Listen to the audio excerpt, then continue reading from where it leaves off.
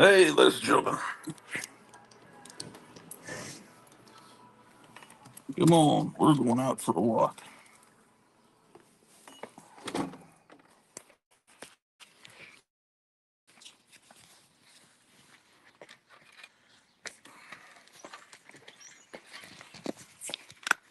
Go this way.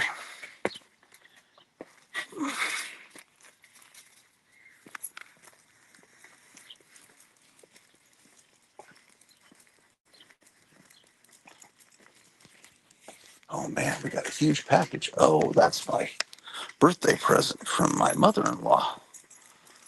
See over there? Big package there. Oh my gosh.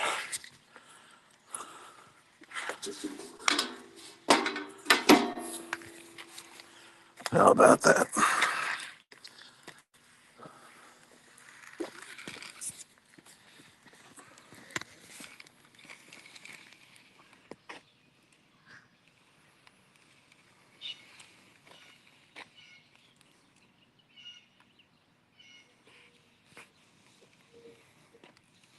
The heck is a referral link? What is that stupid thing? Okay. Well, come on, Drew. This way. This dog is.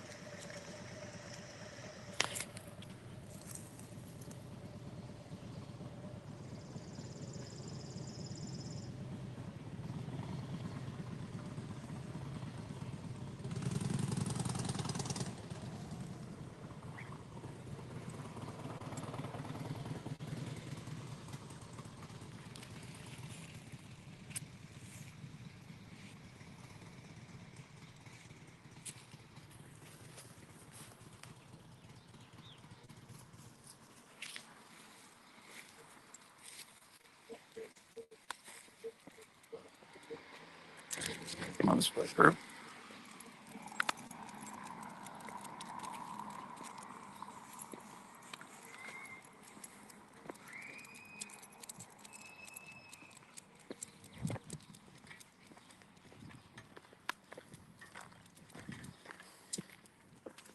These flowers that have come up.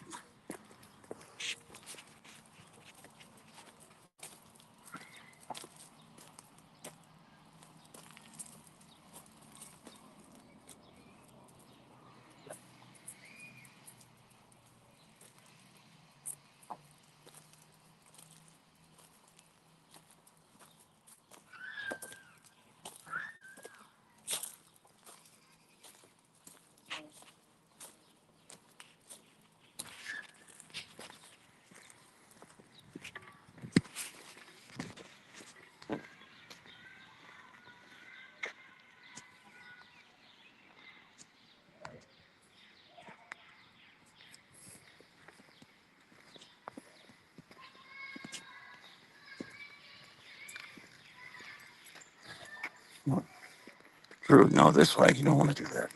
This way, Drew. Drew, this way. Come on. Come on, Drew. Oh, no. Oh, no, Drew. Come on. No, no, Drew. No, no. Come on, this way.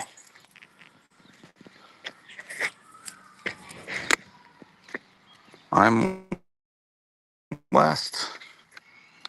Does it say I'm last package right now? I guess he's saying he's putting together a package, his last package for the month.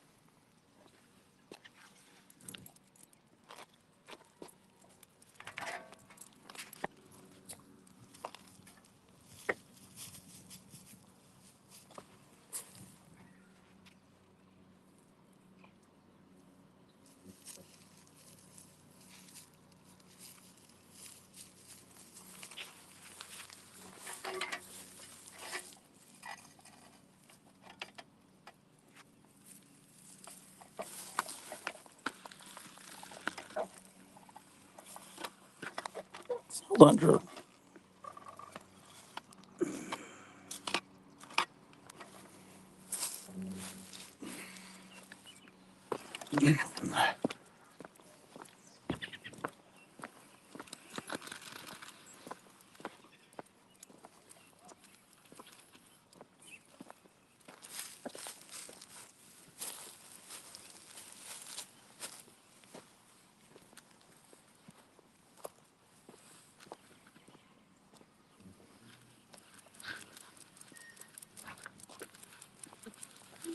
This way, Drew.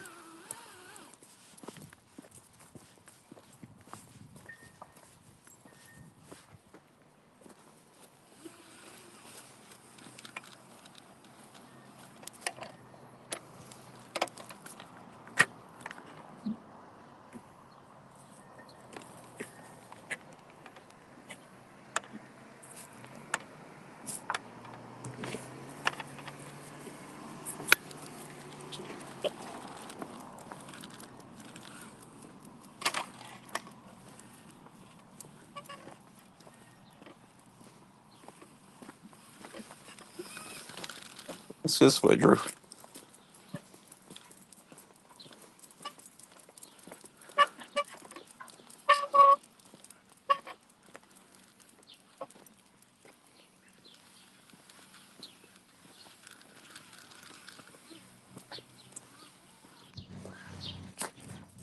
Come on, Drew.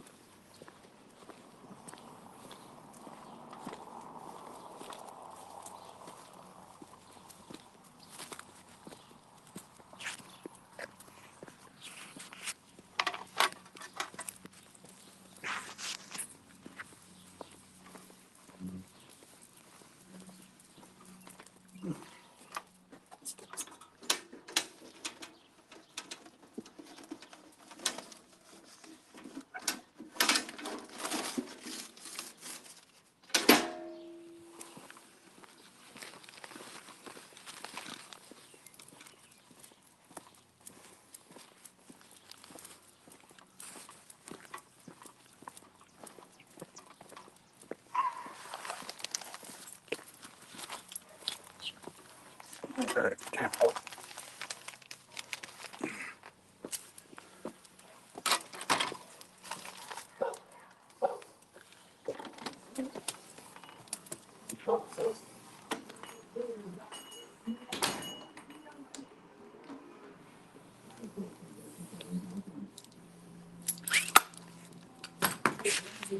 All right. Well, we're back.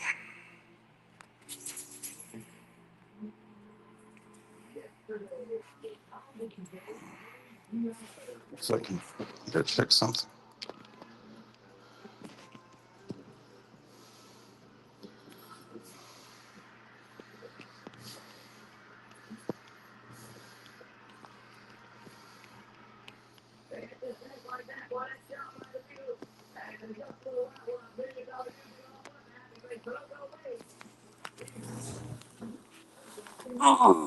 Oh my gosh.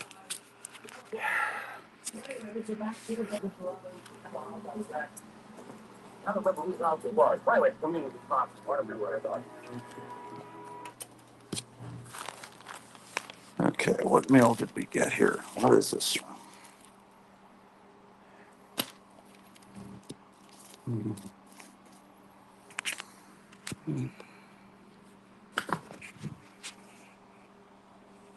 Well, okay.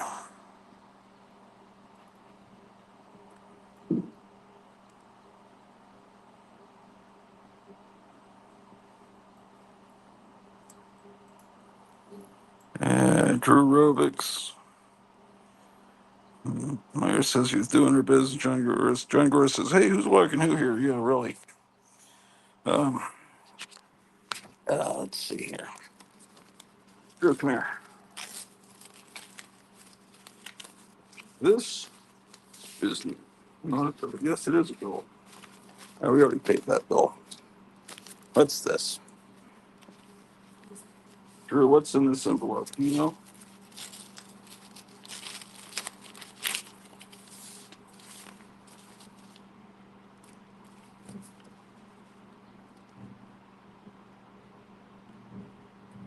I'm pre-approved for a credit line. Wow,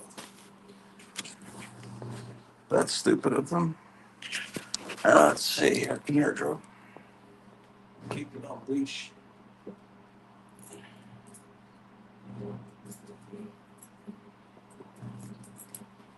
I don't want Drew going upstairs. Keeping her downstairs so there's no barking incidents. Okay, so what the hell's going on here? Someone just sent me a text. Haven't seen you on YouTube this week. Are you and Cleo okay? Who that's from? Let me see who that's from. Who is that from? Um,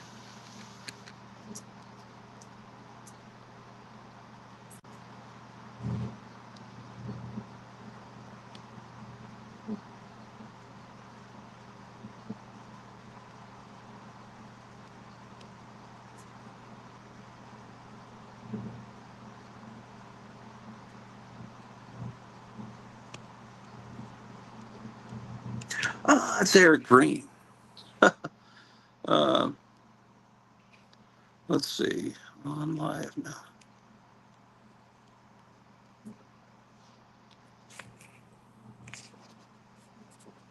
Oh my gosh, everyone's sending me text messages. Oh my gosh.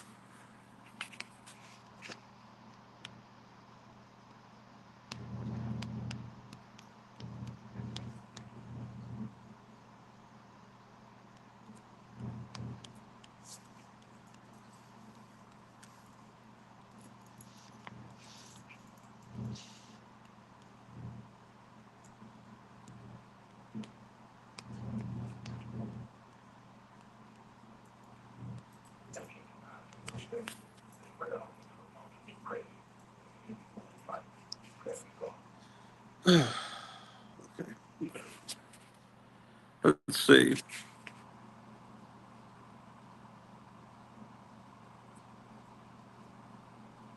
Justin says I have to hold it up to Drew's head, and then she can tell me the mail. Though to be sure, she should also wear a turban. Gotham City Comics says post office and UPS dropped the ball. They had one job and couldn't do it. Oh, Eric Rain. Guess I should have checked first. Yeah, I guess I need to put your name onto the because it just showed a phone number. I usually when I try to put a name with the phone number, it causes me to accidentally call the person because I'm an idiot. But let me put this phone into the tripod. Let's see who's coming in here. Oh, it's Meyer. It's yeah. As far as Eric Green just texted me, and my wife was texting me. That's why when it goes to black, that means I have to get off the StreamYard to go read the text. But yeah, I haven't been doing many live streams because I've been busy and tired, and really don't. Yeah, and I had a little health scare that I guess it's pretty scary, but I'm gonna address it and fix it up. Uh, as far as found out, I went to I talked about this in a video that you haven't seen because I just went up about 15 minutes ago. But I filmed, and you'll probably never watch it because that's when people only watch the last episode. But I did one this morning, a canned episode, where I explained I went to the doctor for a regular physical and everything was okay, except my, what do you call it? I forgot the word, ferritin level was 1500, which is not supposed to be over like 200. And that's the iron level in the blood. And then, and then there's all kinds of things it could be. So they rushed me 2 days later into ultrasound to see if my liver had some problems. And it turns out I've got fatty liver disease because of my diet and everything. So I'm going to change my diet, and I've already done some things. And, you know, I'm going to do some intermittent fasting. Basically, I'm a it's called fat ass liver disease or fatso liver disease for a reason. I've got to lose weight and start taking care of myself. And so that's basically what I've been dealing with. I did some It's shows almost last week, kind of but like it's a bit like a Ralph Cramden situation. Is what it reminds me of. It's how's just that? like it's just a 30-minute episode that, and, so Ralph she's gonna have to completely the whole episode to a new diet and a little bit more exercise. Yeah, but It's I've kind of, really got to do it. Yeah, it's something yeah, I you got have to to. do. Yeah, I turned 60 and instantly I have a existential crisis. Because you look it up online, what could cause such a ridiculously high level, and some of the things are What do they horrible say? things that apparently it's not that. Good. That's good. So yeah, so I wasn't really feeling like going on and making yucks with the. Let's see. John Gores says, I hear the new Fantastic Four movie is more like Fantastic Foobar. Yeah, it's probably gonna. Yeah, it's probably gonna be bad. It all But is everything. You all know what I right, was thinking missing about? You Mars. remember? So remember at the beginning when Stan moved out to LA and got the deal for the Hulk and the Spider-Man show and did the Captain America and stuff. So it felt to me at age whatever that was, 13 or 12, that at that point, and also the Superman movie with Christopher Reeve came out right around the same time period. Yeah. And so it felt like I was kind of like, oh my goodness, I'm finally my love for comics is finally being accepted by the mainstream, and they're going to treat it with reverence, and it's going to be like the comics that I've read. Well, it wasn't that way at all. Now, maybe there was some redeeming, characteristics or things about some of those shows that were okay, but it wasn't. It was like that movie with Michael Keaton. Every time he clones himself, it gets worse. Okay, so I never it's saw not. that. Okay, so that movie is pretty good. It's a comedy science fiction where Michael Keaton is a scientist and he invents cloning process and he tests it on himself. And every time he clones himself, each clone of himself degrades and becomes a lesser, more him version of himself. And so, and they all take on different personalities, and it becomes quite a shit show. And so mainstream media's assault upon our hobby, and I'm going to call it an assault, because what they've been doing is mining. They've been mining money from us, trying to figure out what they can use these properties for to make money in different ways. But they've never treated the properties with respect or reverence, and they've never treated the fans, the people that really bore the properties, up to the point of them realizing, gee, I guess we could make money off these people. They've never treated us with respect either. They've never really given us what we wanted. I've stopped hoping, and I've stopped being happy about it. I get my hope and my happiness from reading actual comic books. Movies about comic books are not comic books. They're not, and they're Yeah. never going to be. Yeah, yeah, that's all true. Superman was the movie with Christopher Reeve was great. Yes. It had there were things I would have tweaked. I wouldn't have changed the tone completely when they introduced Lex Luthor. I would have had Gene Hackman play him a little less like it's the 1966 Batman TV series, because that was kind of jarring. You go from the soaring John Williams music and Clark Kent looking out across the Kansas cornfield or whatever, the funeral of his father, and then Did 10 you like minutes that later, song that Lois Lane sung with? Curious. uh, Because I didn't like it. Also, I didn't no, really, I well, liked Gene Hackman, but he was a whole different thing. So I didn't like Gene Hackman's portrayal of Lex Luthor. There's a lot of things I can say about that movie I no, didn't like, because I love comic books. right. And Gene it's Hackman could have like, done a great it's job. like what happened to punk rock. It's like saying, okay, I love punk rock, man. I love the Sex Pistols and the Dead Kennedys. Well, then, 30 years later, it's going to be Green Day, buddy. So Yeah, that's that's kind of what happens. I never trusted the dead Kennedys though. That idiot, what's his They're face? leftists. Jello Biafra. Yeah, Jello Biafra. I think that guy's a Fed. Same thing with Henry Rollins. You ever notice they look exactly like? You put a tie on them, they look exactly like they look like the Omega House. They don't. The You know what I Omega. mean? They're Yes. Niedermeyer types. I think they're full of shit. Johnny Rotten, he was for real. And notice he's conservative now, which is the true way to rebel, is not to say, well, do anything the government says. That's the spirit of punk rock. Okay, well, here's the Yes. thing with Superman, the movie, the Gene Hackman could have done a great job. It was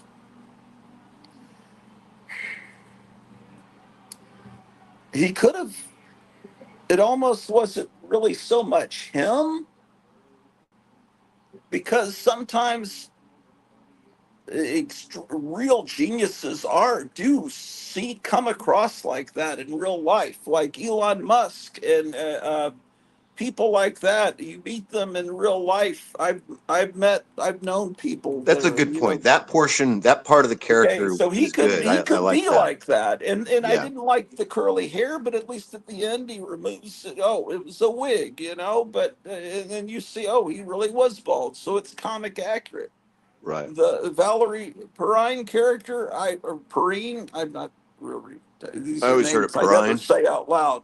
Which one do you say? Miss Tessmacher. Yeah, yeah, she I like wasn't a her. character from the comic. I thought she was perfectly okay. How about Ned Uh, Beatty? Where that what was the was that about? problem. Ned Beatty's a great actor, but here's I've said this a bunch of times before. The Ned Beatty character initially, so why is Lex Luthor hanging out with this idiot? And but they needed to explain that the guy was like autistic, and but he was when it comes to computer codes for launching missiles, he knows everything. But other than that, he's a dumbass. And then you could understand why Lex Luthor has this dumbass. He doesn't seem like a killer. If he was a tough killer, but was stupid. You say, okay, well, he's there because he's intimidating, but dumb, but he's scary. But that didn't make any sense. They were just cramming as many big name movie stars into that movie as possible. They got Mario Puzo to write a screenplay because he'd written The Godfather. They get The Godfather, Marlon Marlon Brando Brando is in there. They Superman's pay him dad. an astronomical salary. He didn't even memorize his lines. He's looking down at the baby Kal-El, and they're all written there. But he did a great job. Yeah, I liked Although, him. although I like the whole it's movie. weird. He It's has good. these little. Just goofy parts. There's, it's like you can't tell him what to do. You know, it's like when William Shatner's in the studio recording the lines for Star Trek, the cartoon from the '70s, and Hmm. he's saying, "Scotty, sabotage the systems." And then the guy is saying, "Mr. Shatner, the word's pronounced sabotage." He says, "No, it's sabotage. I say sabotage." You know, Really? I don't know. I Maybe never that's heard that Canadian. story. That's funny. Oh, it's you can hear it on YouTube. The recordings are there. It's like, or it's kind of like the recordings of Orson Welles when he's I drunk. didn't I'm not know that saying Shatner was existed. drunk. That's funny. Oh, that's funny. I Oh didn't know that. yeah, Howard Stern used to play it all the time back when he was funny. But yeah, it's just like he refused to say sabotage. That's like Kirk would say sabotage because I'm Kirk. He didn't say that, but that's what he's thinking. Hmm. Or maybe he always mispronounced it his whole life, and he didn't like being told that by a 20-year-old in the studio. It's like, hey, I'm William Shatner. Okay, where was I going with that? Oh, you know, uh, Marlon Brando has to say the planet Krypton. He's not going to say Did he say Krypton, and Krypton? He did say it's like Krypton, huh? maybe he never read a Superman comic or watched a Superman show, but That's hard to believe. nobody's going to tell him, Richard Donner. Nobody's going to say, Mr. Brando, it's Krypton. No, it's Krypton. Those Earthlings mispronounce it. He didn't say that, but it's like this is the way it really is pronounced on the planet. It's like the Rio Grande River. It's like, no, it's really the Rio Grande. Yeah, but we're in Texas, we call it the Rio Grande. F you and your original pronunciation. It's kind of like maybe Yeah. maybe Kal-El on Earth didn't really know exactly how, but then I guess he had all the recordings or whatever those are supposed to be of his father, which of course become his mother in the sequel because they couldn't get Marlon Brando back. Uh, but no, that's a great movie, but it's just the tone shift to the Lex Luthor scenes was really jarring, and the Miss Teschmacher character was great. Boy, I really feel she's got it rough now. She's bedridden, Oh, I haven't Valerie. seen her. Oh no, you don't want to. I don't want to speak ill because I'm sure she watches the show. She looks bad. Oh, it's scary. But she's still alive, uh, unlike most of the cast. Right. Uh, Damn, that seems like yesterday. That I remember my friend's birthday. He was going to see it. I said, "No, I'm going to go see it tomorrow." And I was like, "We're talking that 1978 Christmas." Uh, Great movie. I remember seeing it in the theater. I remember when Ned Beatty was running down a hill out of breath, and this kid in front of my went to see it with my brother because I obviously couldn't drive at age That was 12. eighth grade, I think. Yeah. Yeah, Between this seven, kid in or it was front eighth grade. Yeah. was saying, "Is that Superman?" Oh my gosh, really? Because I don't think Superman had appeared. It doesn't appear until about an hour into the movie or 45 minutes in. I saw Um, it. I saw it at the premiere in Monterey with my mom. Same, right when it came out, and I still have the program because when you went, they gave you the real nice, slick, black covered program, or maybe she yeah. bought it. Maybe it was $10 or $5, but I got a program from that show. But as far as superhero movies go, some of the movie serials got it right. The I mean, Christopher Reeve was born to play one role Superman. I've still never seen Somewhere in Time. People say it's great. I want to see it. I just have never. It's probably something I should watch with my wife, but I've just never seen it. Yeah, I saw it in Uh, the theater when it came out. It was but he entertaining. looks like the drawings. He Uh, does, and I like him. So that first movie is great, and then I like the second and third movie. So you know how there's campiness and cheesiness in those later movies, but there's I can't remember whether it's number two or number three.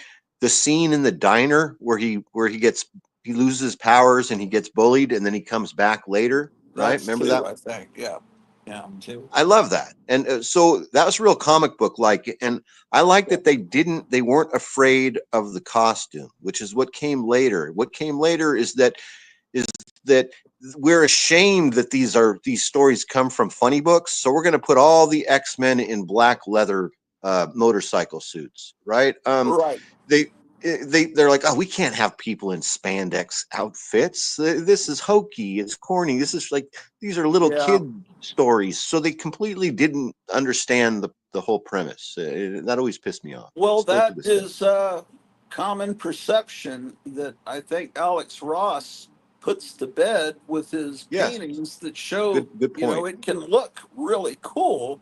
It And just that has to be yeah, done right. marvelous. Yeah, you're right. Uh,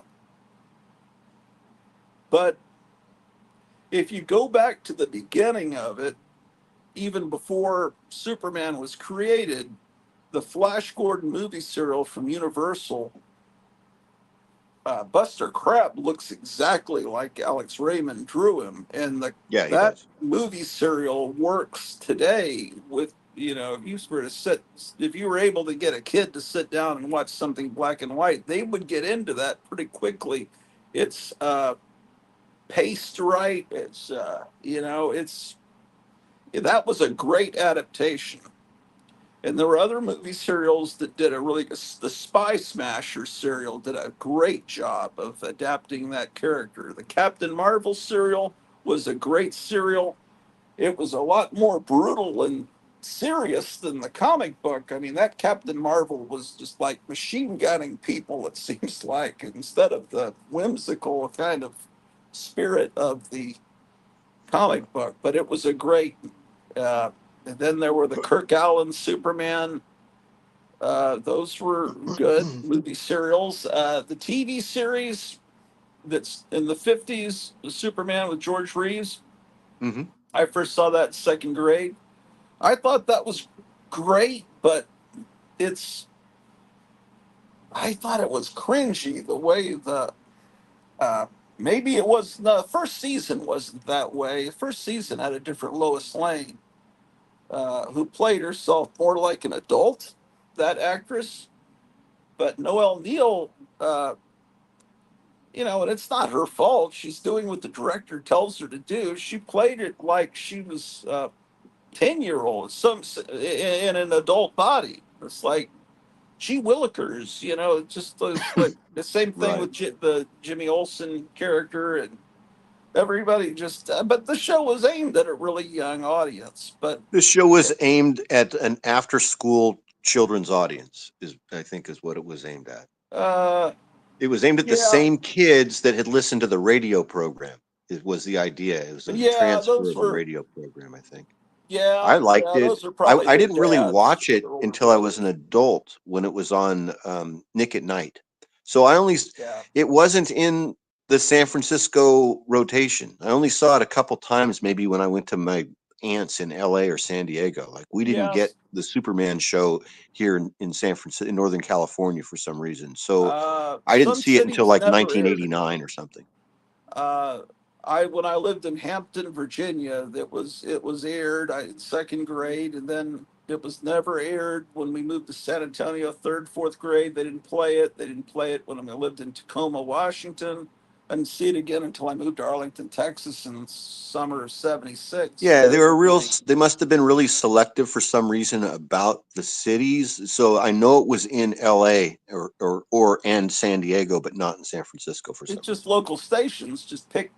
You got an independent station. They pick what Yeah, it was They all think took UHF, over. so all of it was Yeah. being on UHS, so UHF stations. So yeah, they were picking and choosing what Yeah, they wanted to and the show. problem, I love the Munsters and the Addams Family, and but mostly everywhere I lived, they would only run the Munsters. That was more commonly chosen by the independent stations. They looked, I think, Yeah,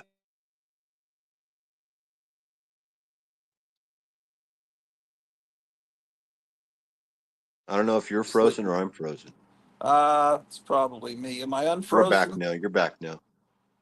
You know, I Uh, think that they were looking to pair. So that choice was made once again because they're looking at this time slot Monday through Friday at 3:30 or 4:30 in the afternoon, and they yeah, want to pair the Munsters with Gilligan's Island or yeah. Bewitched or I Dream of Jeannie easier than the Adams Family, which is edgier for some reason. Well, yeah, but I think people don't even really think it. People don't realize that it's edgier. They think it's just the same show, and they think the monsters is more obvious. They're monsters. The Adams Family, they're not really quite monsters. What are they? Beatniks? Are they warlocks, witches? Are they Satan worshippers? What are they? They're other than Lurch is kind of based on They're the Boris elite. Karloff. They're the elite. They're independently wealthy. They don't have. He just blows up model trains all day. Yeah, and he checks his stocks, Hmm. occasionally. Yeah. Yeah, exactly. I don't even have the comments turned on. Let's see, are people leaving? Anyway, Oh, I so, forgot about it. uh, anyway, let's see. Anyway, I'll just go through the whole history of superhero movies. Let's see here, man. What are these people talking about? Ho ho ho! Green Giant. Uh, oh, Gotham saying he was hunting down a lost package. Imp says, glorious spring day. Good day for comics. Yeah, Justin did not get this alert, was watching the earlier show, and then thought I should check your main page, and there it was. Yeah, sorry about that. Two shows conflicting. Hope everyone's having a good Saturday. I just like doing canned shows because the video quality is better. I like playing around with that. The Library look, the 88. comics look better. Everything looks Yeah, better. The house looks better. Yeah. yeah. I just saw that you were streaming tonight. Yeah, I just started a show. Yeah, I think it showed tonight. I really meant to. I put PM instead of AM. And then I missed the show, and now there's an in-betweener show on the go. I I'm will. here. Yeah, I create great anxiety for people with OCD. How am I going to watch all these shows? I guess I'll just unsubscribe. I can't take it anymore. I'm not Yes, saying that's you're like messed that, up. but I'm saying Mr. Who was it, Library 88. But I've been told by my wife they say you should only do 2 shows a week. That's the Justin. You have to hold it up to Drew's head. Oh yeah, I reread that message. God. StreamYard's made it so shitty to even read these. Post Office and UPI, I read that. Missing Mars said hi. If FF is bad, I will watch Incredibles again. Yeah, Incredibles was a Fantastic Four adaptation. The clones clone themselves. That was the problem. I like it better when comics were a subworld, larger culture. I like Keaton and Birdman. Says John Gores. Last Frontier said hi. John Gores. Superman 2 was kind of like Wrath of Khan in terms of going balls out back to basic action. Yeah. How much did Brando get for Superman? I forget. It was a lot at the time. It was probably just $1 million, but it's like 1970s money.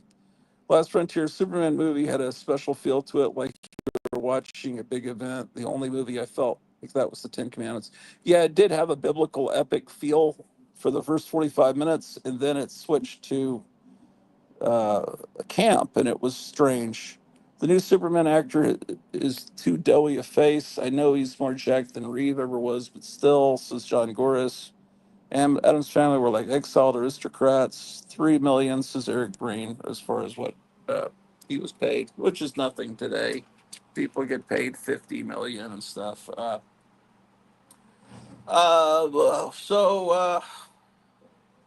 Yeah, I mean, Superman was the George Reeves show. I mean, obviously they were limited by TV budget, and it was okay. It's what made the Mort Wessinger era of the comics so great, and that there were tons of kids buying those books. and that's what caused Jimmy Olsen book to start, because he was really popularized by the TV series. And so then what happened? So between Superman and the 66 Batman series, I think Filmation did a Superman series in 65. I liked that. I always loved the music in that. It was a good, it was good. It had Superboy and Crypto. The 66 Batman was based on the 1950s Batman comics. It was clear the research they did was picking up older comics. Uh, the Batman series existed because I think William Dozier went to the Playboy Mansion, and Hugh Hefner was a comics nerd. Uh, but I think he was more of a comics from the funny pages nerd, because he was older. He was the guy that was into Flash Gordon and the stuff in the Sunday papers and the pulps before comic books. Why do you But think they chose? Do you know the story of why they chose Green Hornet to to to be the a paired show in the same? Why? And do you ever think what if they had chosen another DC property instead of well, they Green Hornet? almost did. What Well, was the other okay. show that they What almost I did? know, what I, you know, and the stories that I think I know, and hopefully they're accurate, is that Hugh Hefner was running either the 43 or the 45 Batman serial in the Playboy Mansion, and all the Playboy bunnies and all the celebrities. I don't know, Bill Cosby, Shel Silverstein, all the Right. He regulars, used to have a Robert movie Cole. night. He had a Yeah, famous movie night, and he had a famous collection of and yeah, they real were film all reel. laughing and having fun and booing the villains. And I guess William Dozier, TV producer, was there and thought, boy, this would work as a TV series. And the Batman comic had been failing. And then in the about 1965, they revamped the comic and made it more of a detective comic. And Batman didn't go into outer space anymore, and all these crazy things that were happening that I thought were great, but they made it a little more serious. And that's when they put the yellow oval around the bat on its chest. So then they call it the new look or the new direction. I think it was called the new look for Batman. And that had been going for about a year when the TV series started. And in the TV series, he had the yellow oval, but it was more the tone of the series is more the way the Batman comic book had been 10 years before. So a lot of the Batman comic readers were put off by that.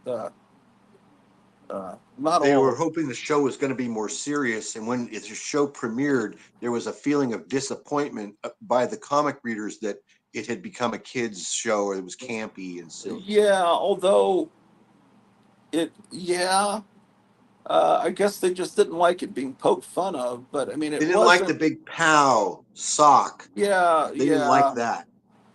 Although I think a lot of adults did like it. It wasn't just a kids show because it was uh, it was a cultural thing. It was. Like you're going into the modern art museum. You appreciate it like, well, you appreciate it like you'd appreciate Liechtenstein paintings and Andy Warhol. So It's we all watched part it, of. I think, pretty much as a family. I can remember when it was on, would have been about six. Was the show still on in 68? Yeah, just Okay, ending. so we watched it like when my dad was home, he would watch that with me, and my mom would watch it.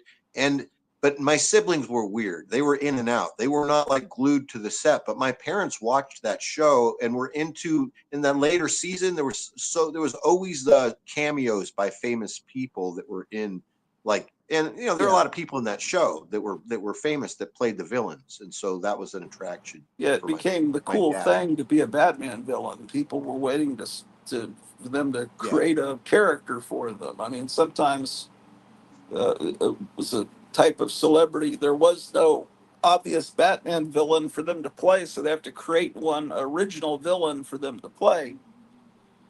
But okay, so the Batman. What am I talking about? So what came so after Batman?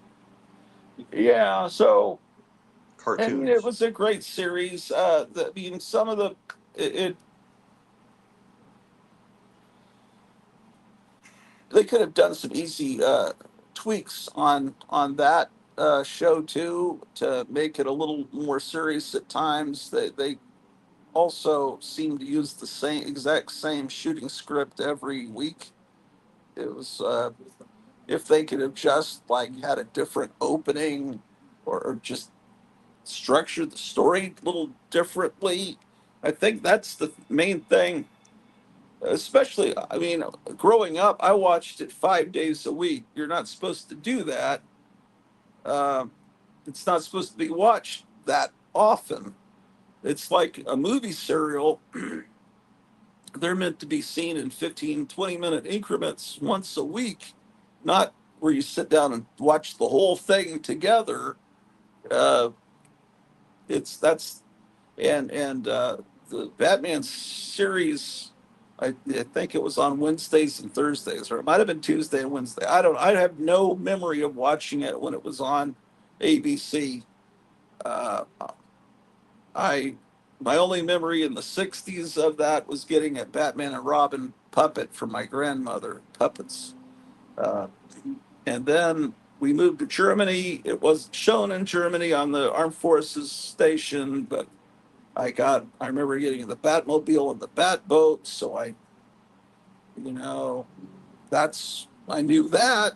And then when we moved to San Antonio, no, I didn't play in Virginia in second grade. Third grade, Batman was not shown on television, but there were these movies that the elementary school had linked up with some local theater where they were going to show movies and you could get tickets from the school to go to see this movie on a Saturday afternoon, and they had older movies like and one they were going to have Batman. So I was going to see Batman, and when I got there it's like, "Oh, we don't have Batman, we have Benji," which had been out Oh, for like 6 months. I watched it and mhm. I enjoyed Benji, but I it's saw it like I once. was expecting to see Batman on the big screen, so I didn't get to see that. And then uh, we moved to Seattle, Tacoma area. Batman was not played there, and then but there, that's when I first saw Twilight Zone because every little city showed different old shows. Twilight Right. Zone wasn't aired in those other markets I'd lived in, and the Outer Limits. And then when we in the summer of '76 we moved to Arlington, Texas, and the Fort Worth station was showing Batman every afternoon.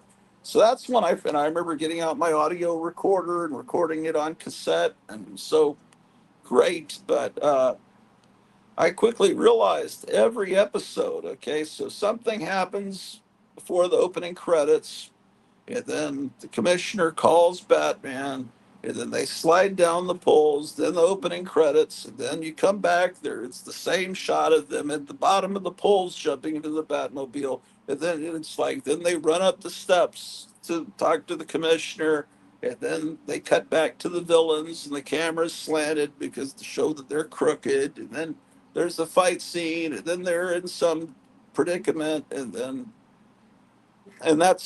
that was done because they wanted it to feel like an old time movie serial.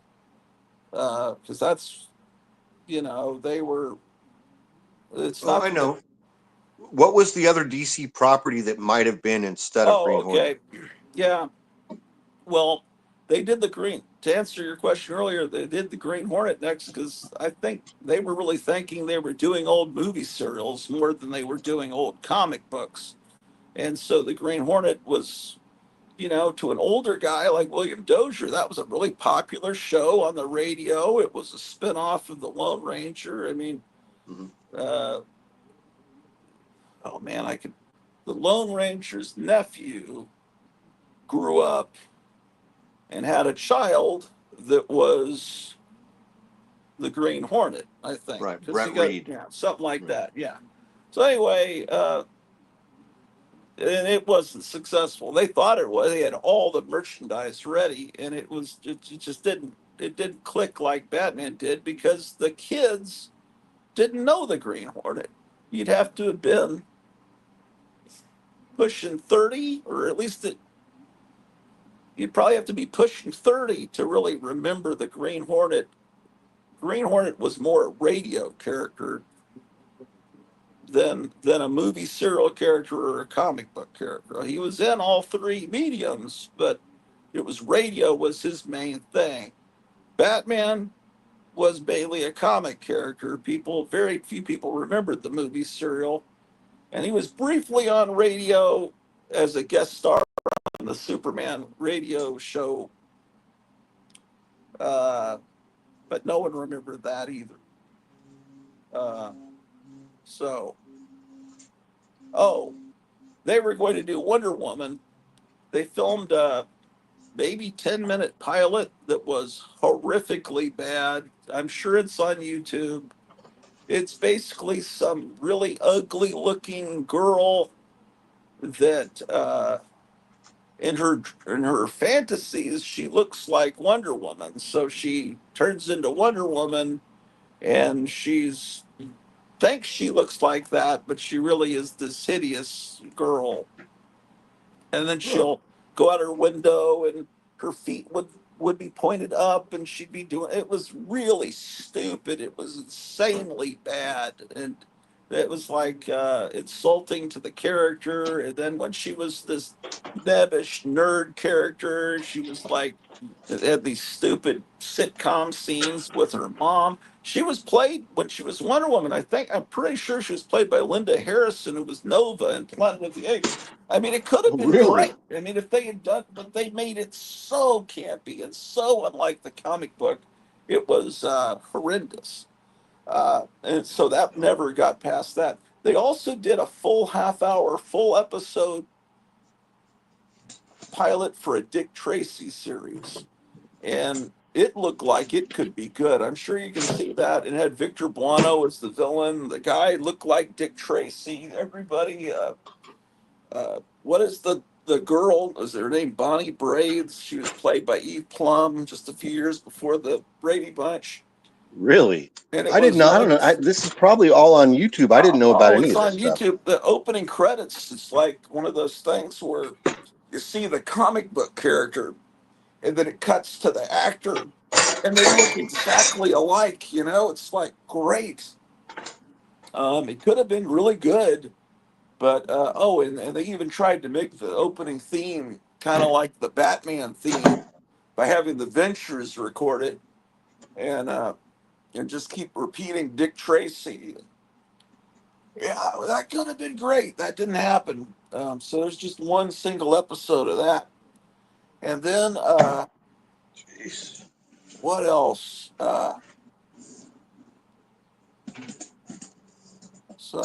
So anyway, so I didn't get to see that Batman movie until and then it came on TV after I'd seen actual episodes of the see that Batman TV series came on, and that the movie was meant to be a pilot for the TV series, but the series got put out before the movie. Uh, the movie was theatrical. It was released in Austin, Texas. There's some really great footage that's come out lately, the last few years of the Austin premiere, and I mean it was a big deal because not many movies premiere in Austin, Texas, so they had a parade. Oh, wow. That's cool. Lots of interviews with the cast that have come up on YouTube lately. Lee Merriweather was a really good Catwoman. I mean, I liked I her. mean, you got to prefer Julie Newmar but she was great. But I mean, I mean, they Hey, played it what do in you know different about ways. how often was John Aston the Riddler, and why is he never portrayed as the Riddler? How come you never see any merchandise or photographs or anything of John Aston as the Riddler? Well, I guess because I mean, Frank Gorshin was perfect, but Right. I only I, asked because I wasn't even aware. I didn't even remember John Aston had been the Riddler. But about a month ago, my friend Snake sent me an image. We were talking about something. I was yeah, showing him action figures. I showed him like this penguin I have that's a perfect Burgess Meredith penguin action figure. It's really yeah. nice, right? And he said, "Have they made this one?" And he sent me a picture of John Aston dressed as the Riddler. And I go, "No, I've never even that. You never even see that picture. I've never even seen that I don't photograph." think he might have only played it on one episode. Um, Maybe he but just played in one one episode. episode is tricky with Batman because Batman was really an hour-long TV show. If you think of Right. it, it was on over 2 nights, and they showed the first half one night, the second half the next night. So each week there was an hour of Batman, uh, which was always confusing to me as a kid because I knew, okay, this is a network show. I knew it would have been on the network originally. So why did they say at the end of every episode, tune in tomorrow, same bat time, same bat channel, like it was a daily show? And that didn't make any sense to me as a kid. And then I figured, oh, it was on 2 nights. Yeah, so I remember that experience. I remember that experience of when that phrase became part of the popular lexicon and it Yeah, was connected to my life because we watched it at my house on Tuesday and Wednesday, I think it was. yeah. And then I guess Lost in Space was on against it on Wednesday on the other network, and starting with the second season of Lost in Space, and then the whole tone of Lost in Space changed in order to compete with Batman, where they started to make it really silly, as opposed to I think the balance was much better in the first season, which was the black and white season. You know, as a kid, so for a couple years, probably in about 72 to 74 or 73 to 75. So those later Lost in Space seasons, the last couple or something, they were in heavy rotation in that after school hour in, when I was in elementary school. So Lost in Space would come on like every day after school from 3 to 4 or something like that. And I hadn't watched those as a kid, like when they were first coming on TV because we were watching something else, Batman, or then other things because I was a little kid. I wasn't in control of what was on the TV set. So when I watched Lost in Space, those campy, goofy episodes with the silver and green ladies and all the monsters, I absolutely ate that show up. Me and my friends watched that every day after school. We were really into that. It was so beautiful, so colorful, and Dr. Smith was so easy to hate and make fun of. When you were a little kid, we just hated his guts. Yeah, but I hated him so much I kind of wished he wasn't on the show. It's like, Yeah, we were uh, always hoping that he was going to get killed, that he was not, that he was not coming back, that something this would be the last time, that sort of thing. Because we're like 10. yeah, yeah, I don't know. Some people really, I don't know. Oh, Night Tiger's here. It's funny because I went and saw that Benji movie at my school in Milwaukee in the 1970s. Isn't that Yeah, interesting? So my school showed movies just like you guys are talking about, especially in the summertime. They would be in the movies just like that, like Benji or Batman. Sometimes it would be like It's a Mad, Mad, Mad, Mad World. I think that was shown one time. The Life and Times of Grizzly Adams. Sometimes there would be movies that were almost in the rotation, like Benji and Grizzly Adams. Those are new movies, but somehow elementary schools are getting them and showing them in the summertime or in the evenings. It was interesting. yeah. I think it could be. Yeah, I don't know exactly how all that worked, but Yeah, they would my school would fill the whole auditorium with folding chairs, and parents would be there, and kids would be selling popcorn at tables. You remember that? Yeah, yeah, I think Yeah, well, what I remember, I just remember in school there were always these Disney movies that were being shown to us that on 16 millimeter, but they Right, weren't the the classic Jiminy Disney Cricket ones. films. Yeah, there was yeah, I'm No Fool safety films, and there were all the nature films. Right. Uh, when I was in fifth grade in Tacoma, they would have Disney cartoons after school, and I don't know how much you had to pay to get in. And that's when I So, found out the so Disney cartoons are funny. school districts must have had contracts with film distribution companies, Yeah. and the films would be delivered, and then they would return the ones that they had used already, right? Is that how it was? Because they weren't accumulating these films at the school. Oh They were no, turning them no, they back would into rent them. some. They They would rent rented them. them, and that was the all the films you saw as a kid that were brought in, and your teacher ran Our Mister Sun and all those films, the Jiminy Right. Cricket movies. Those teachers had, to, I think, planted in their lesson plans at the beginning of the year to rent those movies for certain lessons at certain times of the year. And then the teachers that have Huh. taught for a lot of years know, I want to use that movie in October. And then the movies would be brought to the, they were rented and they weren't stored. There wasn't some vault at your school where they had all the films. They Have you might ever have had heard of a couple, but Have you ever heard of a movie called Cipher in the Snow?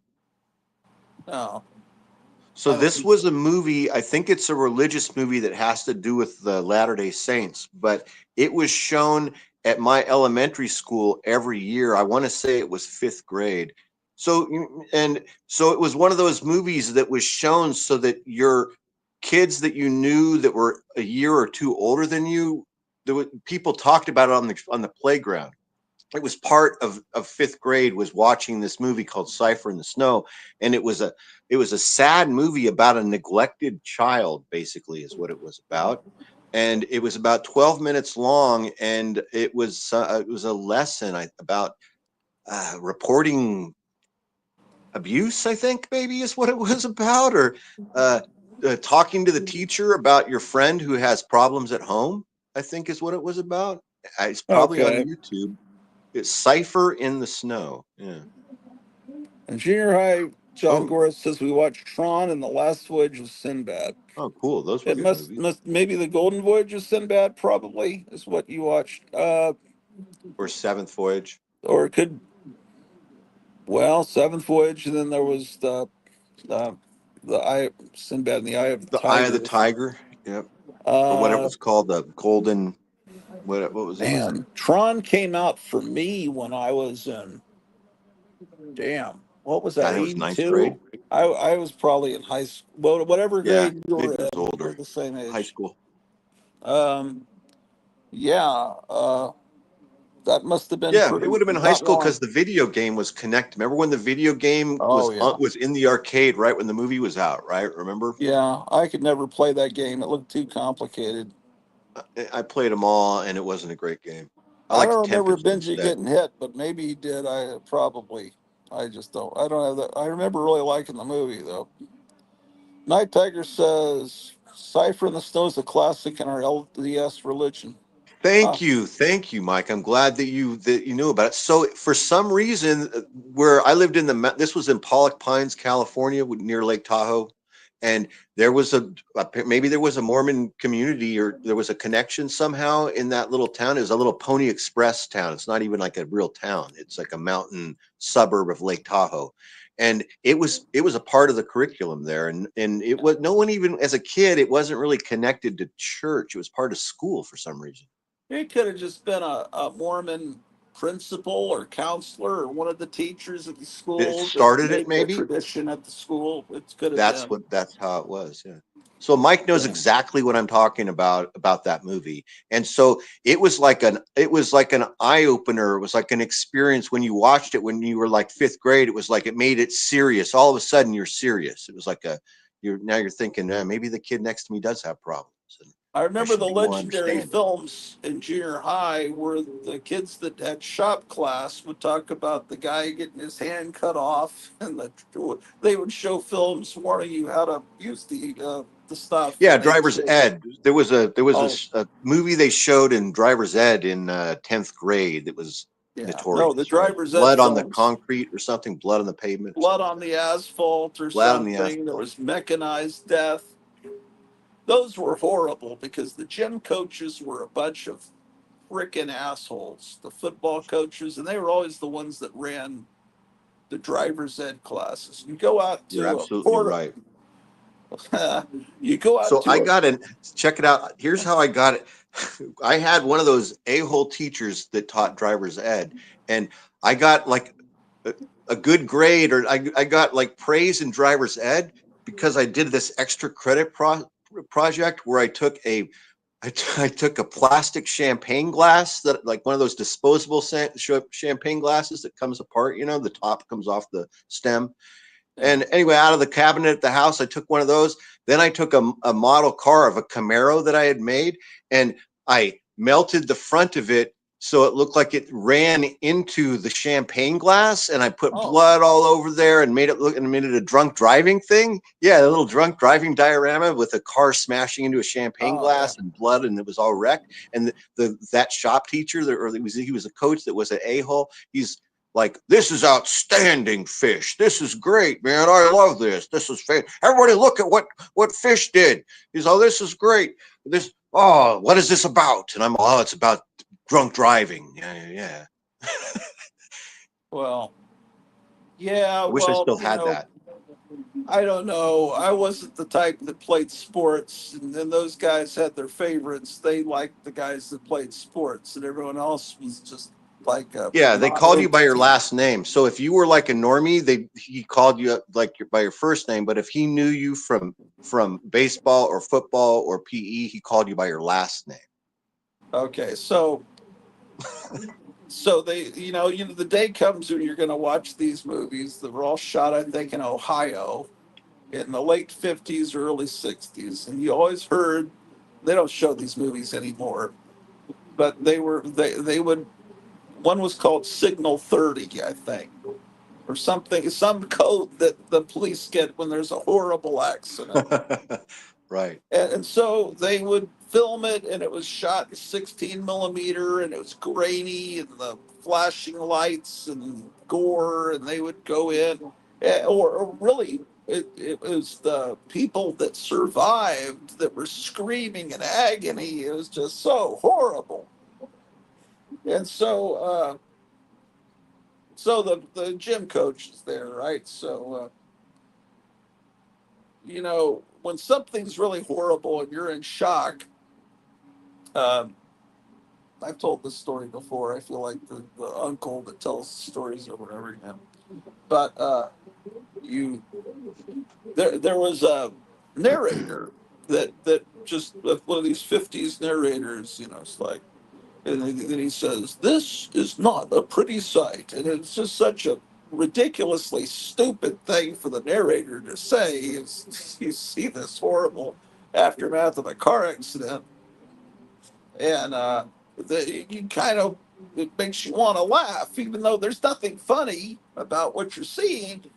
But he's looking to see if anyone laughs, so he can give you licks. Because back then, that's in Texas what they called hitting you with a wooden paddle.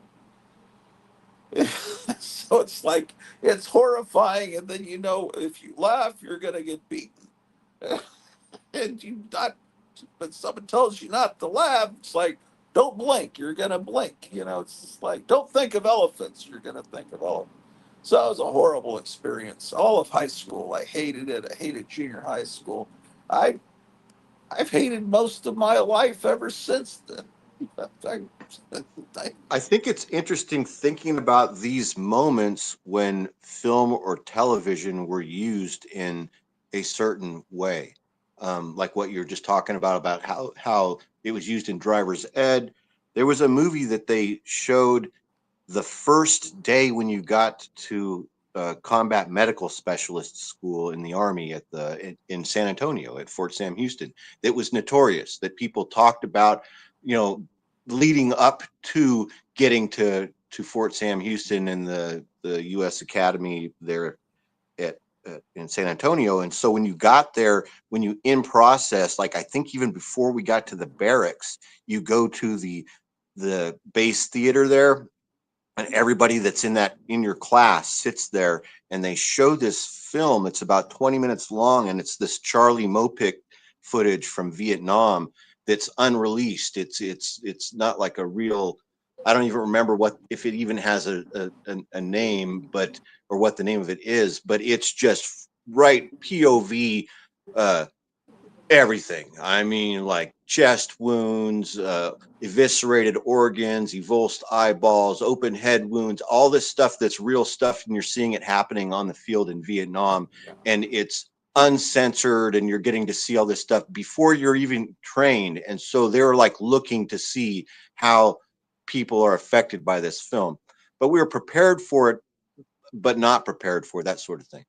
So I remember that whole experience. They're watching to see if people uh, how they handle it, huh? Yes, they're watching to see if people can't handle it, if people have a physical, emotional Oh, uh, effect, if the film has an effect on them. well, you got to have some reaction to be human, but I mean, I guess they're Everybody looking for did. people Yeah. that break down and shrivel into a fetal Yeah, position. and we aren't able to, or because then after that, the upcoming weeks involve learning how to do all the stuff that you're watching in that movie, and be familiar and get used to Yeah, the sight of blood and the idea of handling yeah, open chest wounds and open abdominal injuries, and by yourself setting a femoral fracture. They're teaching you how to do things. You're 19 years old and telling you, okay, well, it's going to be you and five dudes, and they're going to count on you to do everything you can to save them. And so there's not going to be a doctor, there's not going to be an ambulance, there's not going to yeah, be a helicopter. It's you. And so it's pretty heavy stuff for a 19-year-old. But yeah. then after that, there's another time that they used to show this movie. So then when you got to the 82nd Airborne Division, when you would get in processed, the first week you would stay at this place called 82nd Reppel. It stands for 82nd replacement. And so you'd spend maybe not a full week, maybe 2 or 3 days. It depends on your orders, I guess, and your assignment to the unit. So you're going through this in processing, and during the in processing, you go to like the museum, you go to the theater, and you in the theater you sit there, and there's a presentation, a performance by the 82nd Airborne Chorus, a live performance. They come in, they march in, and they sing their songs, and then they leave. And then they used to show this movie that was that. I'm sure they don't do this anymore. This had have only been in the 80s, maybe in the early 90s. They would show this movie, and the song that would play for the movie would be that song "In the Air Tonight" by that guy from that Genesis band. What was it? Phil Collins. I can feel it coming in the air tonight. Right? You know that song? Yes, You can't stand unfortunately. it, right? No, anyone that likes that is no friend of mine. So every group of paratroopers for years would come through this in processing and would sit in that movie theater, and they would show this 4-minute movie.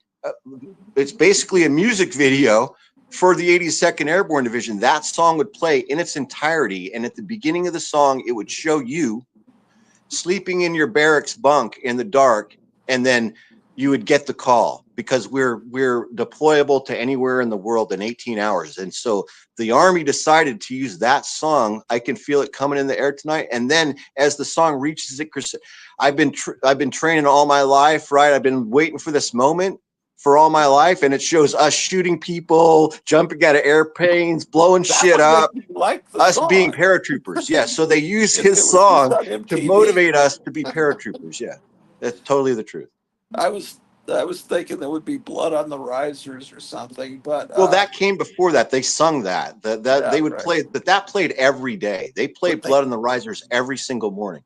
they Every should have morning when you used go like running yeah, and work out, that's what plays on the loudspeakers. they should have had that same thing instead of the Phil Collins music, like the theme to Honor Majesty's Secret Service or Mission Impossible, that, some action that would have been cool.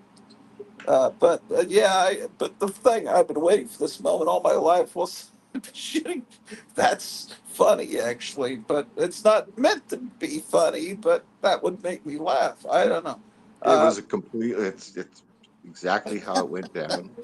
Um, I another understand. hit. Someone made me look on eBay about a week ago because they were saying that the GIs, when the M16 was invented, I guess that's Vietnam era, that they, showing a film was too complicated, so they did it in comic book form, and they said, "There's a M16 comic book with this girl showing you how to maintain."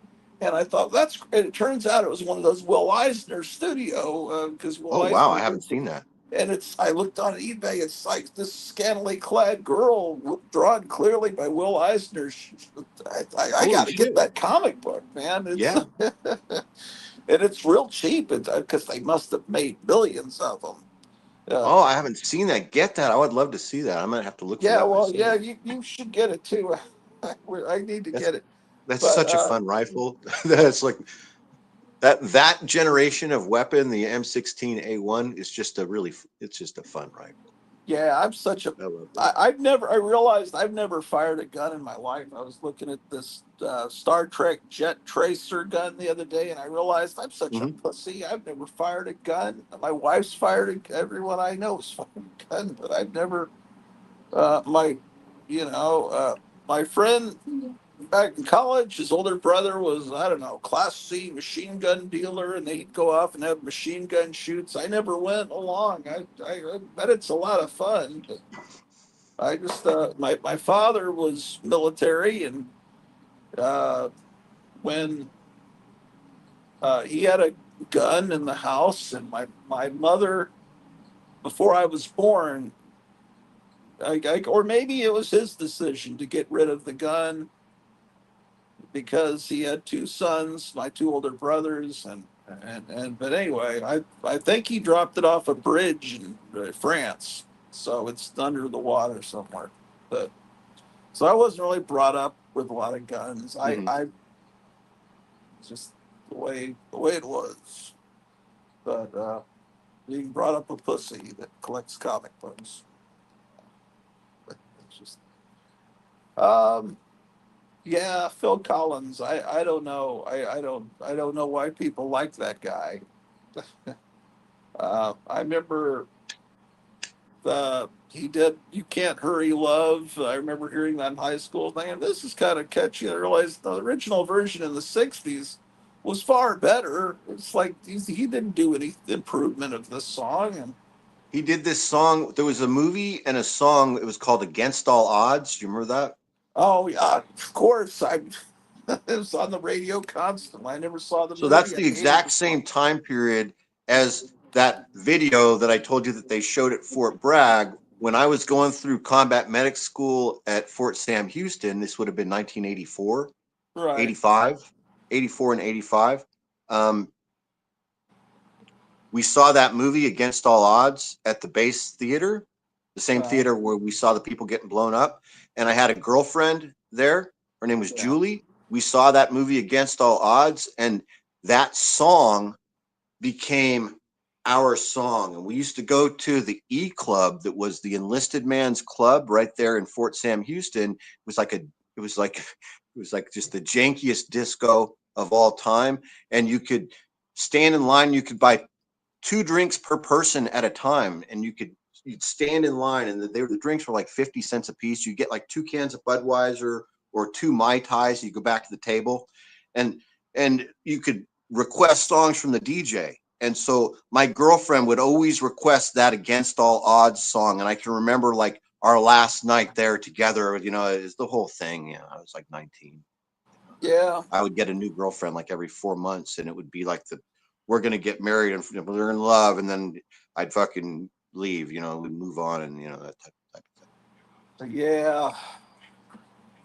Uh, One time, so for about a year, I was involved with this really bizarre martial arts dojo, this martial arts place, and they used films there in the most strange propagandist type way that so this is like the last story I'll tell you about being propagandized and somebody trying to like or brainwash you with movies, and it involved these martial arts people that I trained with when I was in Denver, Colorado, and it was called the Asian Institute of Martial Arts, and it was downtown. You had to drive past Mile High Stadium to get there, and this place was so freaking bizarre, and they were so weird. They were the weirdest people I've ever studied martial arts with, and they had special seminars on the weekends that were mandatory, that you had to pay money for.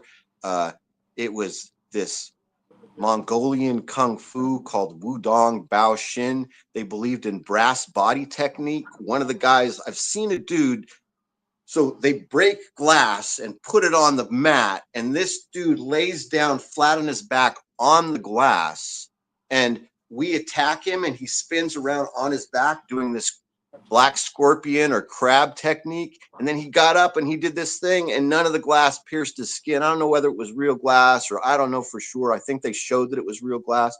He also did this thing where he would slash his arm with a tanto knife and it wouldn't cut his skin. But on the weekends, when we'd have to do these seminars,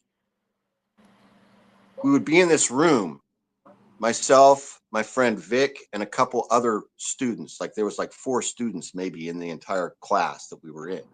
And they had this, it was really weird. So you got to sit because it's all martial arts shit. So you're in this kung fu outfit, and you're sitting like, Indian style.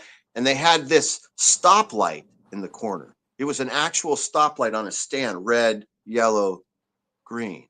They had a TV playing these VHS tapes, and we had to sit there on the weekends, sometimes for 4 hours straight. Just the seminar wouldn't involve any physical training. It would just be us sitting in this room watching these movies, and the movies were so freaking bizarre, dude. I wished I had saved some of the paperwork from this place. Like they had a manifesto that I wished I had saved, and they had this. Not only were they like training these probably unsanctioned illegal techniques at this place. Like they were training like takedown ground fighting, scooping people's eyeballs, ripping out tracheas, and it was all new at the time, and they weren't supposed to be teaching it. Supposedly, that's what they're saying. Supposedly, they came from Chicago, and they had a beef with this other organization in Chicago, and somebody was harmed physically, like really bad.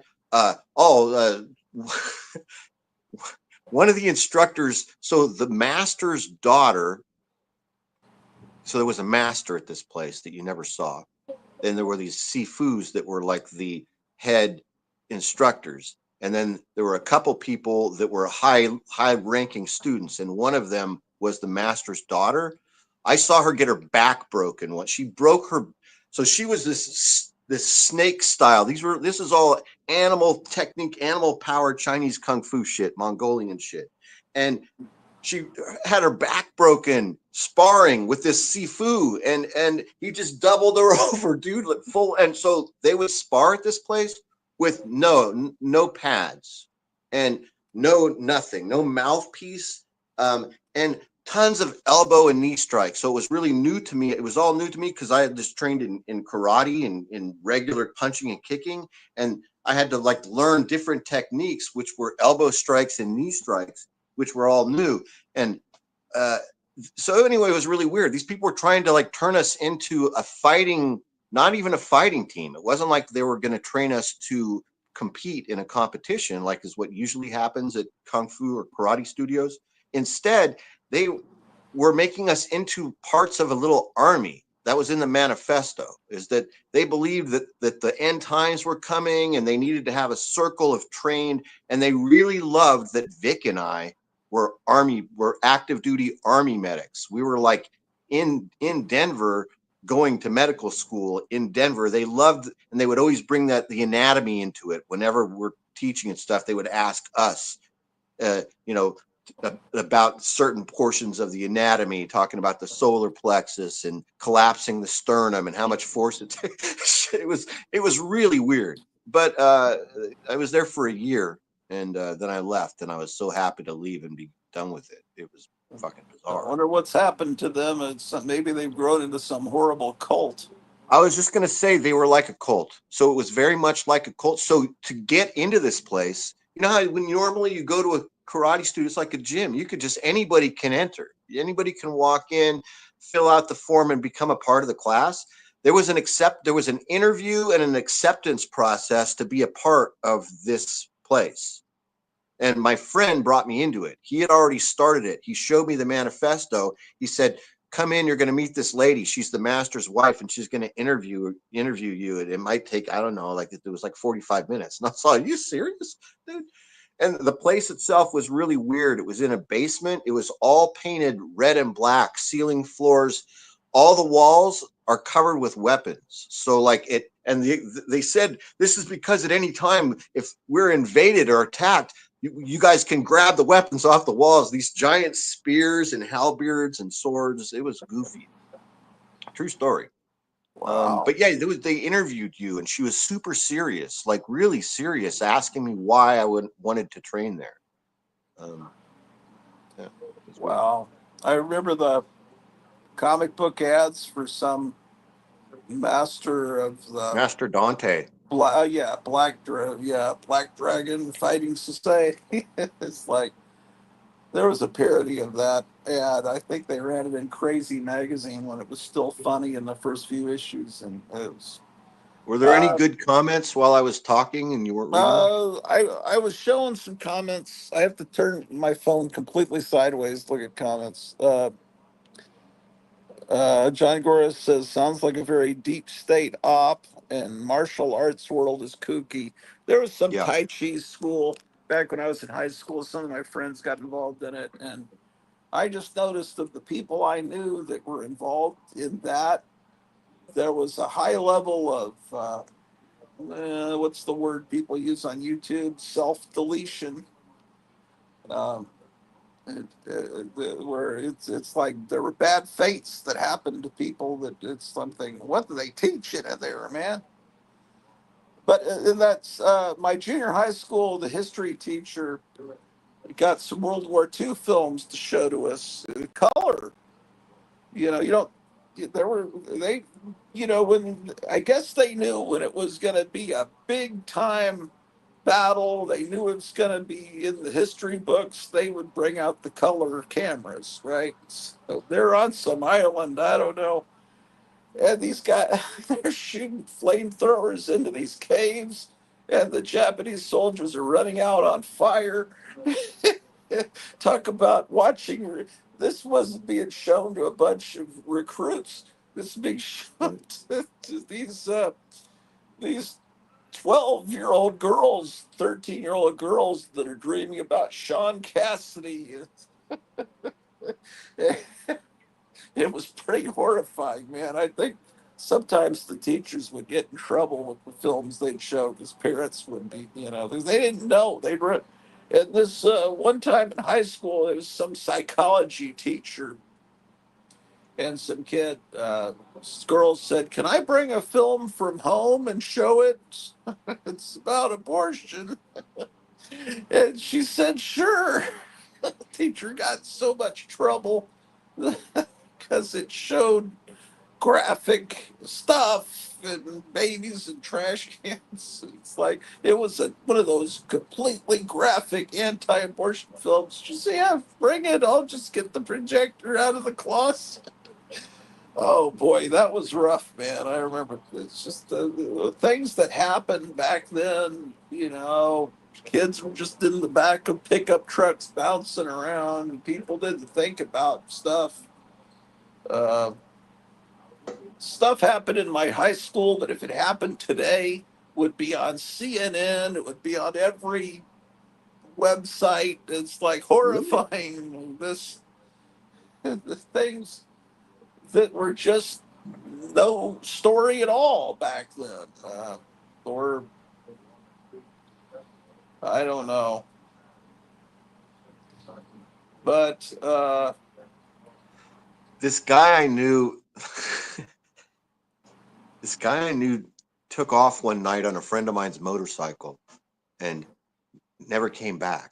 So we're partying at my friend Terry's house, and his little sister Laura is dating one of my best friends, and it was like one of those situations in like about 1982 where people would hang out in an open garage drinking beer all afternoon and night and evening, and a couple people are fixing cars and girls are coming and going, guys are coming, you know how that would work. We're just hanging out in the garage, bunch of like 18, 17, 19 year olds, right?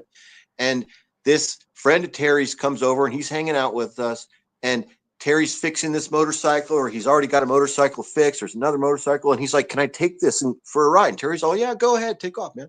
So he takes it down to the end of the street, and then he's gone, right? And the evening moves on, and as it gets later and later, we're like, "Where the fuck?" And I think that this guy's, his name is Mickey.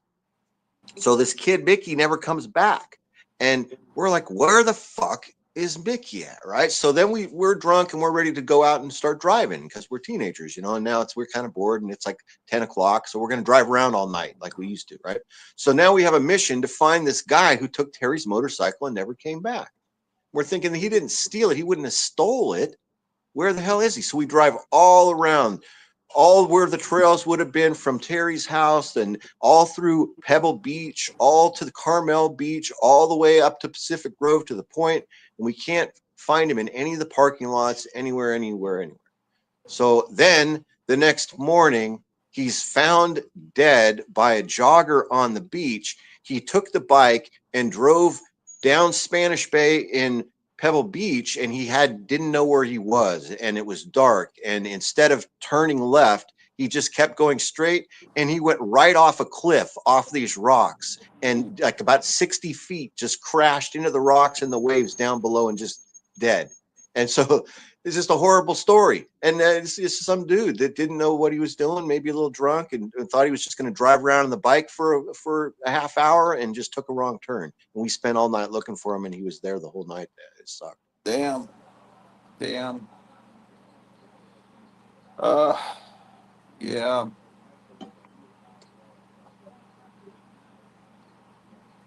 Yeah, there was all People would do kinds of. stupid shit. Like I lost a couple friends doing stupid stuff. A friend of mine was smothered by a giant pile of sand. What a horrible way to die. He was asphyxiated by like collapsing sand and was crushed by sand. Yeah. Crazy story. This part of the country, they warn people about these grain silos because you It was go. like that. So what we would do is there was a place called the sand plant where they would crush rocks to make sand to fill the beach with sand, right? It's really Oh, fine man-made sand. And it would be these giant pyramids of sand, and they would be really high, like 5 stories high. And we would climb up there on pieces of cardboard and slide down these things of sand. At the bottom of the sand, our trucks backed up, and we would do this at like 2 o'clock in the morning, jump the fence when you're not supposed to be there, right? We're doing this at 2 in the morning drunk. So there's these big trucks that are like backward dump trucks that have these things that look like dumpsters that bend over like that, and then the sand goes into it, and then it flips up, and then it drives off and dumps the sand on the beach. My friend Ian is there one night with some kid I don't know after I've already joined the army and I'm gone. So he's like 20 years old at this time. Him and this kid slide down and go into one of those dumpster things. They had to have been aiming for it, thinking, let's go right into that dumpster thing. And they're followed by a giant wall of sand, and they're both crushed and asphyxiated at the bottom of this dumpster full of sand. True story. damn. Night Tiger's trying to come in, but he's a spinning wheel. I think he was trying to come in a minute ago, and I looked at the red dot, and there was nobody there. He Bring him must be back. where there's some shaky internet. John Goris. Oh, there you are. Oh, you're on the road. He's on the road. Oh, maximum What part hit. of the? Where are you at now? Dothan, Alabama. Oh, okay. I'm halfway home, baby. I think Dothan, Alabama is where I saw my brother graduate from helicopter school or something? Is that possible? Do they have a military base there? Yeah, I think it's Fort They got a Rucker. lot of helicopters around here. Yeah, I think Yeah, it's They Fort fly Rucker. helicopters around here all the time. yeah. Yep. Yeah, we got to see them. They flew in formation over us when they graduated, and one of them thought it would be funny to blast uh, "Flight of the Valkyries." And I think he got in trouble. I didn't hear it, but Oh, that's apparently awesome. the other guys flying They heard used it. to play that And that, song Stranglehold. There's a couple different pilots in my old unit that loved that song Stranglehold, and they would play yeah. that. Well, this would have been a. I go through Montgomery and see the Blue Angels flying around Oh yeah. the other day. Yeah. Well, so did you bring comics with you on your voyage? Nah, No. it was a short trip, up and back, up and back. Yeah, I was thinking about you when I was telling that flamethrower story because you were showing a comic with the guy shooting the flamethrower right at the reader on the cover, and Wasn't that sweet book? I got that for uh, $16 shipped. 16 or 60. 16. Oh, Holy that's crap! damn. I won it in an auction. No one else bid. It was $10. And that's Well, So your out book, of that. What's that? I that's was a just gonna good. say the books your IG is great, Mike. I really love the books you show on IG, man. You pick up great stuff. I try to show stuff that no one hardly ever sees. And I see a lot of your stuff on Facebook. I always know it's you because the comic is slightly slanted to prevent the light on it. And it's like, and you see all Yeah. these comics in the background. I said, oh, okay, that's Night Tiger. That's how he photographs. Yeah, man, you're what? So you're talking when the move to the Dominican Republic, is that where you're thinking of going? Dominican Republic, right? Yeah, my wife, she has bad allergies here in Florida. She can't even leave the house. She gets a headache and stuff. So Yeah, I feel bad, She's about to retire yeah. and I Well, want her my to be in a wife place where we can be outside all the time. We can't do nothing outside. My wife lived in Florida and had it was perfectly okay there, but in Texas and here she has allergies, so she's the complete opposite. She loves Florida, but I'm scared of Florida because of the hurricanes. You know? Well, we live in a pocket. They go around us. I don't Yeah, think we've ever got hit by a hurricane.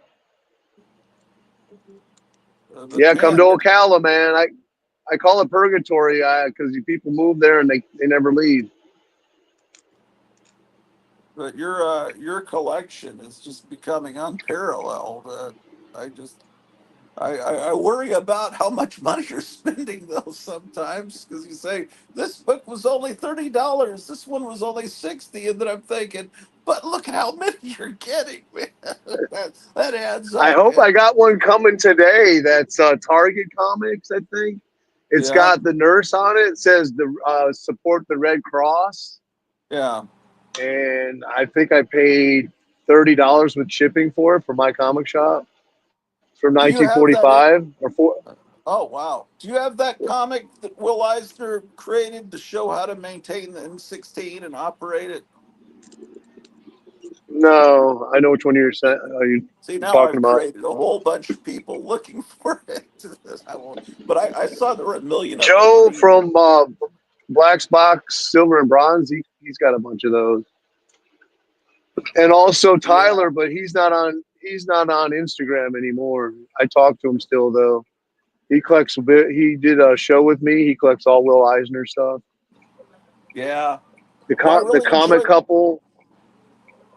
Yeah. Well, I really enjoyed the show you did last week with that lady. Fantastic. I Oh think yeah, I did too. she's. I liked her. Yeah. She was funny, and that was a good show. I watched that too. She's the Uh, one that got me into trading comics. I'd never traded comics before with anyone until she contacted me. She's like, "Hey, you want to trade?" And I'm like, "Sure." So yeah. she hits me up at least once a year. Let's do a trade. Yeah. That's cool. Hey, what do you She's a remember bio. about She's a that? biochemist. Oh wow. But Oh, is she?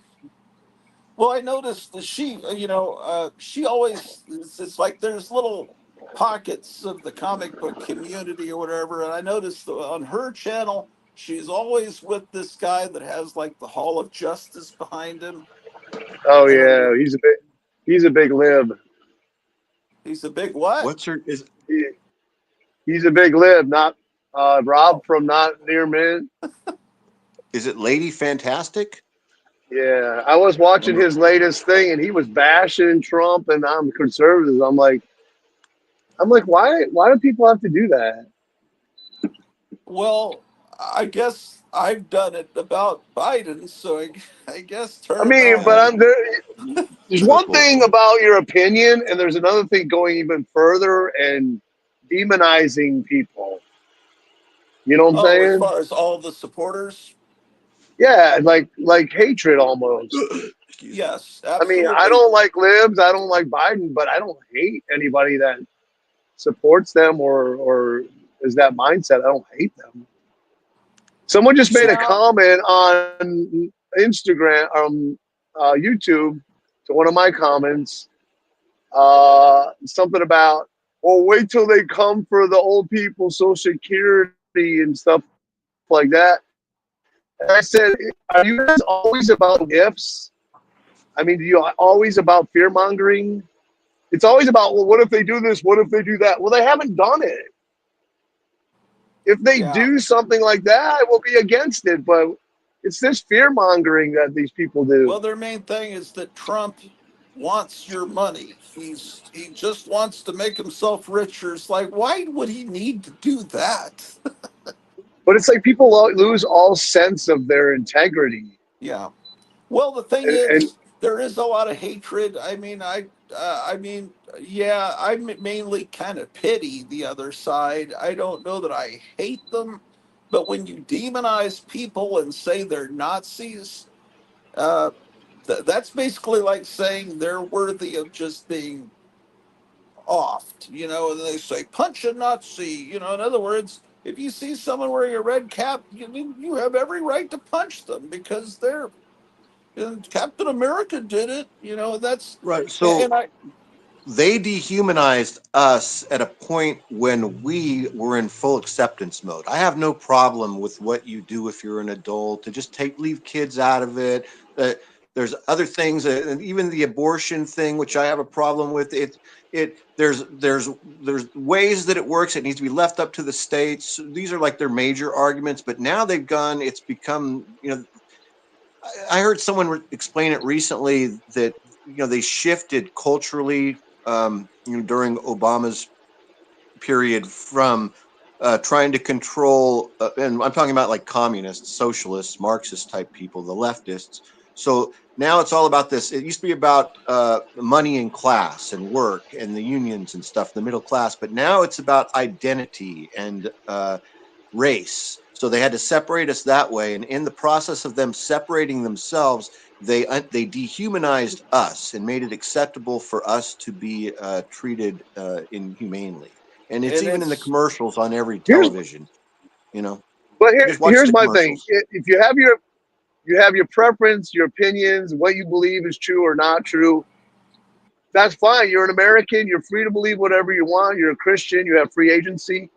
All I say Right. is you don't have to push it on anybody else. Leave that to yourself. Let's find common ground when we're interacting. And if you have opposing opinions, then let's not talk about those things. well, And if you want to convince me about what you believe, then show me love, and I'm more willing to hear what you have to say. But I don't. The thing about them pushing their agency on other people is like I don't understand that part of it. But what can you do? You can't.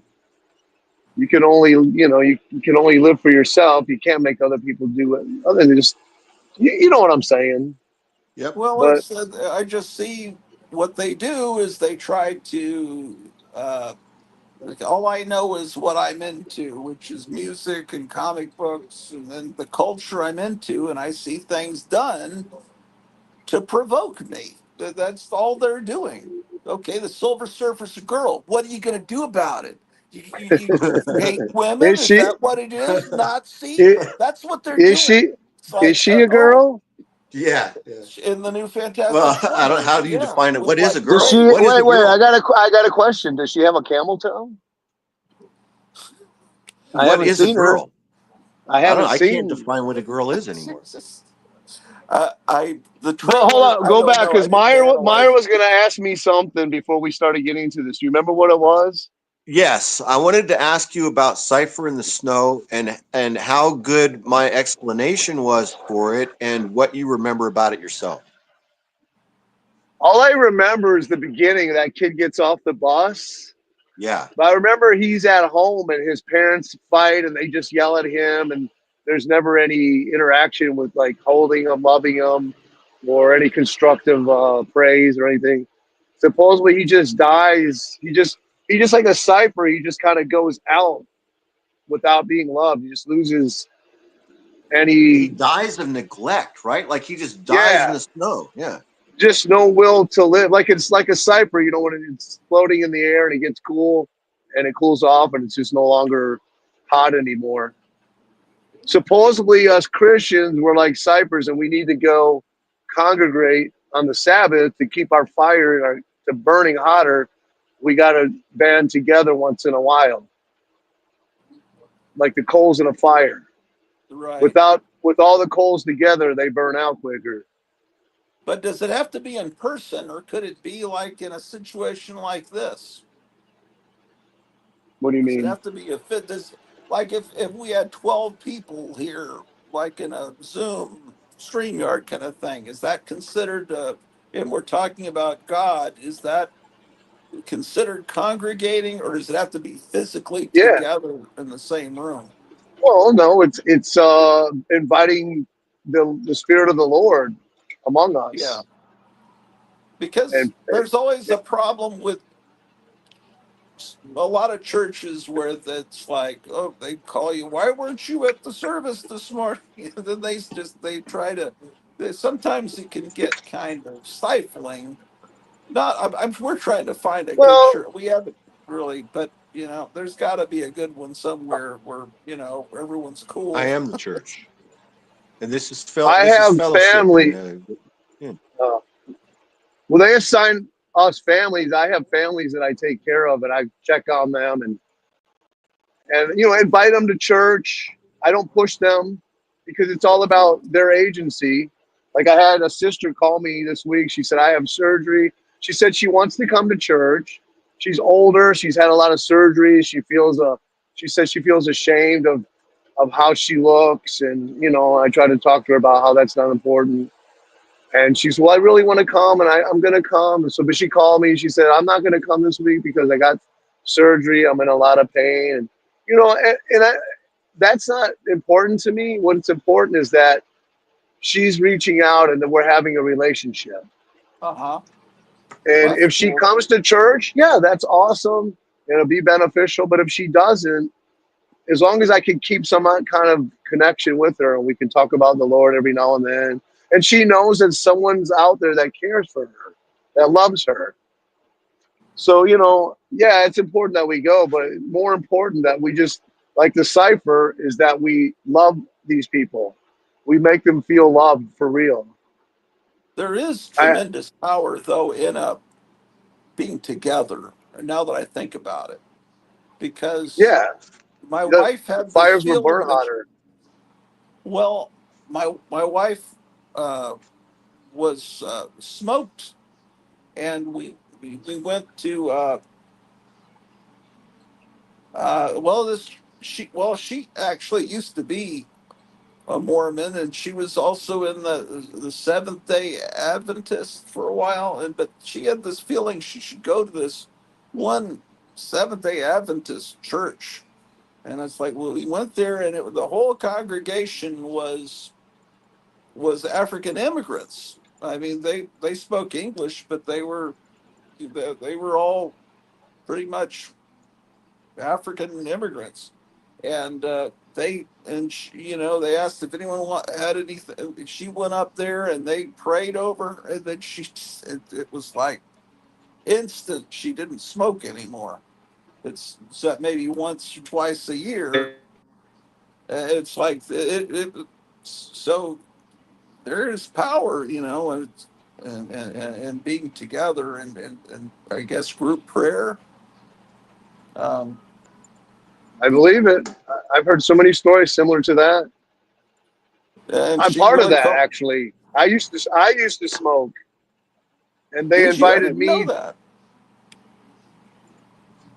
back in the 90s.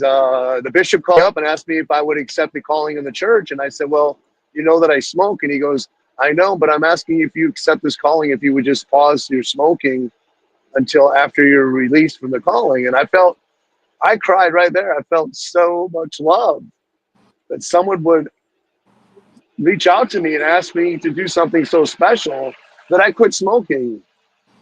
For that period, I probably went back, but I know I quit smoking for like well over a couple of years.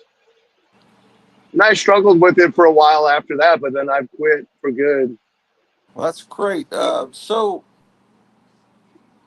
Let me you, tell you this story. Let me yeah, tell you this story. yeah, I yeah. had a neighbor, a black neighbor, and he was walking down the road one day, and I was doing the yard, and I yelled at him and said, "You need any work?"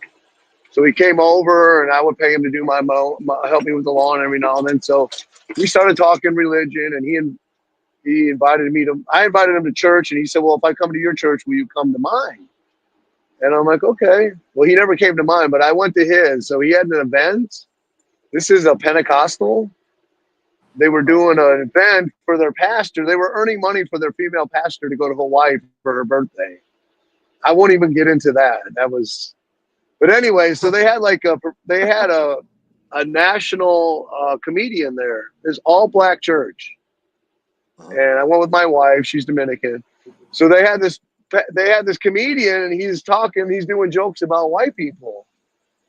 So he looks and he goes, "Right, my brother," and I'm like, "Right on." And it's like 100 black people there, and he's telling these jokes about white people, and he points at me, "Right on." I'm like, "Yeah, right on." It was just so funny. Did you yeah. feel marginalized?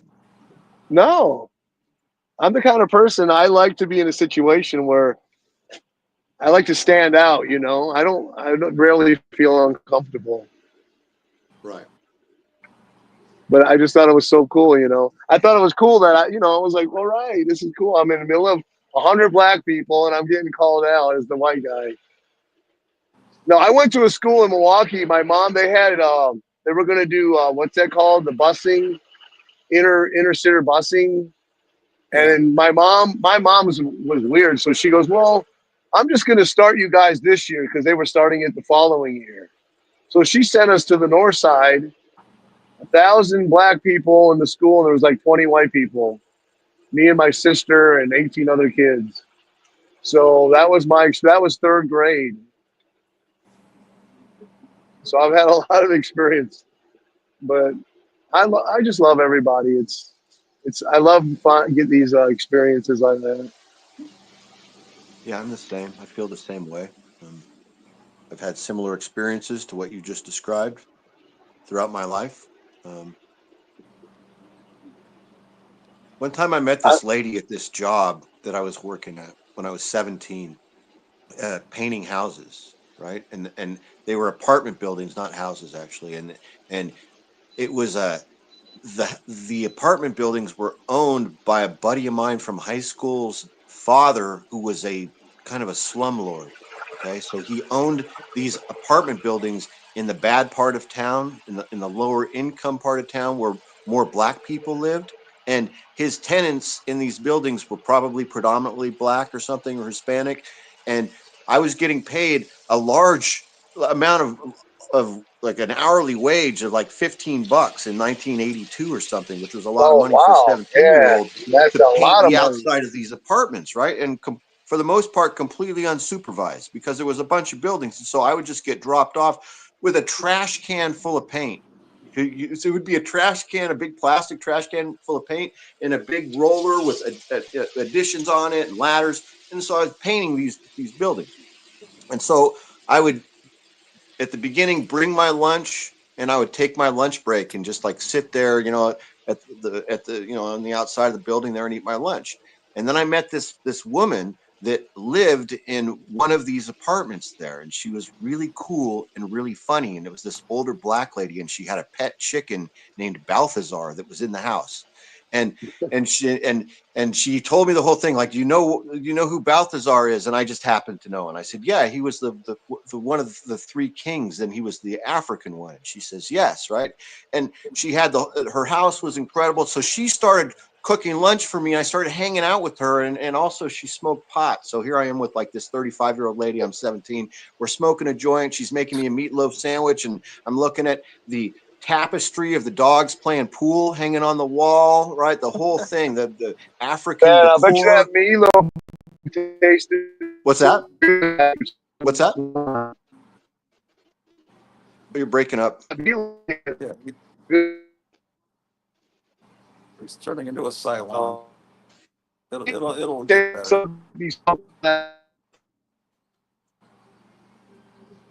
You're completely broken up. Okay, can you hear me now? Yes. Go ahead. Oh man. You got to start back Okay, from I the was saying, beginning. if you smoke some of that pot, I bet that meatloaf tasted so good. Oh, dude, we And became so that buds. meatloaf probably tasted so good if you smoked some of that pot. Everything she made was great. And so I was introduced to soul food before I joined the Army, which then I got way more used to the whole different cultures and everything. But at that point, I was like really happy with this new friend I met. And then when the boss, which was my buddy's older brother that worked for the dad, when he was like kind of like giving me the hairy eyeball, they're like, why are you hanging out with that lady? Why are you coming out of her house? What do you, every lunch you're going? So they weren't real happy that I had made friends with one of the tenants, and we were like palling out, smoking weed and everything.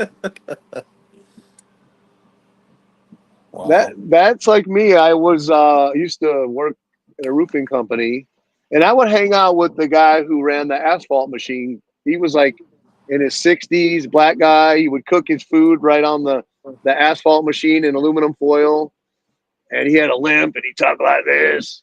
But that's me. I always like hanging out with the people that nobody wants to be around because they're more interesting. Yep, Right. 100%. But my dad grew up. His stepmom was Chippewa when his dad remarried, and he grew up on the reservation. So we would spend a lot of time up there. And one day I was up there with my cousin, and we walked over to the projects, and there was like about 50 Indians sitting outside in the summer, and all of a sudden everybody just stopped and looked up to my cousin and said, "Who's this white boy?" And they're like, "Oh, he's a Smith." They're like, "Oh, okay." And because my dad grew up since he was like 3 years old there. But it's just a neat experience, like to be in that kind of situation. Am I breaking up? No, you're No, perfect. not now. Okay. So I spent Where a are you lot of at time up now? on the. You still in Dothan? Well, I was in Ozark actually before. Now I'm in Dothan. Huh. I'm headed to Been good. Georgia. Good weather. No, it's been raining the whole freaking day. Accidents along the interstate. Uh, They put 4 small boxes of parts on my trailer, and it had plastic covering them. But I guess the wind blew it off because when I went to hook up, the plastic was on the other side of the trailer. So I took them and put them in the chain box. But from all the water hitting up from because it's open from the road, they're all wet now and falling apart. what do you know about freight brokering as a I don't job? know. What does that mean? Oh, it's like people that call, I guess, companies and ask if they need trucks to move their stuff, and then they give the Oh, rates and they link up the right. two. Uh, I don't know a whole lot. I had a good friend that owned one of those companies. But, I mean, I'm not part of that. well, They sent me to places I've never been. They'll say, "Oh, you got a delivery here." Like they sent me to Daytona earlier this week.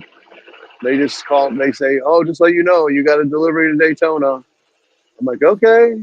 So so I had to that's go to all a place behind I've the never been. scenes. That's behind the scenes that you don't really see, but I used to have to do that when I would actually buy product. I used to buy axles and tires and get paid a rate, and I did that in most of my career. But it's physically demanding in some parts of it, and I've had a lot of surgeries, so I got away from it, and a lot of my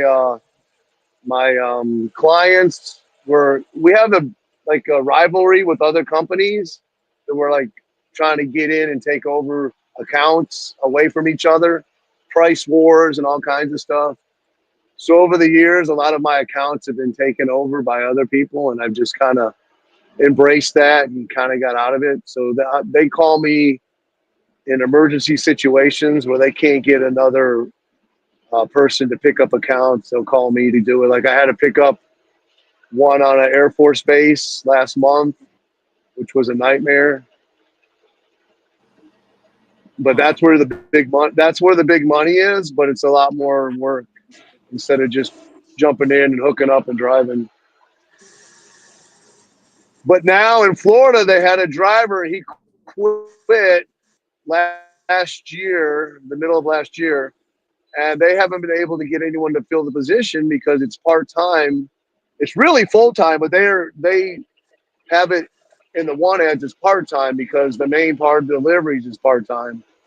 So no one will apply for it. So I've been doing Florida and still doing my other one. So I've been working 6, 7 days a week now for like a year, making more Oh, money, but it's a lot more time that I don't have off.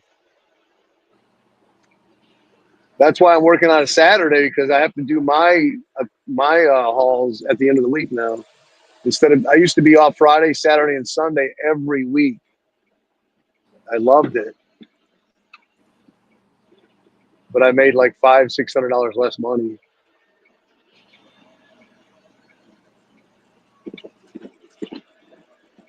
Yeah.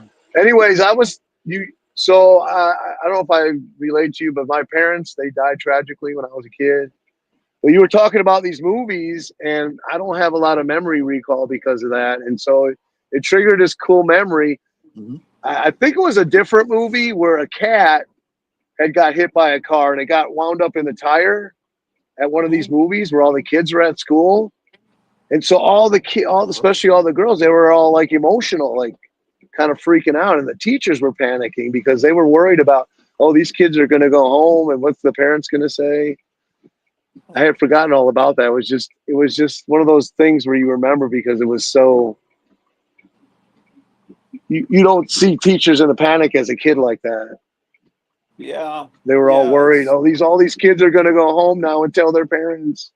well, you expect authority figures, teachers, and to be calm, and parents to be calm. And when you see them nervous or scared, it's traumatic. Uh, my older brother told me he was in probably kindergarten, and the Cuban Missile Crisis was going on in '62. I guess was that '61 or '62. I know it's October. But anyway, the teacher was like all frantic, thinking that they were going to be bombed and they were all going to die. And so, yeah, that didn't go over too well. And then I've talked to people um, alumni that were sitting there in class when the teachers found out about the Kennedy assassination, and then the Oh yeah, teachers went out to I remember deliver in when the Reagan got hallway. shot. Huh?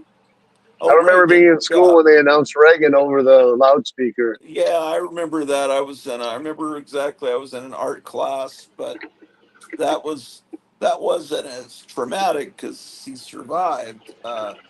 But Right. yeah, they were talking about it. The teachers all went out together and were talking in the hallway away from their classes and were in tears and they didn't know what was going on. It's like, uh, Well, yeah, that's like you remember when the Twin Towers where you were when you heard that they got hit.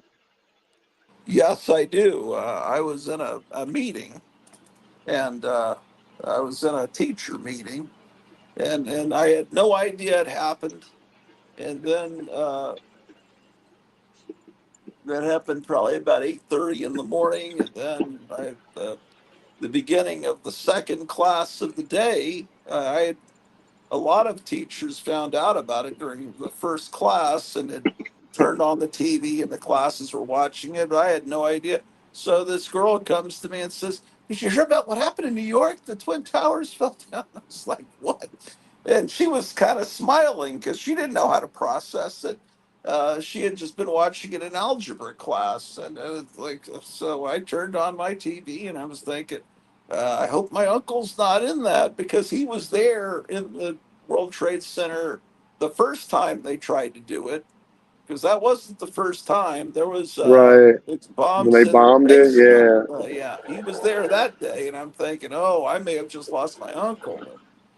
Yeah, that. That's Yeah, when I they remember when I said. watched That's that. when they said, "Well, we got to do something else because this bombing in the basement didn't work." Yeah, yeah, that's all was something that was all. Yeah, well, I used to listen. I was a big Rush Limbaugh, so I listened to talk radio all day at work. And right when they said what happened, I knew it was a terrorist attack. I mean, it just came to me right oh, away. That's got to be a terrorist attack. There's no. I mean, there's no other well, explanation. well. As soon as the second plane, you knew that, or Yeah, yeah, or you hope it's the terrorist attack and not something else that was more internal. But yeah, I just don't know. It's that was a horrible thing, and I think one of the first things I did back then, I used to trust the Drudge Report, and I went to the Drudge Report on my computer, and he didn't update it for hours and hours. But back then, guess he made his name in the early days of the internet with that Monica Lewinsky shit,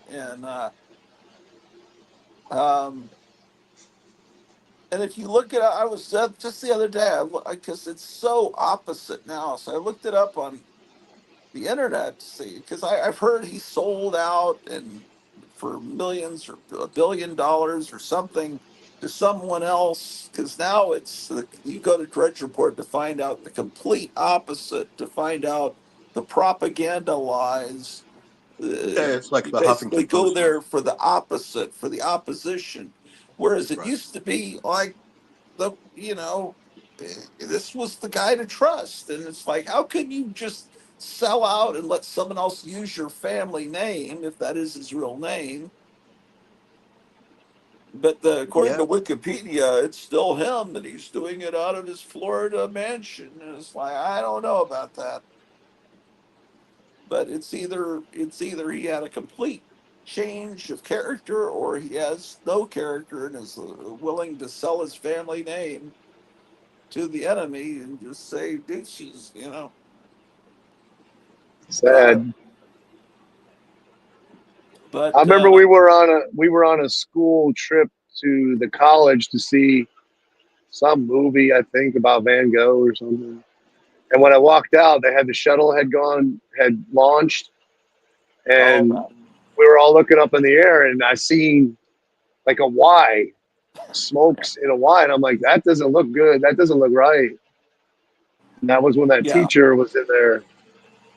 I I Yeah, I I was, remember yeah, that I was in moment too. college at that point, and Yeah, I and remember that someone day we as were well. waiting for a class, and this girl came up and said just watched it down in the student union, and then she told it to the teacher as he's about to start class, and he said, "What?" And I don't, I'm not sure if we had class that day. He may have just let us go, but yeah, yeah, that's one of the other traumatic moments, right? Yeah, um, the Gulf War starting. I remember that. Did you see Joe Biden on The View the other day? Did you see the news on that? That was great. Uh, you mean where he's just doing the same Him thing and he always? him and Jill. It's Oh yeah, horrible. yeah, that was. Elder abuse, huh? Did you see Navarro on the clip on CNN where she goes, Joe Biden never lied, and everybody started laughing, even Yeah, it all was the great. CNN people. I saw that too. Yeah, I that haven't guy seen on that. CNN is something else, isn't Anna he? Navarro, she's sexy too. Well, Yeah, that clip I saw. it's interesting. Do you Uh, watch Doug in Exile? Any of you? No, I haven't heard of it. I don't know He if I've got heard of banned that. from YouTube for the last 3 years of Biden administration. Now he's back. He's the one that created Earthworm Jim. Have you heard of him? Oh, okay. Yeah, Doug Credit, Tenapple. He got banned. Yeah, he got banned wait, out of Hollywood, and he started a political channel. He's created really what? good. I didn't hear. Yeah, I know who he is. So let me look What him did he up. create? Earthworm Jim. Earthworm Jim. Oh, The- Earthworm Jim. Okay, yeah. He's a conservative comic creator. Okay. He's got a really good YouTube. I like watching him. Yeah, Doug Tenapple. There he Well, is. I He's about think our back age on too, it. probably. The best coverage of 9/11 was the Howard Stern show, uh, which I was obviously not listening to that during the, but I was recording it. I used to That's how I record heard it. it happening live was on Howard. I was listening to it. I was so I it, when on 9/11 during that time I was working in the city in a psychiatric hospital and I worked the day shift and so on day shift it's 7 a.m. to 3 p.m. and so you got to get there at 6:30 to do report from the night shift because it's a 24-hour mental hospital and it's an adolescent unit where it's all kids 12 to 18. And so I'm driving through the city. It's like a 45-minute commute each way every single day. It was horrible. And I'm listening to Howard religiously every morning, right? And so California time, he comes on live at 6 a.m. And New York time, it's 9 a.m. And so I'm in my truck at about 6:30 a.m. and I'm listening to everything happen. And so by the time I get to the unit, all the televisions are on. The entire day has been adjusted. We're not sure how we're going to do things because everything was up in there. So all day was just spent watching TV, and all these kids are just watching TV as well. Yeah, Howard's weird. I don't like him because he's raunchy, but he is so entertaining and so fun to listen to. No matter who he interviews or what he talks about. He was he great used like to 20 be. years ago. I don't know Yeah, how he he is used to now, be but I great. don't think he's Uh, good. Yeah.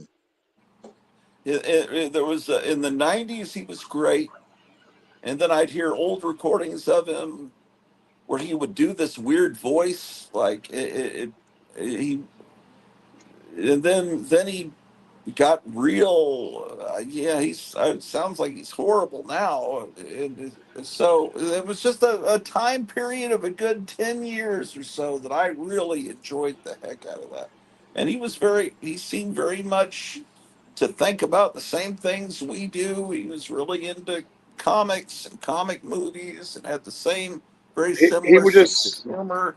he would just come and ask questions that you wouldn't even think of that were just completely funny and interesting, like of Yeah, celebrities and stuff like that.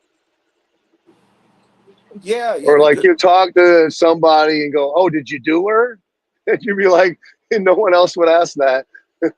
How many times did you do yeah, her? yeah. I know. Yeah, that Things stuff. things that you're thinking about, but you're like, okay, I want to know this, but nobody's gonna ask this question. I think Fart his Man. Remember uncle. Fart Man? It was horrible with his ass cheeks showing. It was just awful. His flabby Uh, ass cheeks showing. It was just, I ugh. had trouble with that because it was a stolen routine. It was it was a joke on a National Lampoon record after National Lampoon really wasn't good anymore, and it was about the only funny thing on this one album, Fart Man, and it had the theme song, and he said, "Oh, I'm Fart Man." Then Alex Jones, Howard Stern would play that clip, and then he'd move on from it. It's basically he just stole the thing. It was like Robin Williams stole the Mister Rogers routine from Christopher Guest in National Lampoon, also from the National Lampoon records. Um, Robin Williams was famous for stealing jokes and comedy routines. But he was a comic person. Robin Williams was a comic book collector, and And Howard Stern's uncle was, I think, Jack Adler, who was an inker for Superman. So Howard Stern, as a kid, would get all the Superman comics free. And Have you watched the new Deadpool Wolverine movie? No, I haven't I, seen it yet. I have, I yeah. mean, am I I look crazy, or does it seem like Ryan Reynolds is channeling Jim Carrey when he does Deadpool? probably, uh, probably, yeah. I, I have. Here's my thing about all that. Ryan Reynolds, I've never really even, I don't even know who he is outside the Deadpool movies. Um, the I hear he's in trouble now because it's turning out that he's one of the people that would hang out at these P Puff Daddy Diddly Duty whatever Oh, I didn't know Oh that. parties, yeah, Really? I and heard so Mike that Myers' gets name came up I heard in that. well. court. They I said heard Mike that, which Myers made a mm, joke about Puff Daddy and Austin Powers, but they would do that. It's always been a stupid thing when you make references to current pop culture in a movie that you're hoping will be timeless. Like the other day, there was some animated Adams Family computer animated like movie from like 2 years ago, and Gomez is making some joke about Billie Eilish, who will be completely forgotten in 2 3 years, and it's you just don't do that. The classic Disney films didn't make references to what was popular then because then I'm it Charlie doesn't make Murphy, any bitch. sense decades later. But anyway, so as far as I own the first appearance of Deadpool. I don't think I ever even read it. Honestly, I've never read a Deadpool comic. I don't know anything about Deadpool. That was a time period that I hated. Yeah, I don't I, like the character to truly. but I knew, okay, he's a jokey character. He breaks the fourth wall like She Hulk did, and he's like Ambush Bug and all these other characters that I didn't care about. But I knew he was really popular. I go to see the first Deadpool movie. I love that movie. Now, looking back on it, I'm thinking, well, was it really necessary to show him being pegged by his girlfriend? I mean, was that really necessary? And then you think, well, if he's some guy hanging out with Puff Daddy, maybe that's why he has to add that little extra bit of perversion into the movie. And then I'm wondering, does the comic book really have this amount of cursing and this level of gore in it? But I don't know. People have told me different things. I've read a few and I didn't care for none of them. Well, the first movie I enjoyed. I No, I'm talking about the enjoyed. comic book. I've Yeah, the read second some. movie I enjoyed. I'm sorry, I'm interrupting. Go ahead. Well, I was interrupting you. You was talking about the comic. 'Cause I don't. no, I just said I read a few issues. I didn't care for it. I actually there was a 50 cent sale and there was a bunch of issues, number ones. I grabbed them all, but I gave them all away. I didn't See, I even don't care give a for them. shit about Venom, Carnage, or any of that. I don't. My world of comics. I'm not a fan of. It's not that I'm like a big fan of Spider-Man and everything he's ever done right up till now. I'm a fan of Spider-Man from like 1962 to maybe 1977, 78, anything, and that's probably pushing it. I don't like anything after that. It's not because I got older and grew up. It's because the books changed. I like See, Steve I heard you Ditko, say John that about the Romita. 80s, and I'm like, I like the 80s up to about 86. I think it's still consistently pretty Maybe it's good. still good. I have a lot of those books, but to me, it's not. I need John Romita or I need Steve Ditko. I don't know. Now, It I makes think Venom is cool looking, but I don't like him as a character. I don't care for reading him, and I didn't like the movies, and I didn't like Carnage. I hated that movie. Oh, I never even watched those. I didn't like when he went to the black suit, and that's about when Yeah, I I hated stopped. that. And then When that so none happened, of I that. stopped reading comics too. I thought that was a fad; it would be over, so I quit reading Yeah. it. So I don't. I enjoy Deadpool 2 as well, but Deadpool 3, I thought, well, I'll really, it's Wolverine's in his actual costume. That movie just felt like I just couldn't wait for it to be over. I know that a lot of people loved it. I It liked just it. seemed, I was surprised. well, I don't. I like the first two. It just seemed like they were pushing it too far. That it's like we're just going to show a whole bunch of. You know what it struck me is like, Family Guy just beats you over the head. That TV show. It's Oh it's yeah. it's it's like oh, we're going to tell this little quick joke here, and then we'll come back and tell this joke. It just is. But But it's like, they oh, we're had going to put Blade this in in to show there. him They had crucified. Elektra in there, and I thought that was cool. They had Gambit, Human Torch. I like when she pulled the skin off Human Torch. Like I thought that was. I laughed. Uh, it's like every movie is playing off this multiverse thing now, and I just think they're What pushing it surprised me just is they had the actor from 90120 playing Pyro.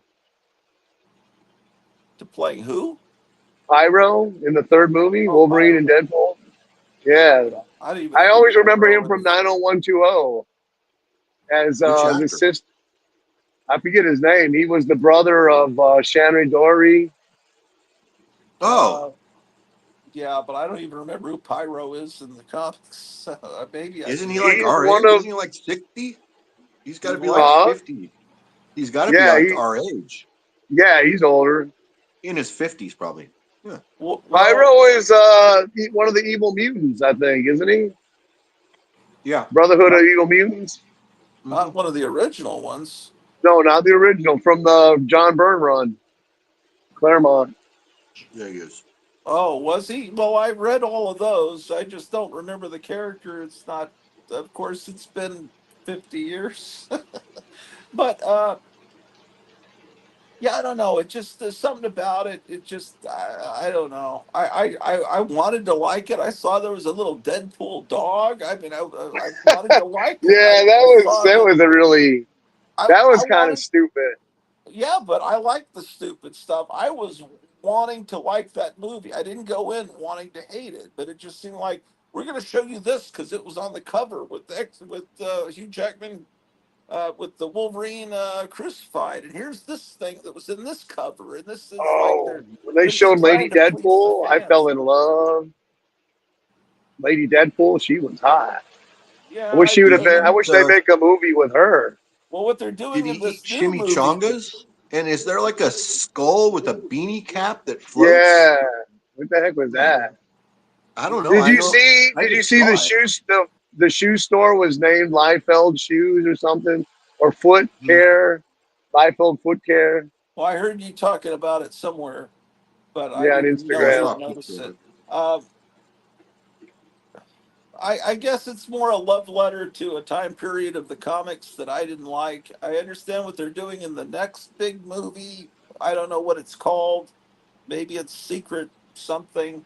They're teaming up. They're having all of these heroes that have been in multiple movies fight, I guess, to the death. So they're going to have Ben Oh, Secret Affleck's Wars. Daredevil fight against the TV show Daredevil, and it's so they've already got Ben Affleck on to be in this. So it's going to be Doctor Doom played by uh, what's that, Robert Downey Jr., Yeah.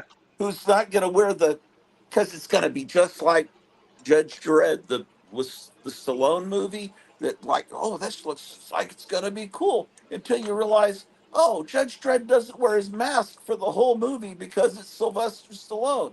And Robert Downey Jr. is going to have that Doctor Doom mask on for about 15 seconds because they're going to want you to see Robert Downey Jr., and it's so that. Speaking about disappointments, I don't like. I've been watching Daredevil Born Again, and I don't like it. The No, hell's a TV show? They should have called it Matt Murdock Born Again. It's not about Daredevil. well, the thing about I like the two series seasons that were on Netflix, Yeah, although I I like had some those. problems with them. I love that fight scene in the first series where It's in a hallway. I thought that's great, but he doesn't really put on his costume until the second season. It seems like, but it was good. But Yeah, you I know like the what, Netflix one, but this one is boring. It's like a melodrama. well, that's because Disney's involved. As soon as they Yeah, put exactly. Daredevil in the She-Hulk series and have him, walking home barefoot after a night with She-Hulk, I thought, okay, I see that's going to be shitty. And the problem, really, why can't they get through their head? Why does Matt Murdock have to be unshaven all the time? Are you trying to let us know, oh, he's blind and he can't shave? He's not blind, and a guy going into the courtroom would not be going in unshaven all the time. That's just not the way it works. But the main problem with that is that's the part of the face that's visible when he's Daredevil. So he's making himself completely identifiable as Matt Murdock by being halfway shaven like that all the time. I know it looks all rugged and everything, but it's a stupid thing. When you think about it, it's just like thinking about the Lone Ranger, because he sometimes disguises himself as other people, dresses up like an old man and everything. But how does he do that? He's gonna have a complete suntan face. And then when he takes his mask off, he's got to look like a beaver. But no one that would be what you should put into a movie. All these movies they ridicule the heroes.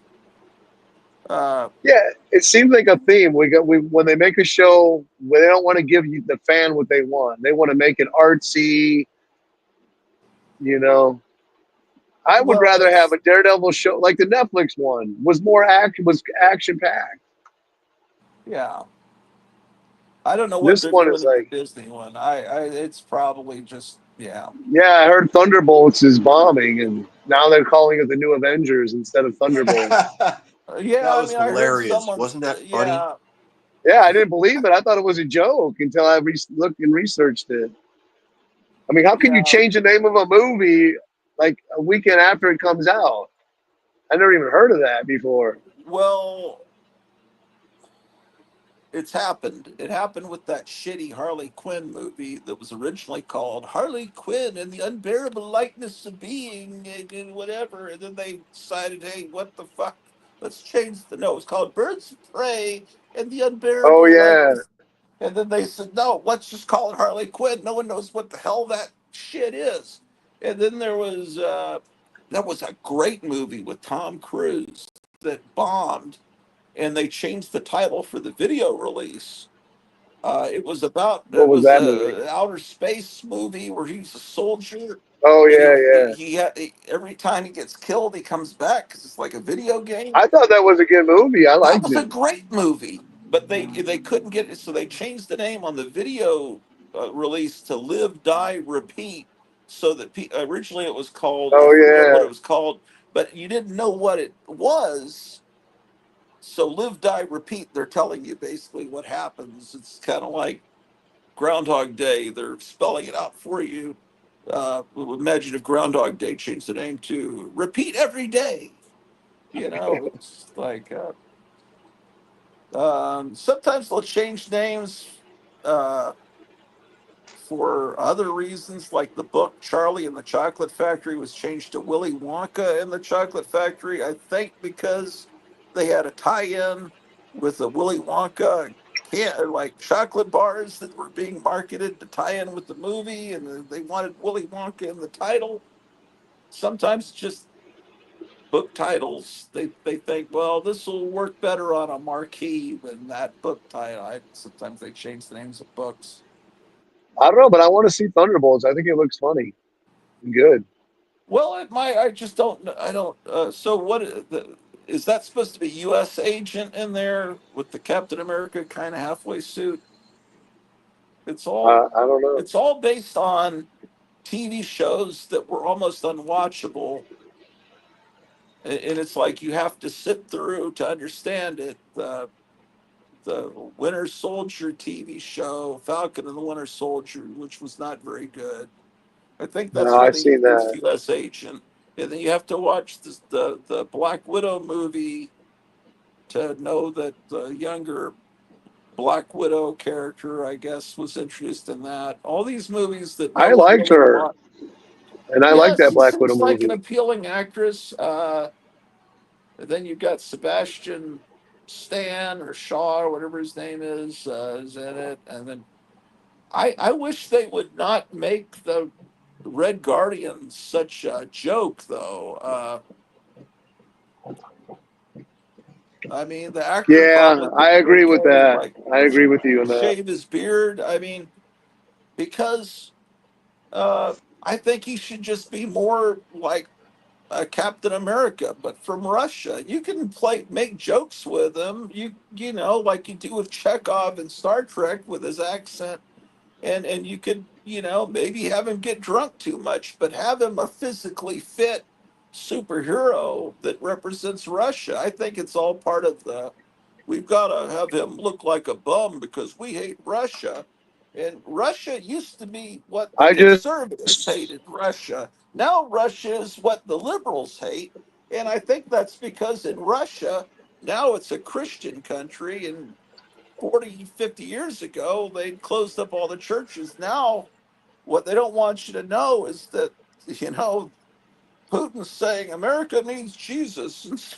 It's like, what? Maybe things are not exactly what we've been told about the Russians, but I don't know. I just watched the. I think it's the What If on Disney where the Red Guardian teams up with the Winter Soldier. It was actually pretty good. Okay. I haven't seen any of those. I don't know. Are they good? That one was. They kind of have a weird animation style that's a little off putting to me, but maybe I could get Yes, used to it. I scrolled through them, and that was the only one that seemed interesting to me. Huh. But yeah, he's a buffoon in there too, kind of, which I didn't. Yeah. I don't really like that. I wish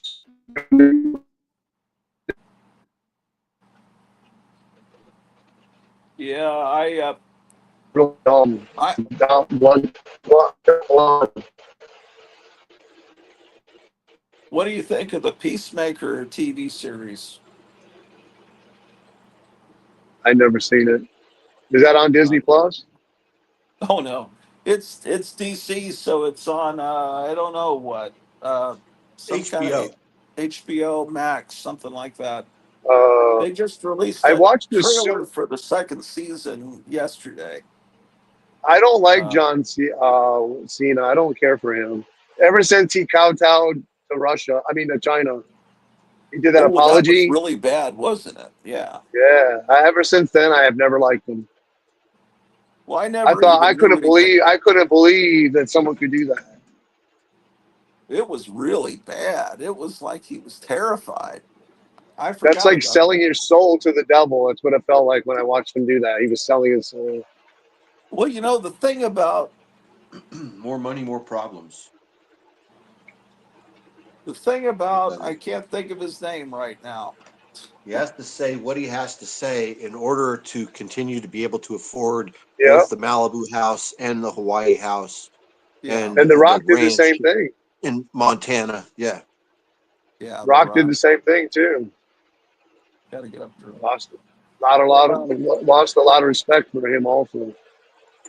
well, James Gunn, I had a lot of respect for him because he seems like the only guy or one of the only guys that really understands comic books and has actually read comic books.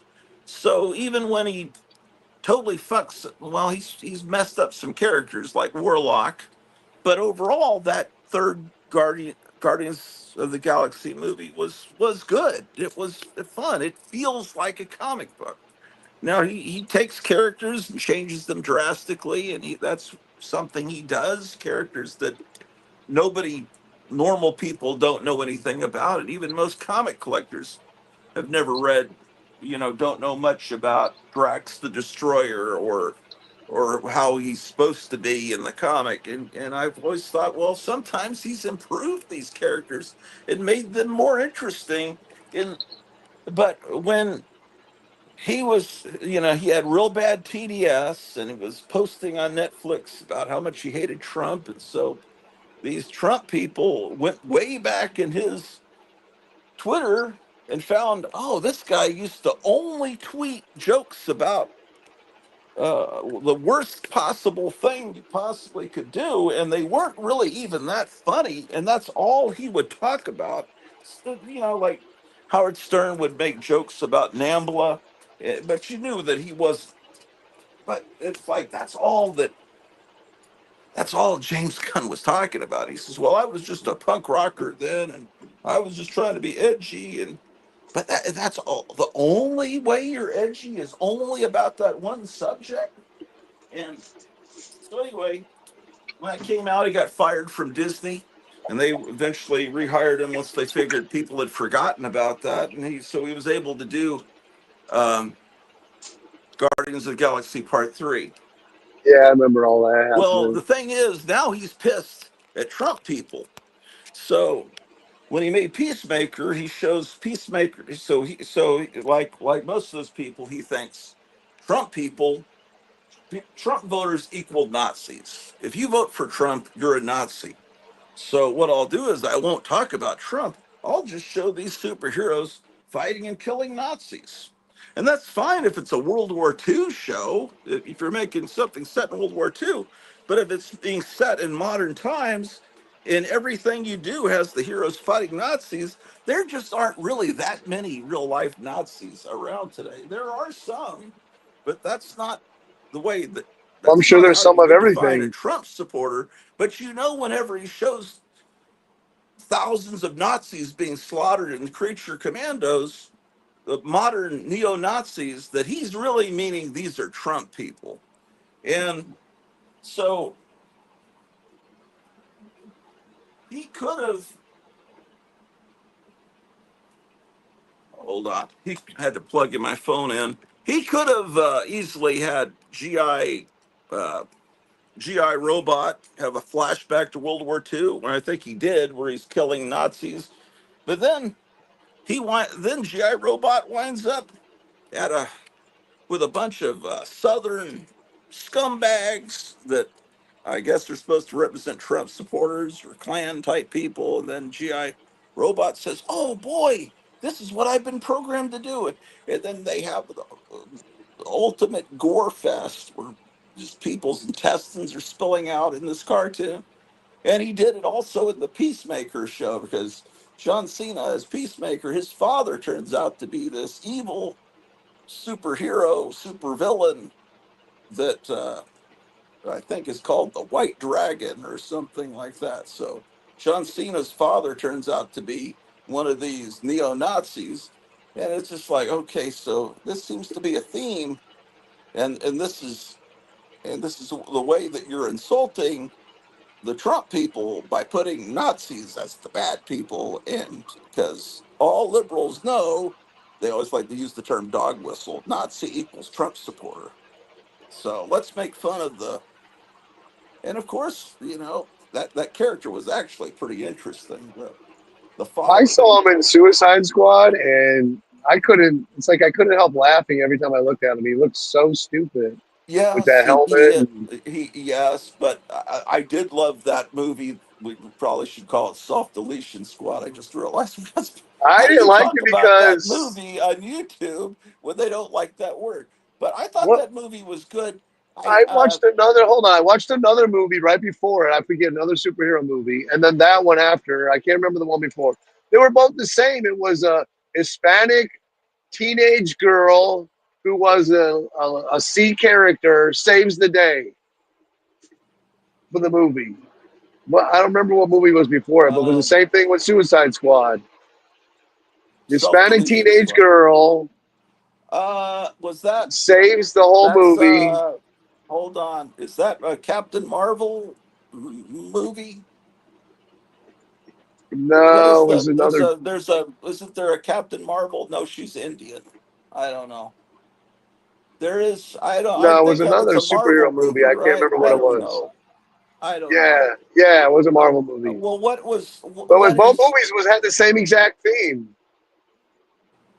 probably? But the thing Hispanic about teenage girl, level but what I C love about character saves the whole. but James Go ahead. Gunn's movie was great. That rat catcher character and the origin was really really good, and he had the Starro, the Justice League villain. Yeah, I thought that was so I mean, cheesy.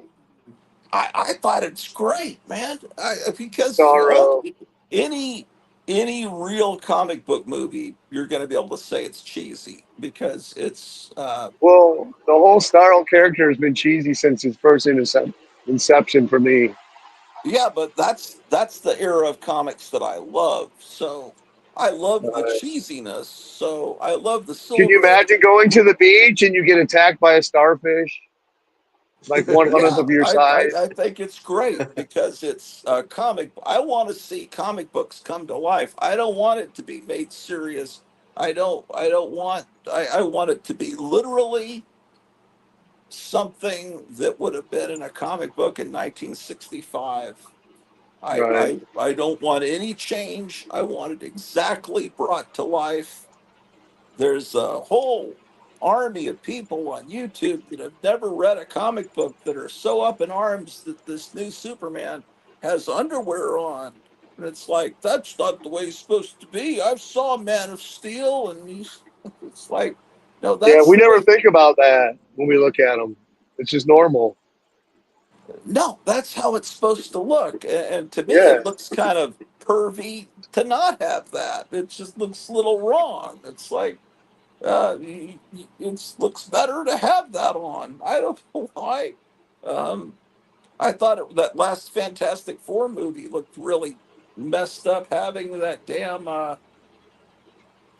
having the thing run around with no blue shorts on.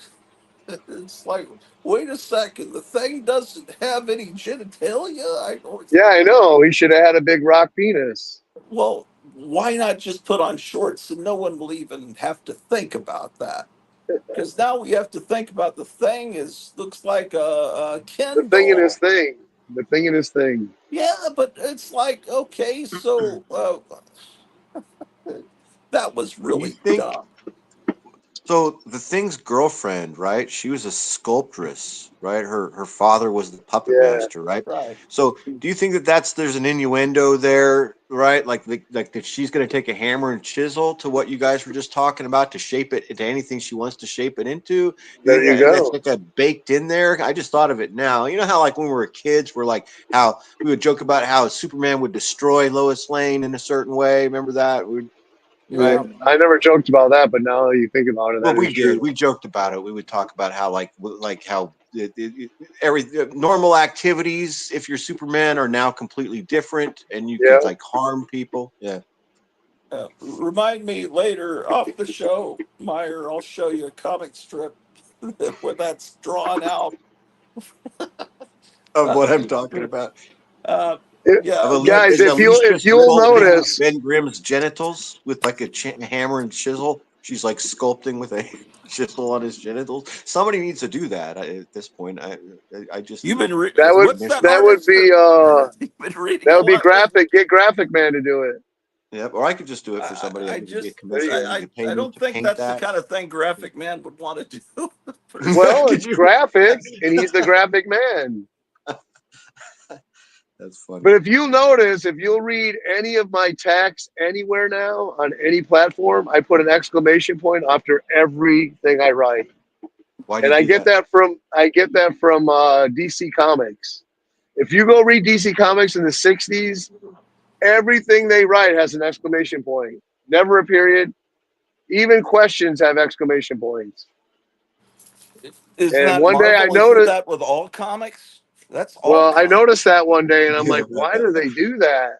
I said, I'm going to start doing that every time I write. Well, because they're all shouting all the time, and they're all in all capital letters. When a comic doesn't have all capital letters, it looks wrong.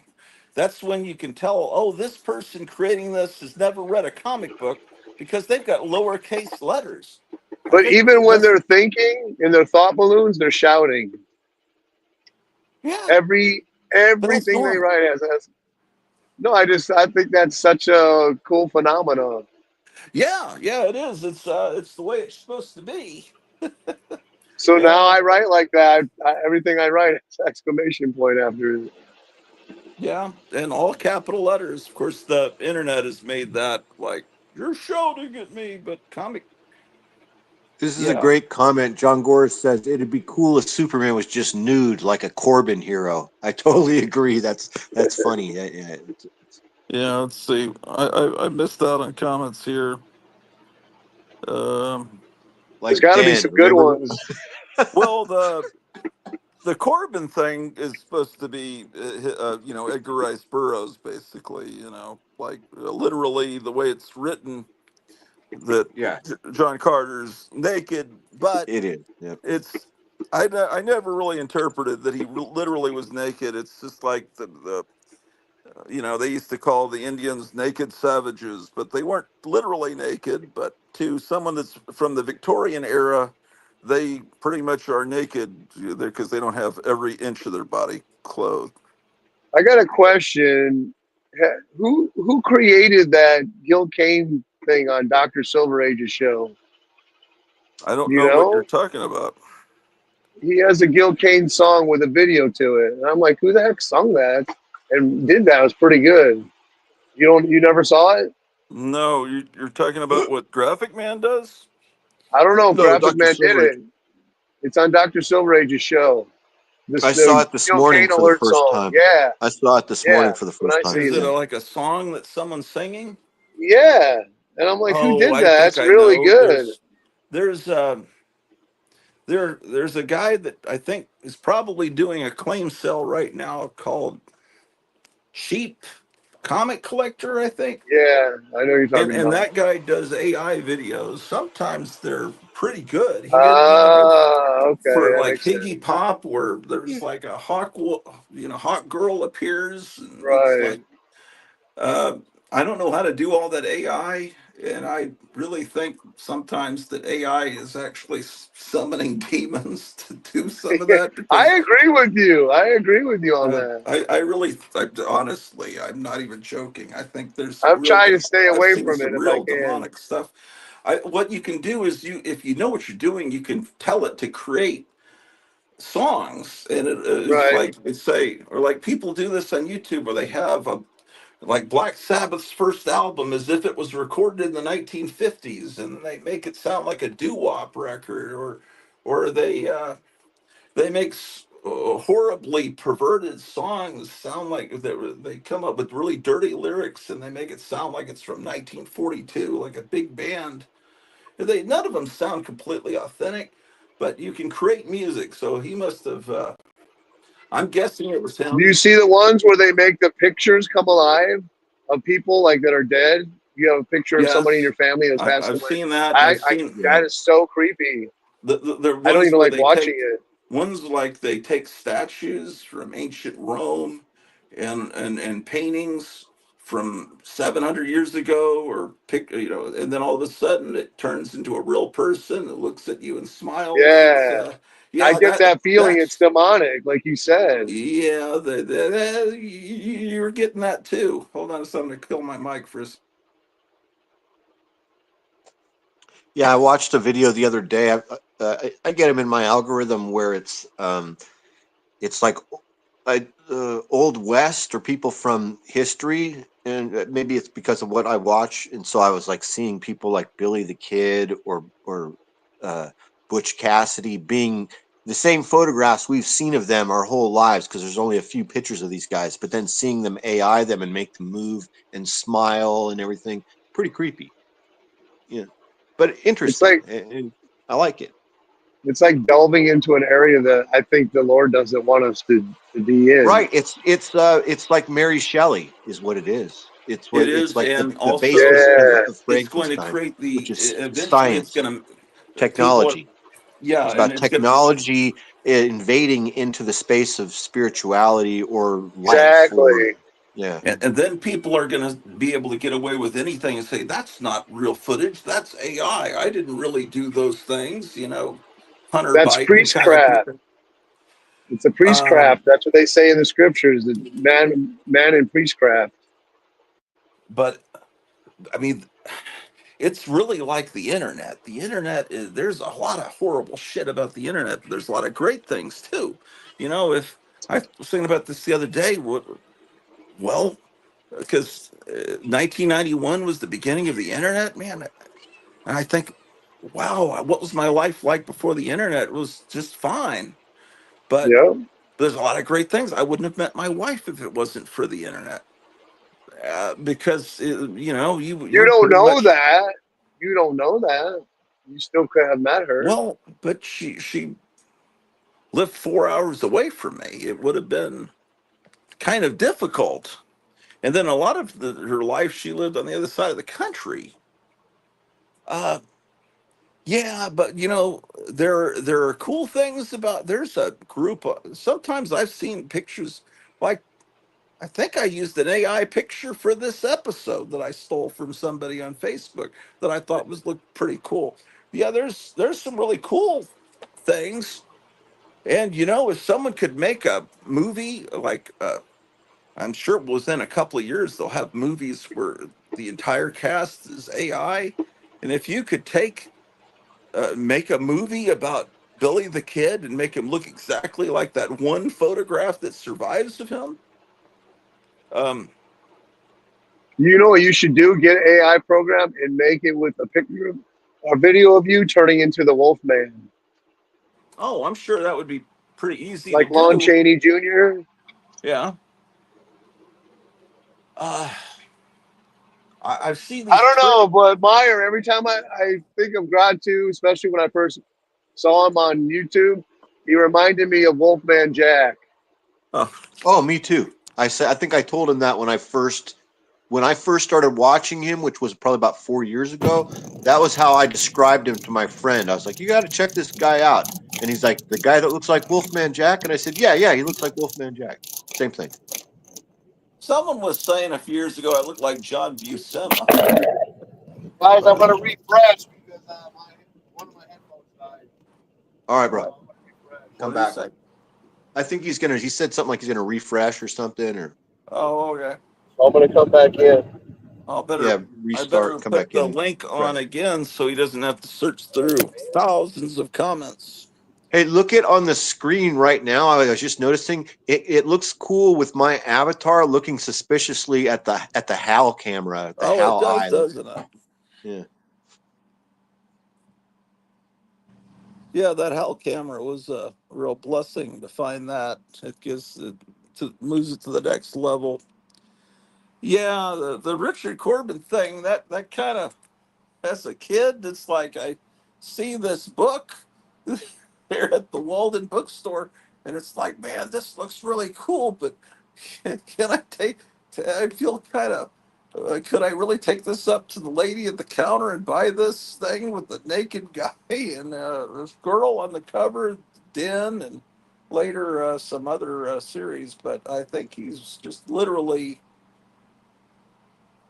he's. I'm sure he's done Edgar Rice Burroughs. In fact, I'm positive he has. But Yeah, he does. He has. He's done I think did he ever do John Carter illustrations? Yes, he did. It's on the front cover of one of my book club editions.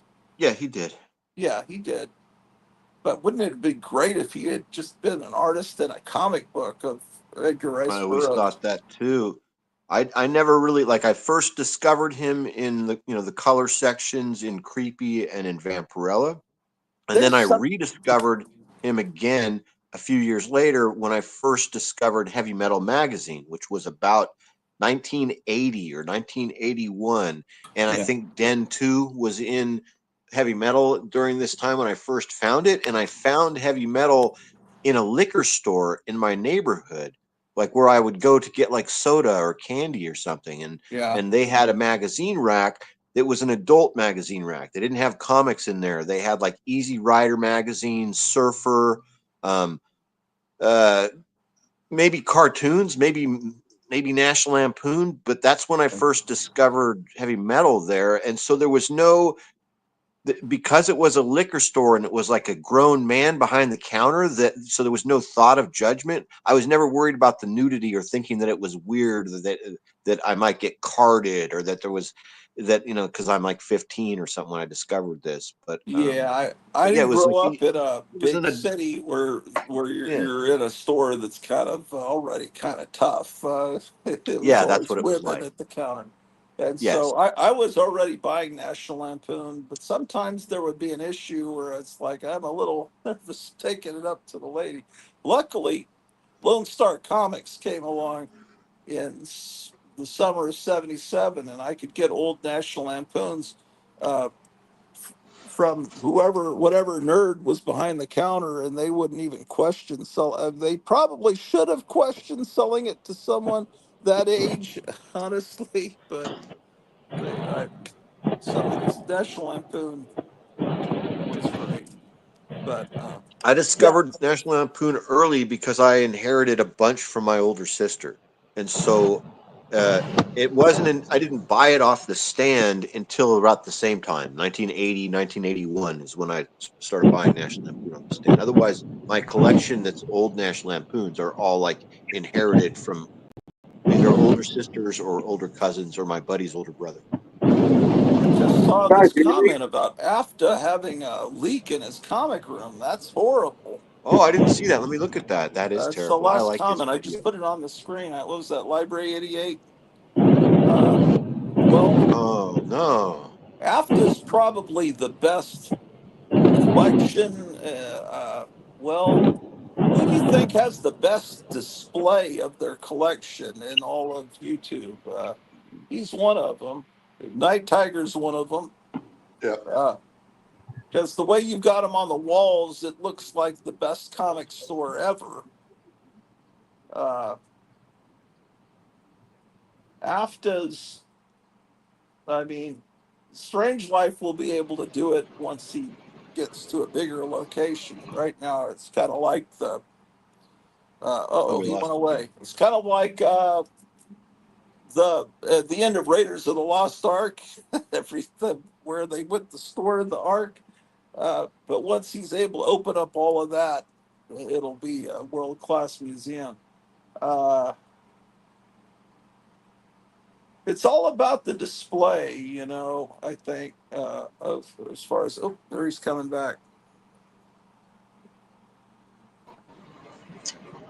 Oh, you're back.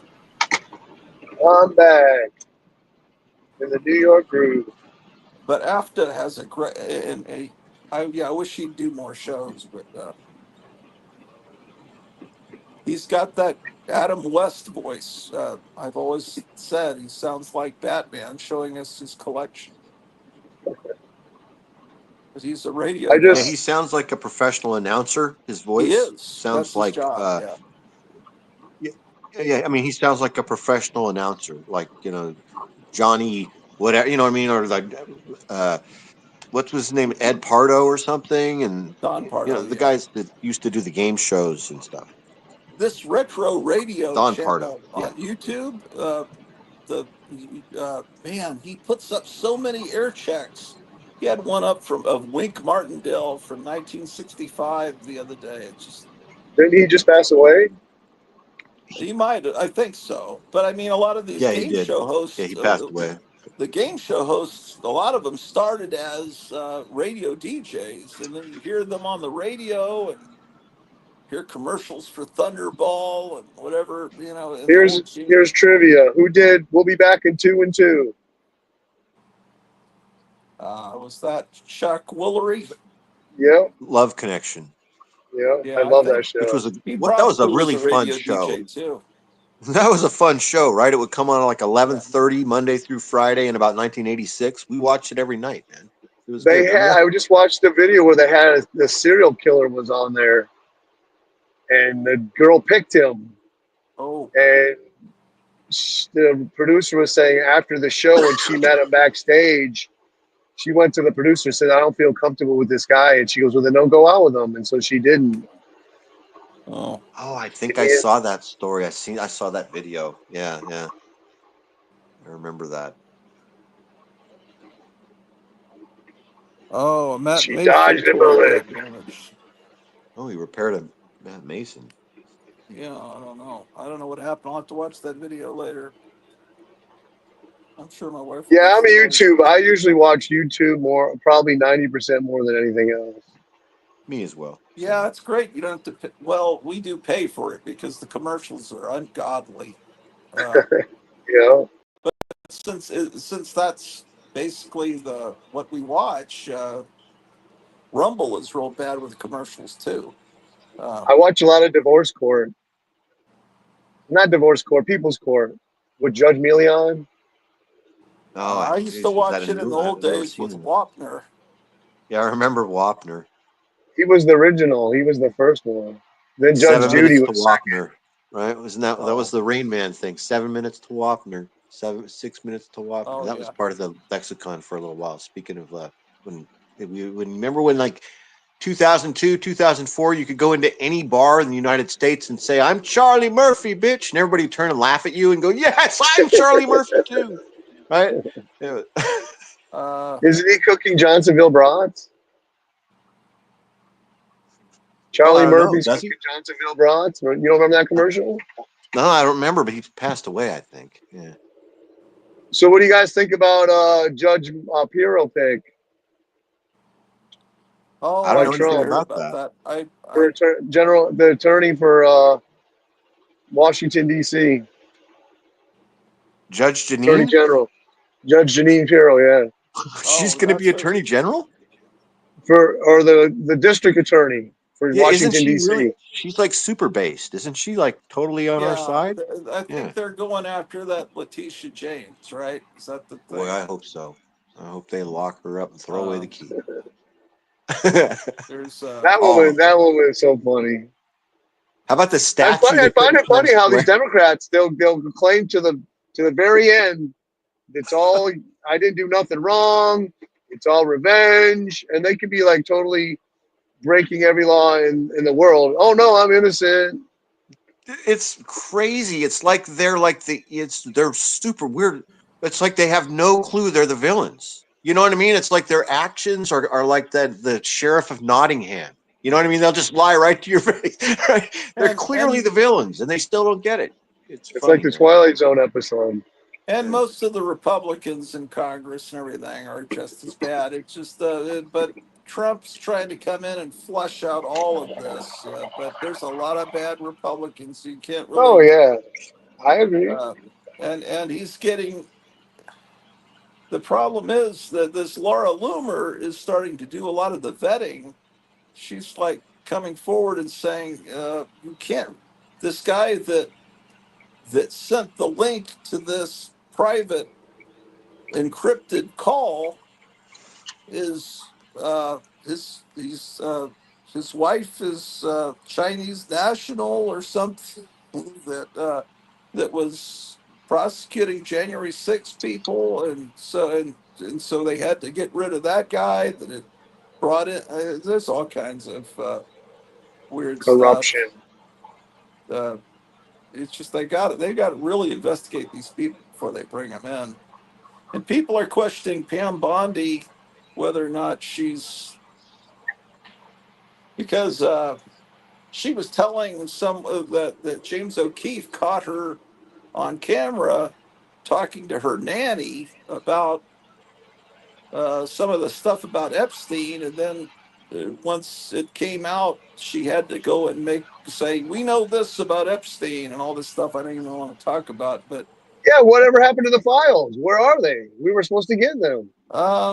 I have a feeling it's well, it's all tied up with they've got to. There's people involved that are not of the proper age that and there's thousands of them, and apparently they're having to make sure those people's names don't become public. And there's Well, I know, but probably they should come people out and tell us that then. yeah, but there's probably people that would horrify the nation if they knew who was involved. I think there's going to be I some don't real. care. Yeah, I don't know what it is, but No, it's but they promised we would get them. And Trump usually keeps his promise, and now we don't hear anything about it. Mm-hmm. Just crickets. Well, Yeah. yeah. Um, they're saying that the films that they're going through are so horrible that it will cause these people to Then have why? Then why did trauma she the rest. say that they were going to give them to us? That's what I'm saying. They Well, said she did they say didn't. that they were on her desk, but I don't think she knew the full extent of it because I don't think she's being told by a lot of the people under her are Well, then she lying. should come And out and apologize then to us. yeah, she should. I agree. Yeah, I want to think highly of her.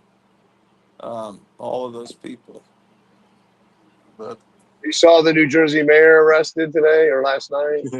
Yeah, yeah. I heard about it, but I haven't seen the clips of it or what he was doing. I guess he was protesting and No, he storming. said he was going to break in 2 or 3 times, and then he did. They Oh, said they okay. were doing an inspection, but that was a. They were just went up there and said we're doing it. They didn't, they just walked up and said we're doing it. We're here for the inspection. And so nobody, it's just a bunch of BS. But they're Yeah. using that as cover. That's their cover for their base. Well, let's see They're what not letting us in happens. to inspect the place. But I think It's like your Biden little was. sister cheating at Monopoly is what it reminds me of. Remember how you play? Remember playing Monopoly with another kid that always cheats but denies they're cheating? You understand what I'm saying? Like, or Yeah, Yeah. any game really. It reminds me of like a fifth grader of how they're like cheating to your face. You know? Remember the guy that was caught on camera pulling the fire alarm to delay a yes. vote? What happened to him? I don't think anything. I think Biden was still president then. I don't know. I think they kicked him off the committee when Trump got elected, off his Yeah, committee in Congress. yeah. That's about it. That's. It seems like you would be in more trouble for that. That's serious, pulling a fire alarm for whatever reason. Let's see. I'm hoping like maybe by the time the last 4 years are up with Trump, last 6 months, they're like, we're indicting Hillary. Oh, That little witch, she needs to be in prison. Yeah, I want to see that thing come full circle that started, in 2015 when he said lock her up, and I want to see that come all the way around. I want to see the meme of her in the orange jumpsuit in real life. yeah. I'm with you, Well, it hasn't even been 6 months since he. Well, how long has it been since he became president? January. 3.5 months, 100 days, 100 and some days. Yeah, 4 months. I mean, there's still a lot of time. Yeah. Dude, that So dude's got so much done in 3 months, more than any other president since it's I've been alive. crazy. How about he yeah, just that's great. signs executive orders every day, like right in front of the cameras, right there. He answers every single question, anything, and he's the Yeah, most it's transparent really president good. of all time. It's It's crazy. really good. That birthright ruling is supposed to be coming within a couple of days The what? by the Supreme Court. The birthright ruling, Oh yeah. man, I can't wait for that to go through. All these states are crying because they're going to be losing so much funding. That's all they care about is the money. They don't care about the people. They don't care if they're American.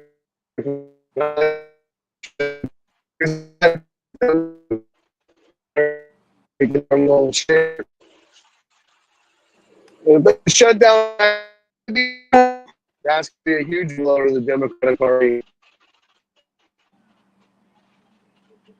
I still there? Yeah, you Yeah, just I you can hear turned you. into a You lose silence me? for a little bit. The last few sentences we couldn't I understand. just went. It's You got I Cylon. just made it scrambled. Remember the into Georgia. Cylons talk mechanical voices? I used to have a T-shirt of Cylons back in '78. It does sound like the Cylons. Is what it sounds like.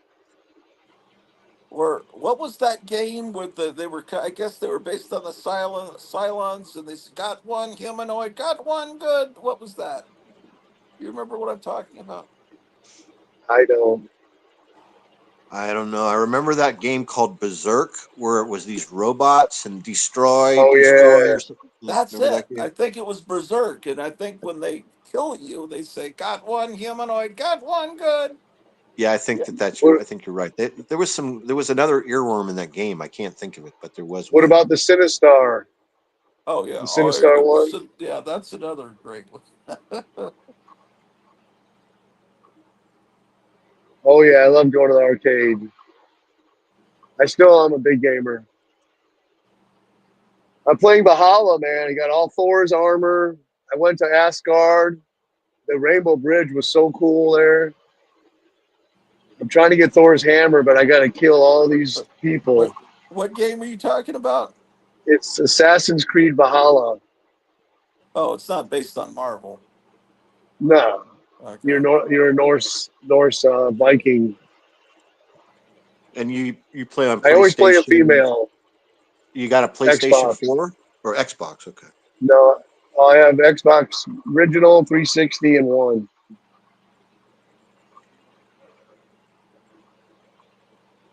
I haven't seen that It's game. all American built, American game, American console. Even though it's by Bill Gates, the trader. Oh, Yeah, he's horrible. I guess he's on those. He's an Epstein guy. Yeah, he's an That's Epstein guy. how the answer, we were talking about that, and the answer to all these questions, and every question, is money, you guys. So whoever has the most money wins, and there's a lot of people with a lot of money on those lists, and so that's why Pam Bondi and Kash Patel seem to be dragging their feet, right? Yeah. Money Well, controls things. It makes the that world go view around. goes. So they've been telling us since the beginning that they didn't care about who's got money or who's not. If they break the law, That's, we'll see. We're still waiting. Maybe. boy, Trump sure has a lot of beautiful women though in his circle there. What should I eat? We haven't seen Melania in a while though. There was some story about the media bullying her yesterday. I didn't click on any of the videos, but I guess something's going on. Well, they've always not. I mean, imagine, think of how many covers.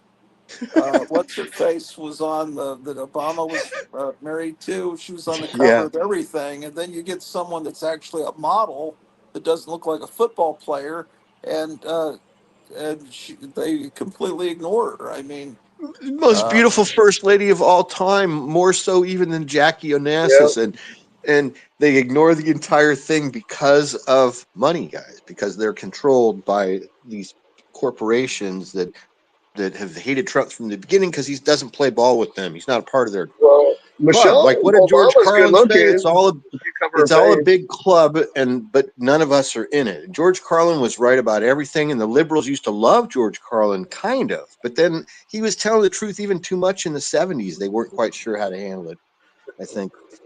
yeah. Well, I don't think Carlin was ever conservative. Are they don't like Carlin now? Is that right? I think they ignore him now. They don't. They don't. He doesn't come up anymore because the things that he said ring true As about far them. as yeah, yeah, I can see that. Well, he started as a DJ in Fort Worth. I wonder. I think I've heard an air check of him on the radio. I think he was on KFJZ. Yeah, he did a whole bit about the radio. Like, I have a record of his called AM FM or FM AM, where he's the DJ. He does all of his the wonderful Oh yeah, wino, the hippie dippy weatherman. Yeah, hippy he dippy was doing a weatherman. At parody of what he five did. minutes past the big hour, 5 o'clock, bing bong. He does the DJ things. Yeah, he Funny. When you he's guys were kids, you never like made your own radio show on cassette tape with all your the I time. did. friends. Yeah, I did. Absolutely. Uh, I made old I would time pee my radio pants. shows. We would tape ourselves, like making prank phone calls or making up Yeah, stupid shit, and then play it back over. And I would pee my. I can remember peeing my pants like in front of my friend, laughing so hard. I'm like 12 years old. I'm like laughing so hard I peed. I'm like, oh my god, I freaking peed my pants. Ha ha. Then, yeah, dude, it was fun. Yeah. we'd go through the phone book and then we'd see a female name and we'd call. I'm not going to say what we said, but we were Oh, horny little kids, horny little 12 and 13-year-olds. Funny. Yeah. oh my gosh. The I would Secrets of call. Night Tiger. we would call we would call kids that we bullied at school late at night, like on a Friday. It's like 11 o'clock at night, and we know this kid's already in bed because he's like a dork or something. And I would call and ask for him. And this was one of the funniest ones. It became like legend. It was taped so his mom answers the phone. I ask, is Fred there? And she says, no, Fred's asleep. And I go, well, wake him up, bitch. And I'm like 12 years old. And then I hang up the phone and we just laugh for fucking hours. I peed my own pants. Dude, it was horrible. I was a terrible kid, just like you, Oh my just like gosh! both of you. Yeah, we were terrible, typical American boys. But you were secretly a comic book reader, so you were secretly one of them in a way. Uh, when did comic books become a sign of weakness and being a pussy? Because I don't think they were in the golden age or the 50s. I think all kids read comics. I never saw that growing up. There was never that stigma when I was growing up. Well, did they know you were reading them?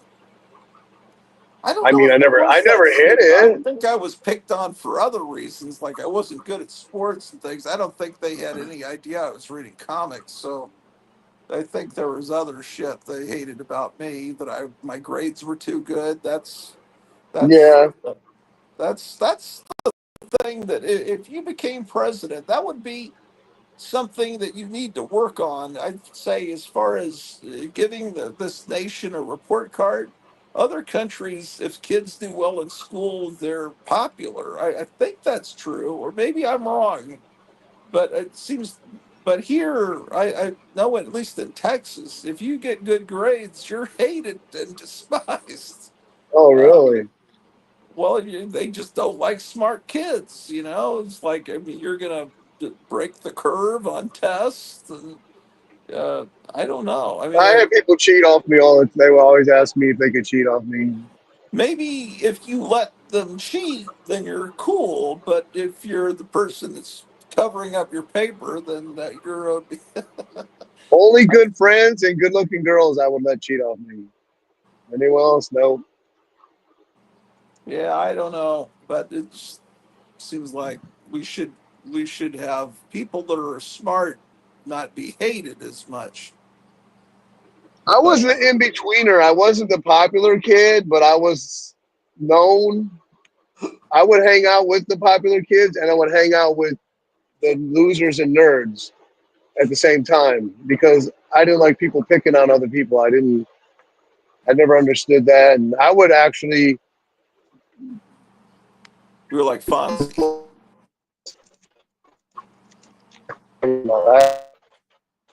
I got pretty good grades, A's, and I never took homework home. I was always done, like one of the first ones done in the classroom. And then I draw comic characters in my notebooks. I had a huge box just full of notebooks and drawings. I don't know what happened to it. I think one of the reasons Higgy Pop is so beloved by a lot of the community on YouTube is he looks like someone that would have beaten the shit out of you when you were a kid. But he loves comics and is a nice guy. So it's like if you're Potsy Weber and Fonzie is your friend, you feel like you're on top of the world. I think that's a lot of these comic people see Higgy Pop as like he's our savior. He's Fonzie. It's this guy that really, he looks like he would have hated a comic book person in junior high school. So he doesn't fit the stereotype. I'm probably getting myself in trouble by saying things like this. But I'm saying it's complimentary. At least it's supposed to, trying to be.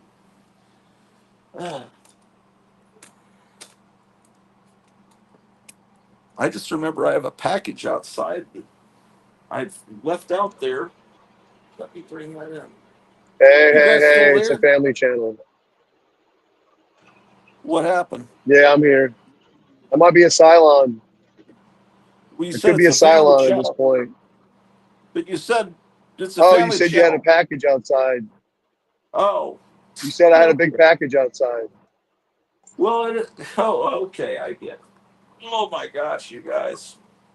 You guys and your bondage covers. You're good. We're hanging around you too much. Our key comics that are presentable.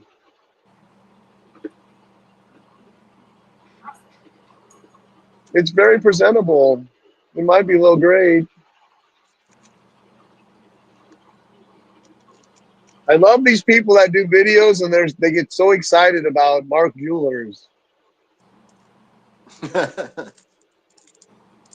It's a Mark Jewelers. I found a bunch of Mark Jewelers. I'm like, it's just an insert. Get over it. Mark Jewelers is the new newsstand copy. It's a newsstand.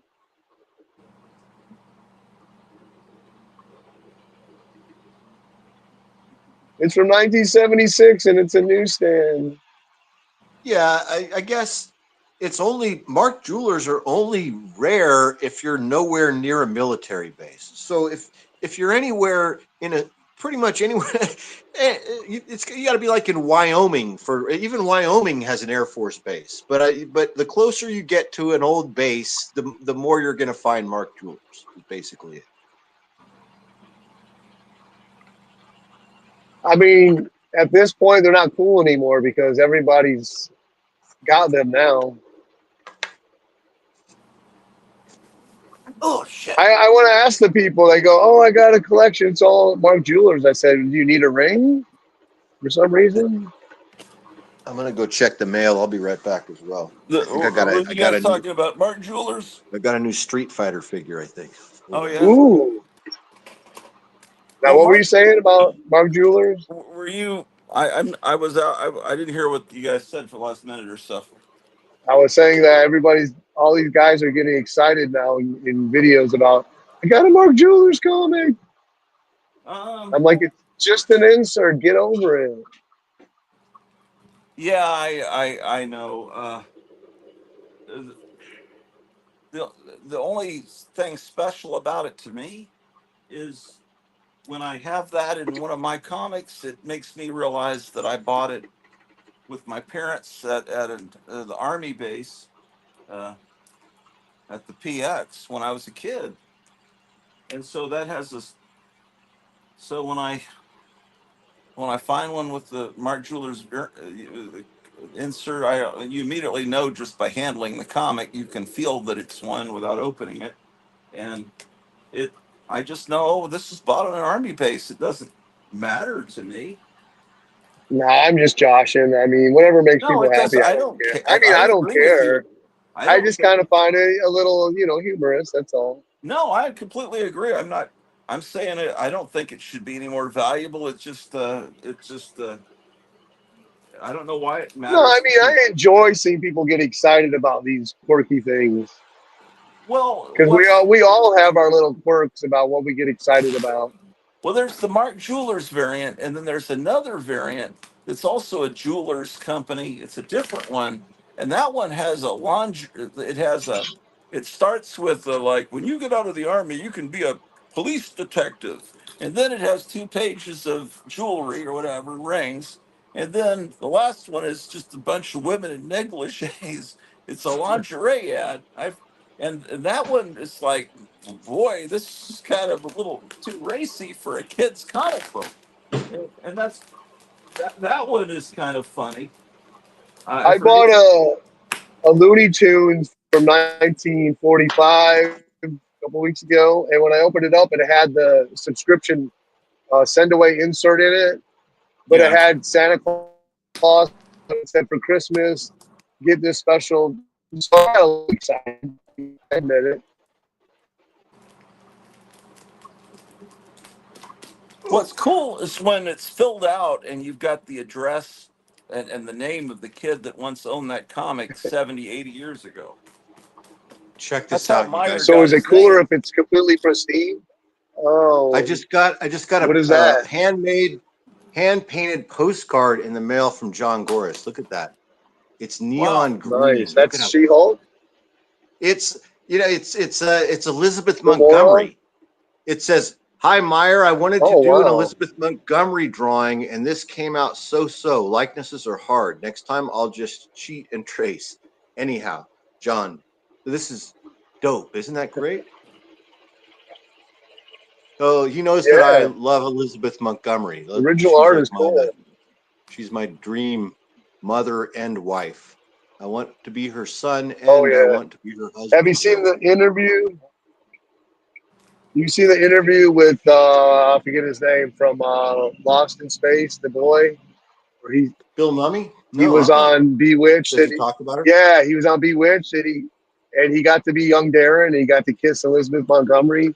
He was on there He a said that was couple the different highlight of his episodes. career. That's so cool. I have to see that interview. I want to see that. Yeah, I remember he was on there a couple different times. What was It's cool the is highlight of his career when he got to kiss her. Gosh, Billy he was, Mummy yeah. wished me a happy birthday on my Facebook page. That was Oh, a cool really? moment the other That's week. cool.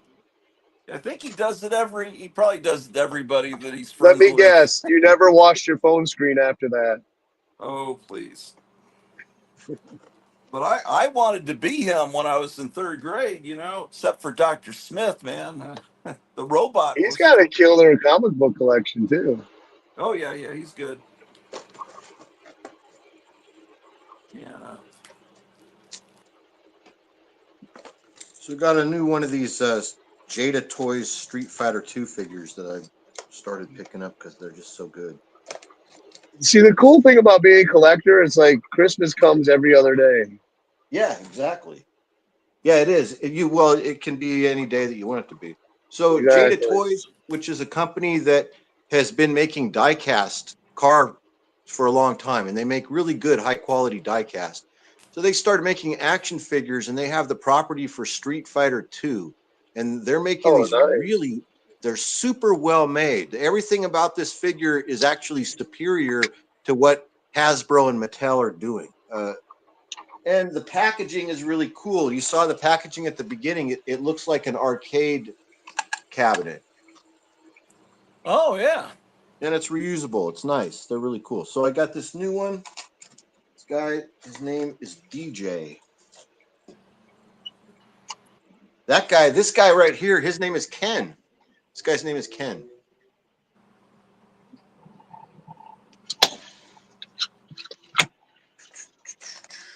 And you know what you were saying earlier about school and about being a comic book geek. So I didn't experience that at school, but in my family, there was a little bit of it because in my family, it was when you were 12 years old, it was time for you to stop doing childish things. And playing with action figures and reading comic books were childish things in my family. So it would be looked at as Yeah. like frivolous or useless time.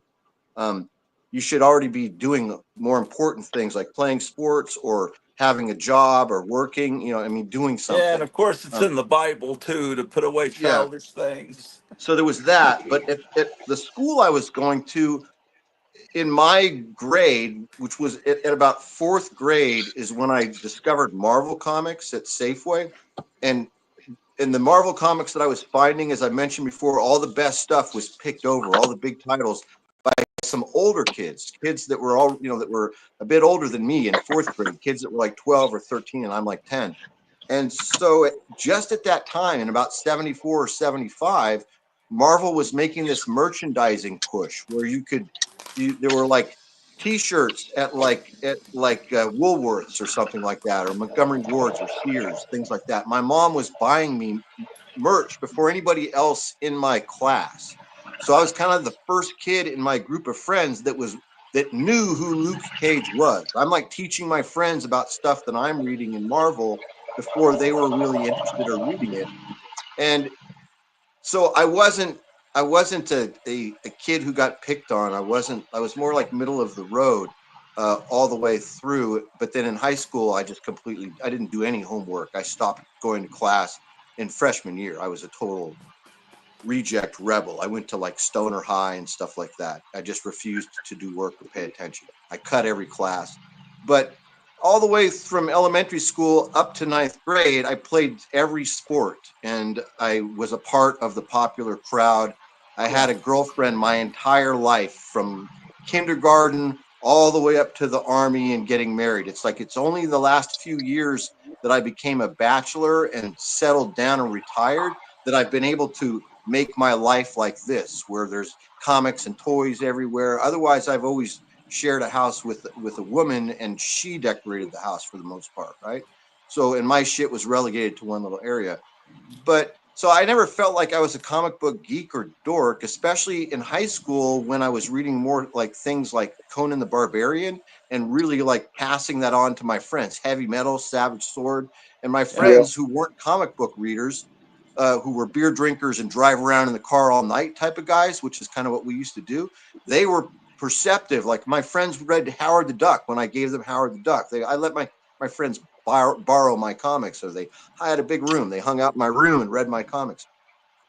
But the main thing for me was the family thing, was that I was embarrassed by my stuff when older cousins would come over to see what I was doing. Like I had cousins that were like in their 30s that were Vietnam vets or Korean War vets or something, and I'm 12 and they're coming over to visit my mom, their favorite aunt, and they're like, "What the fuck are you doing in here? Get up. What are you doing in your room reading a funny book? There's weeds to be pulled in the backyard. I was just in the backyard. What the hell? You can't push a lawnmower?" It would be shit like that. It would be stuff like that. There's a glove. I saw your baseball glove. When was the last time you picked up that glove in the garage? It would be shit like that. Yeah. So I felt bad for being a dork that way. Yeah.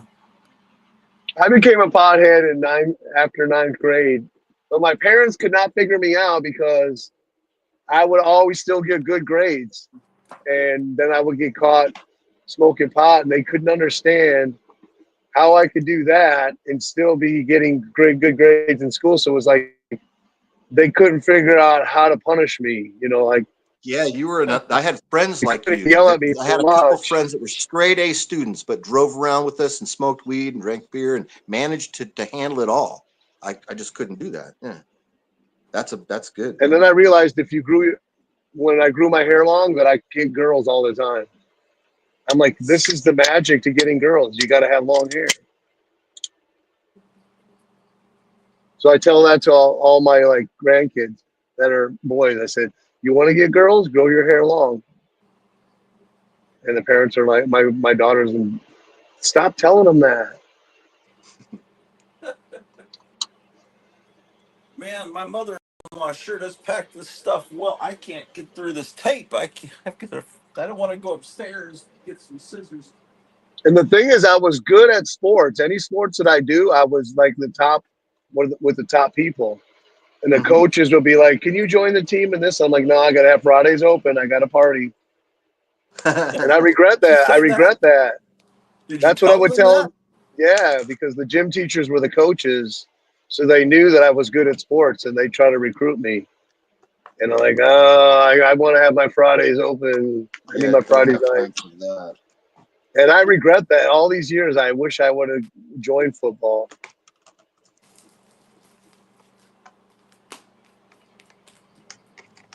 What My kind of wife thing? doesn't like playing board games or nothing with me because I always win. Like with the kids and her, when I sit down, especially Monopoly, she will not play that with me anymore.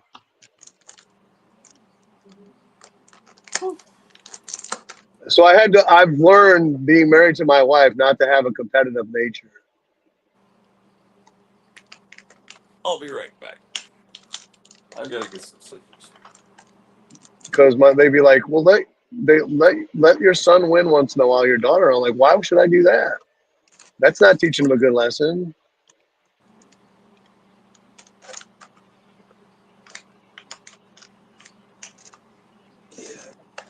As you get What's older, you funny, just get more patient. I got more patient and I started caring less and thinking more along the lines of, well, playing a game, that there doesn't have to be a lesson taught in playing a game. Like, but I didn't get to there till I was about 55.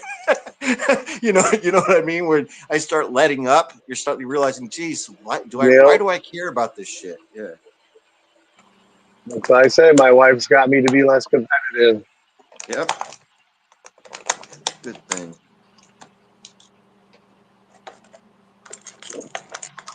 To this day, she won't play tennis with me. She won't rollerblade with me.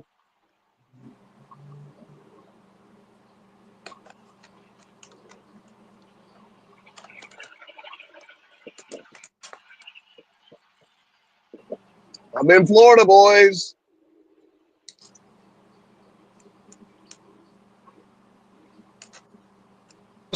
Roger's house. You know, it's far from Oh, you're silent. You're turning into a Cylon again. Oh yeah, I just got across the state line. All right, you're back. Am I back You ever yet? go to, yeah, you're I back. said I'm not too far from Metarog's house. Roger, Oh, cool. he's about 10 miles from where I'm at. You ever go to the Keys? Like, have you been to Key West before?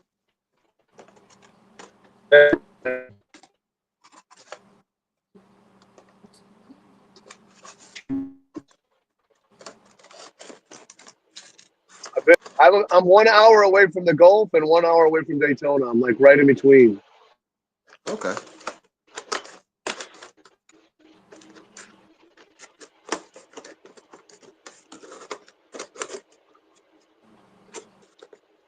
I'm not a beach guy that much.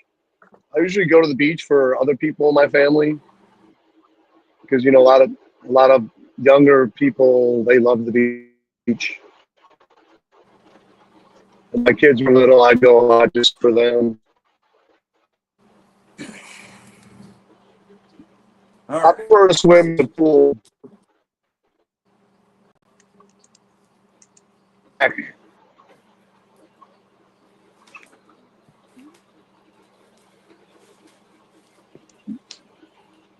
You guys ever? Do your moms ever used to watch the Donahue Show when you were growing up?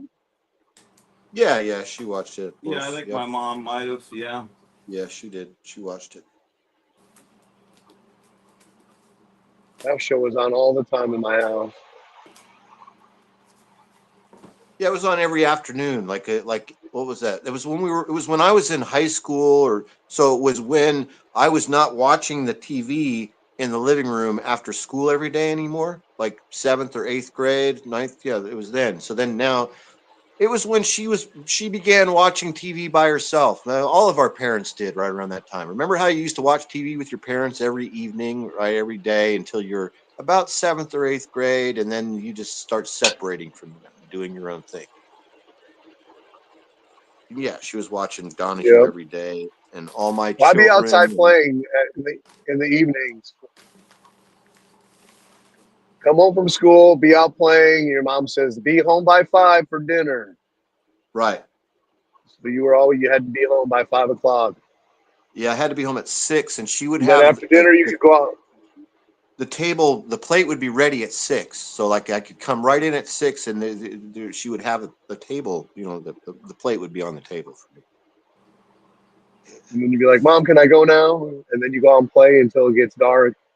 Exactly. Yeah. Some of this is clothing for my wife, and some is for me. Looks like. Is this all the stuff that was in the package from your mother-in-law? Yeah. Well, let's check it out. Can we see Well, it? it's. Uh, my wife Is just it? had a break, so she's watching upstairs. Oh, okay. Well, I mean, this is Not that I think interesting. her clothes. Is it more Misfit T-shirts? No, I don't think so. Is there any I'm not sure. creature Like from the it Black said, Lagoon makeup? I guess it's a no. I don't like not from the mother-in-law. That's stuff my wife. This looks like it's a Sonic the Hedgehog something. Unless something else is in it, it's like a Happy Meal price. That's cool. You get collectibles from your mother-in-law. I don't know that that's what it is. Well, I think it might actually be. Is this? I don't know what this is. I don't know anything about Sonic the Hedgehog, but I'm sure it's great. I don't know what it is. I thought it was You a take bar it of down to the soap. comic shop and you trade it in for comics. No, I wouldn't do that to a gift, and I wouldn't know. I just don't know what it is. It's something cool. It says play like Team Sonic at HappyMeal.com. There's no McDonald's around here. The Okay, good old days of the Happy Meal. this is some caffeine-free, I guess, tea. Okay. Yo, that's a good brand too. Is it? Yep. I'm sure it is. It's another one. I'm looking at the comments. Missing Mars says Higgy Pop is Fonzie. He's right. That's funny. And he says John Gorish is amazing. And Library 88, Mom loved Donahue. Yeah, my mom too. I just remember how he would do that thing where he would say something that he was like he would say something. Donahue would be like, "Look, I did that." And then he would put one knee up and his elbow with the microphone on the knee, and it would kind of hang there. And he would like look at the guests, right? Like, Yeah. look, I did that. I caught you. And then he would strike a pose. We'll be right back. Yeah. It's a lot of posing. Yeah, So he said, "We'll be right back." blanc. Yep, Like, this stuff must be a cologne, I guess. gotcha. We'll This be right is. back. Oh, look at this. What is this? I think that's my wife's shirt. I think that might be a shirt she left there. Let's see.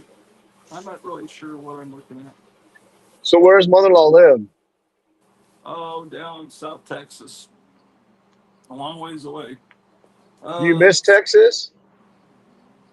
uh, well, in some ways, mostly not.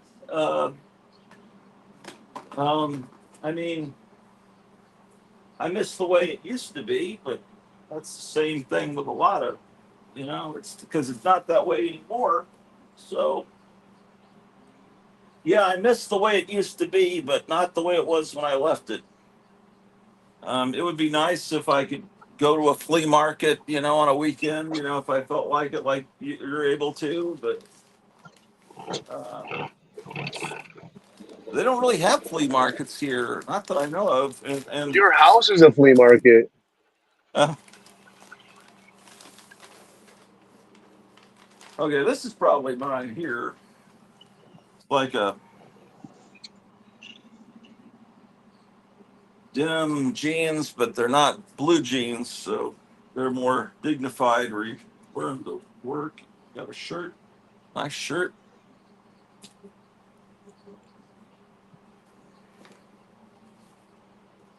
shoes,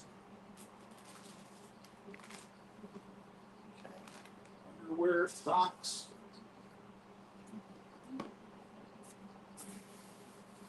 Some of this stuff is pretty heavy. The whole box is pretty heavy. Um,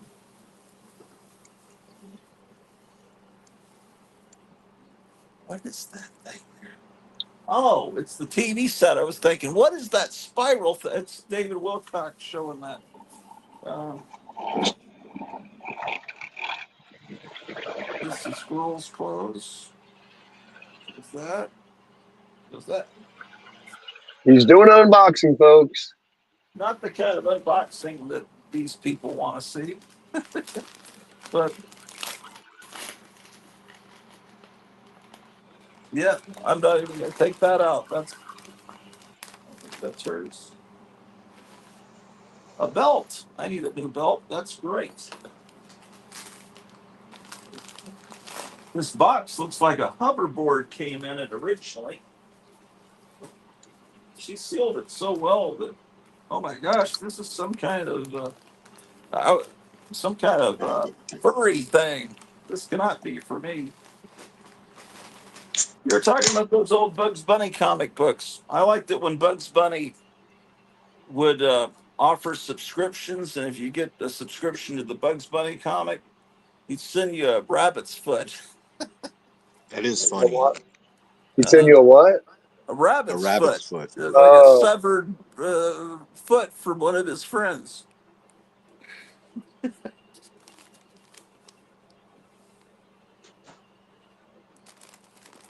Oh, this stuff smells good.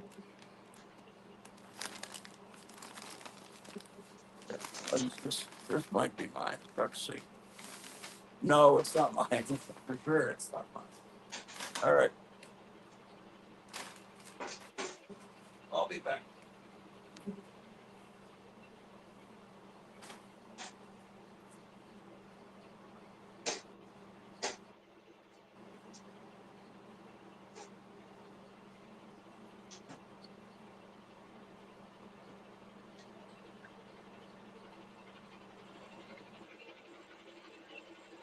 Dead air. Is there dead air? I was in the kitchen. Just Dead now getting air. Dead back. air. Tell us a joke, Mar. I heard this joke and I laughed so hard. And so I What is it? told it to my wife and she laughed even harder. So it was Harrison Ford telling it on a reel. And he said, my wife doesn't want to hear me tell it. So this produce stacker boy was at the grocery store working, putting produce away. And a lady came over and she said, excuse me, sir, where's the broccoli? And he said, ma'am, I'm sorry, we don't have any broccoli right now. It'll be here tomorrow. So he turned back around, putting the oranges up on the thing, and the lady kind of leaned around. She said, where is the broccoli? And he said, ma'am, I told you, there's no broccoli. The truck's coming in tomorrow. It'll be here tomorrow. We're all out. And he went back to work.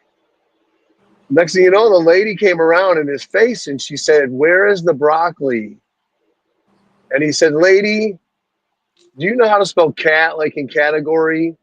And she said, yeah, C-A-T. He goes, do you know how to spell dog, like in dogma? And she goes, yeah, D-O-J. He goes, do you know how to spell fuck, like in broccoli? She goes, there's no fucking broccoli. He goes, that's what I'm trying to tell you.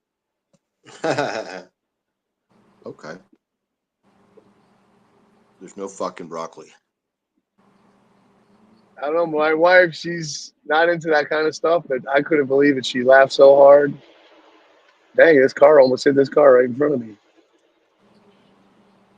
Right here, I rear-ended a lady about 4 months ago in rush hour traffic. She cut right in front of me to go into Walgreens from the opposite lane. And I hit my brakes, but I still rear-ended her. And I pulled up and pulled over, and she's like sitting in her car, like staring, an older lady. And I walked over, knocked on her window, like, ma'am, why did you do that? And she wouldn't say anything. And so finally the police got there, and he's like, yeah, she admitted it was her fault. Oh, wow. She just tried to get into Walgreens, and she was in the lane next to me and cut right in front of my semi. She didn't check her rearview Just mirror. now, or what happened? No, this was like 4 months ago. She probably didn't. But So she didn't look, right? She didn't check her mirror. She didn't look over her I don't shoulder. even know. I was like, why the heck did she do that? It was obvious I was there, but I just seen another car just almost hit a car right in front of me, the same spot. He's pulling into the lane in front of me, and the car in the lane next to me pulls in the same lane. Who knows why these people do what they do? They think an 80,000-pound truck can stop on a dime.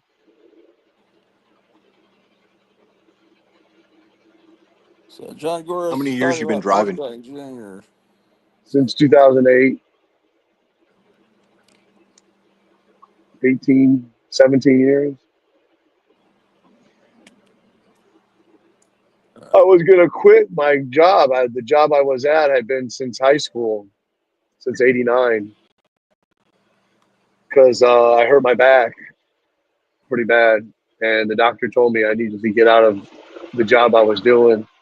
So I got another job at night. I was training on a steel press at a company.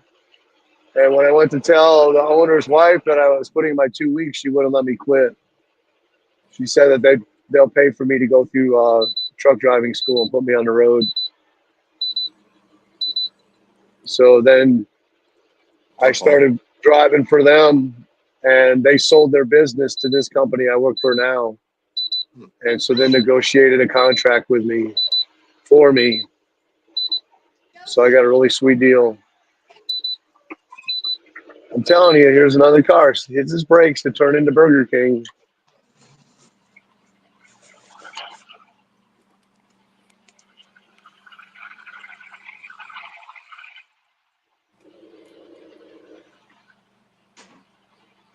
Yeah, I was working for that same company, and years before I was driving, and I knew the drug test was coming up, and I was smoking pot at the time. So I knew I was going to fail. So I got a different job, and I was working that job. And then I told the boss lady I'm going to quit because I know I can't pass a drug test. She wouldn't let me quit. They were kind of like my surrogate family because my dad had passed away when Oh, they hired me out of high school, and they had sold us our house. And they worked. It was like a mobile home park, and they sold us our mobile home. And they kind of ran. She ran the park, and her husband had a big business, the one that I started working for. So I had known him since my dad died, and I was graduated out of high school. So they wouldn't let me quit. I was like, wow. I still work with their son every now and then, switching out loads with him.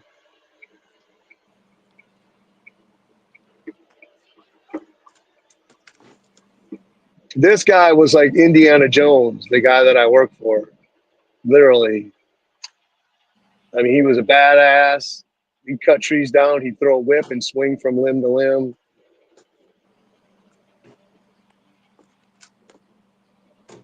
Generous. He actually ended up dying from COVID 2 years ago while I was working with him. He was still working at 70, going out driving truck, picking up stuff. And he got really sick and he wouldn't go home.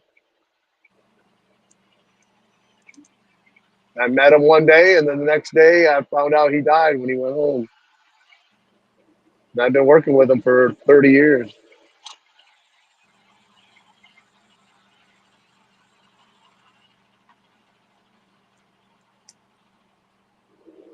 He had all kinds of guns. He'd shoot guns everywhere. And telling you, this guy was like a real live uh, Indiana Jones. Horses. He had a 69-acre farm that we worked at. Log cabin house. He had a house in Montana, and then he had another one on the river, next city over. And he was self-made. He had quit school in 5th grade.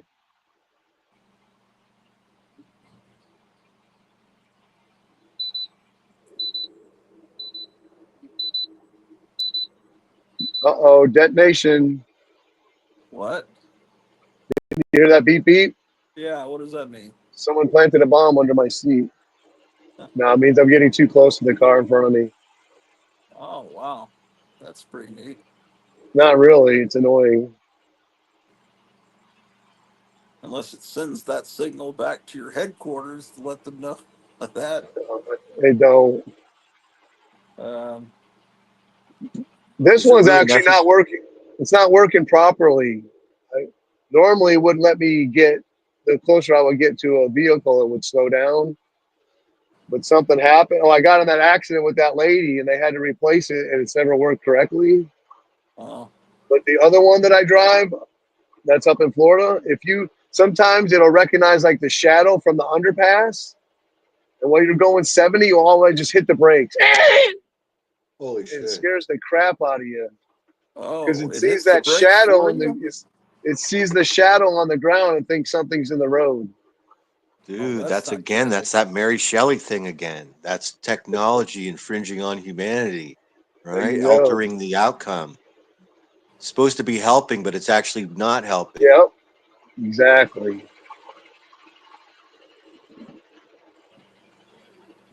Library 88 was asking if you're going to sell your doubles before you go to the Dominican Republic.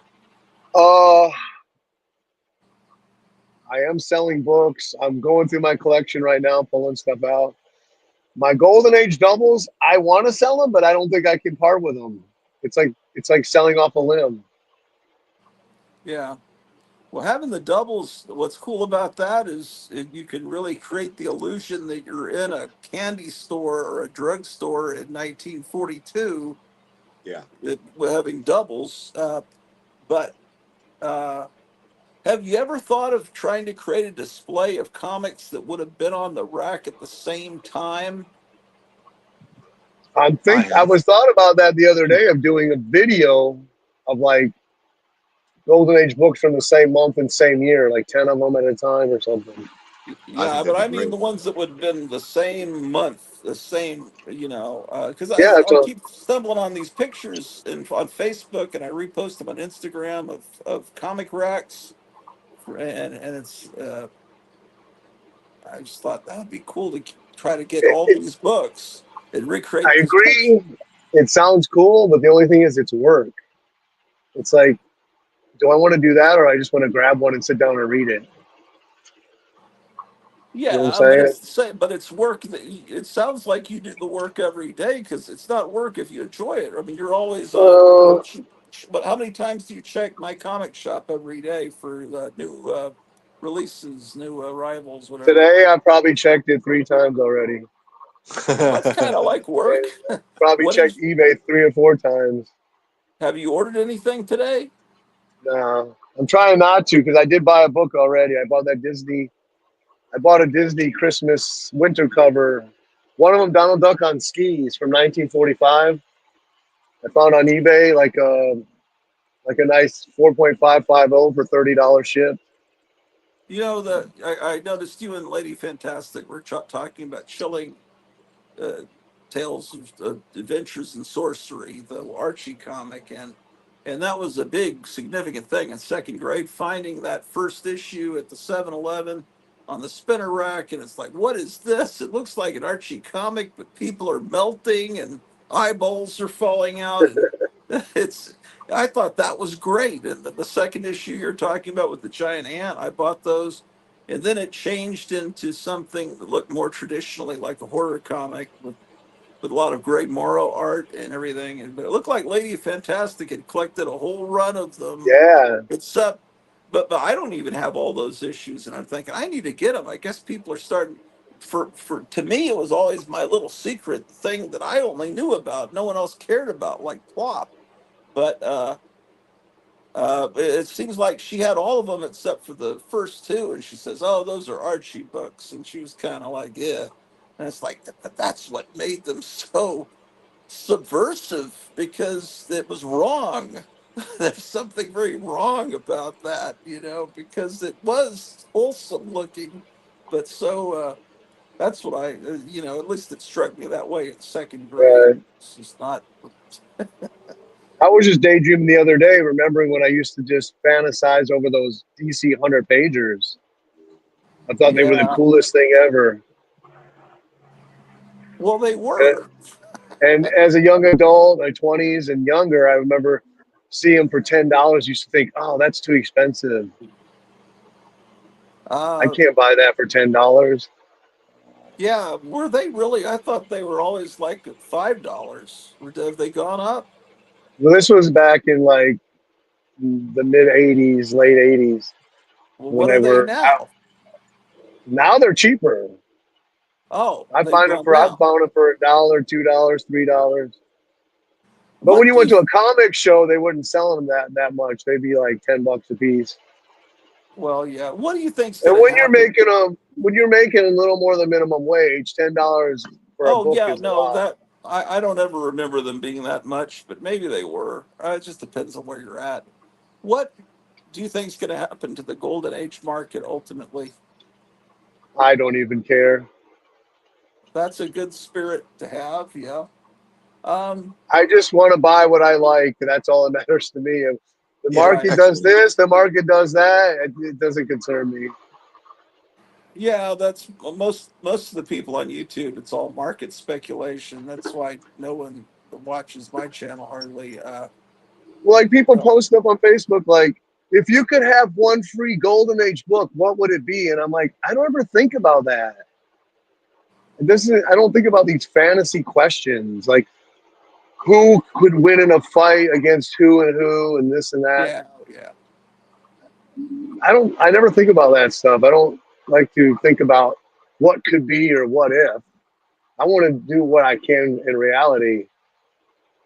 yeah. I just know that the things that were collected 10 years before the golden age started, the value is going down on them, and so there's probably less than a dozen people alive that were able to buy Action Comics #1 as a 10-year-old, people would have to be, almost 100 years old.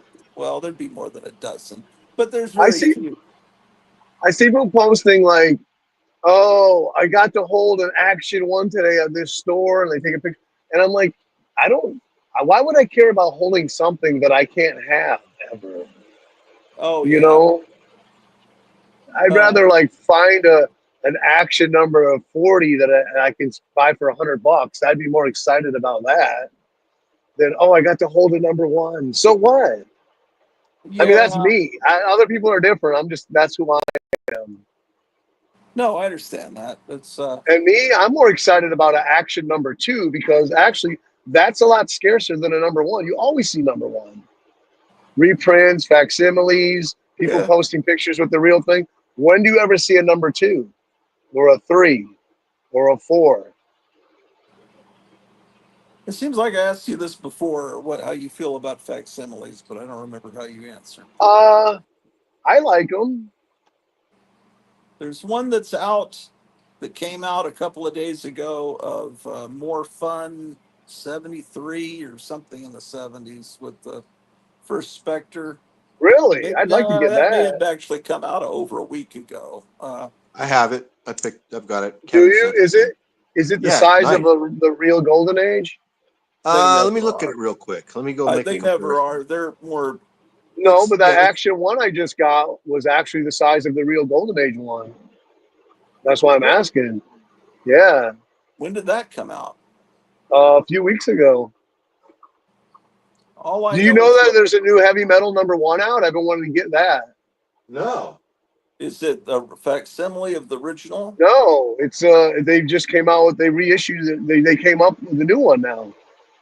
The Yeah, company's but coming do you out with. think it's going to be anything like? I mean, Richard Corbin's not alive I anymore. don't know. I want to I see it. I want to get it because I have the other #1. I'd like to make a picture of both of them together. I You know, the swore new I had the Savage Sword original. is really good right now, you guys, to be honest. Yeah, I know. I picked But up also this newest. So here, let's look at the more fun real quick. Yeah, let's look yeah, at it. because we So haven't seen here what it you got is, from but Kevin in your it's not last. at all. I mean, look, here's a golden age Joe Palooka from like 1955. Right? It's not at all the same size. So Okay, I still want it though. it is a thick book, so it's probably more like a Silver Age size by Did they have a comparison foil? to like a Yes, they what's that? did. The foil? They do The only have a thing is, I hate foil. the foil they're using. I hate it. It's so dark. Yeah, It but doesn't really reflect light, why like a why would mirror. you want a foil of a Golden Age comic? I don't get it. It's just because it's funny. It Check just out looks cool. this is It's the shiny newest. object. This is the Oh, newest Savage Sword with this Joe Jusko painting of like the Tree of Woe. Look at that. oh, did you get that from Kevin? Yeah, I got this from Who Kevin. does And interior art? the interior art is good in here. So it's not the guy that we've seen before, that looks like John Buscema. He's not in this issue, but there's a lot of new art in here, new artists and new stories, and it's chock full of good stuff. I think I'm gonna go to the comic shop when I get home in a few It hours. rem- this reminds me. So this new Savage Sword, it's a lot of it's really good. It reminds me of what Savage Sword looked like in about 1985. That looks Okay, like a yeah. Frank Pozzetta pose right there. Isn't that nice? Yeah. Doesn't that look like a Frank Pozzetta? That pose on him? That figure right there? When I was a kid, my parents got me that book of anatomy by Frank Pozzetta. I wish I still had that. That thing was so awesome. I haven't seen that. Where's Kevin today? He hasn't come on. He must be busy. I haven't talked. He Yeah, was I around think he last night. must I be. talked to him a little bit last night on Did you read surveillance. that, Conan? No, not yet. I read the other one, but not this one yet. This I just got a couple days ago. It looks really good though. The Looking only forward thing to it. is, I probably have like 150 Conans at my house I need to read. I found almost a full run from like 50 on in the 50 cent bin like 5 or 6 years ago. It's so hard to get rid of those books. I mean, I know I got to downsize, but all those I want to read them. And Why if do I you could have bring to? them, Why do you have to downsize? I feel like that's the right thing to do since I'm going to be moving to probably a smaller place in the Dominican Republic. I don't want to. I want to bring them all with me. Well, But it's kind of a symbolistic way to show my wife that I'm really serious about moving. but being serious So about here's the moving, you more show that by fun. And then buying they the also tickets. did Police Yeah, I Comics number got that one, one. I read and that. then It was really good. also Flash too. This Yeah, I Flash. got that one. These are the ones that I have so far. These three. I've always dreamed about having a more fun issue with Spectre on the cover. I would love to have one of those. Well, they tried to do a facsimile original Golden Age size of I think Detective Comics 27, but it was too big. It was more like a magazine size. They could never get it Mhm. just right for some reason. The only thing with that book, it's been done so many times that I'd rather have the next Right. issue. I did get that Detective 55. Is it 55 or 33? 31. They just put that out. And that Yeah. was the first time they ever reprinted that book. Right. Yeah. Oh, with Batman over the castle. Yeah. Yeah. Yeah. So that was cool. This one. Look at I this. had He John he Loris paint the cover for me. he got a blank Oh, cover, and wow. he gave him not two covers but four because he did the inside too. Why Marvel reprint any of the timely stuff? We They do won't, but facsimiles of that, I except love for this uh, right here. well, Fantagraphics is printing Atlas stuff, but the timely stuff, I think Marvel's scared because it's so politically incorrect. oh wow. So what? Well, you know how they are. Not all of it though. Well, I All mean, of it is. the World War II issues would be. Marvel was even pussy about it in the '60s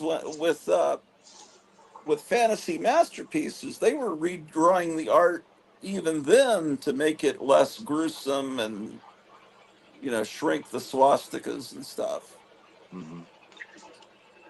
But they're the ones that got rid of the comic code. And they were fine with it. Now they're afraid. It's not the comic code so much as it. They just think it's the they reject the past. That's how those people, communists, reject the past. They don't want to acknowledge it. They want it gone. You know, I saw the Thunderbolts trailers and I was like, man, this looks like finally a Marvel's good movie. And then I heard that it bombed at the box office, and I'm thinking the fans to realize that they're not going to these people aren't going to give their money to Disney anymore. And I thought, oh wow, nice. We're standing up for something because Yeah. Disney should learn a lesson. Disney should learn a lesson with that. That no matter how they try to pretend like they didn't put all that woke crap out and try to put out good stuff now, people still remember what they did, Oh yeah. I'll and they never don't forget what want to they. reward them. Yeah, that's right. Yeah, It's all a bunch of bullshit. What they did to Star Wars as well. There's people that still watch these Star Wars shows and get excited about them. I don't understand it. I started watching Andor and I found it so boring.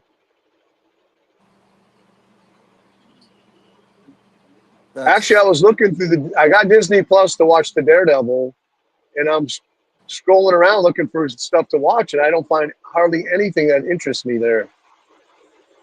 No, they won't release the '60s Marvel cartoons either. I'm sure they won't ever do that. Um,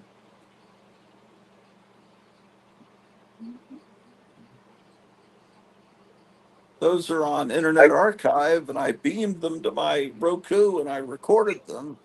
Now the beaming from my phone to the Roku is not working anymore from Internet Archive. So I don't know if they've disabled that or something weird's going on for at least a month or two. I got the new AI AUI whatever update for the Samsung, and it's horrible, man. The battery overheats.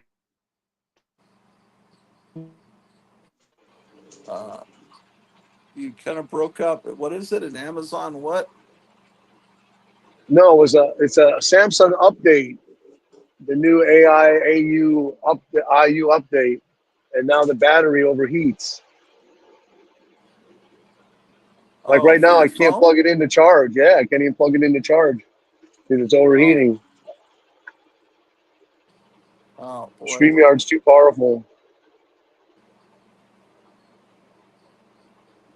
Well, guys, I'm gonna let you go. It's like my phone's about to die and I can't All charge right. it. Well, it's nice talking to Take you. care. It was Take awesome care. being Bye. on. Take care, dude. Good seeing you. So, Oh, what time is it? It's almost 2 o'clock here. so that means it's 4 o'clock here. Let me see Yeah, here. yeah. Oh yeah, it is, isn't it? Well, that means I can eat in an hour, I guess. Um, um, yeah, I've got to.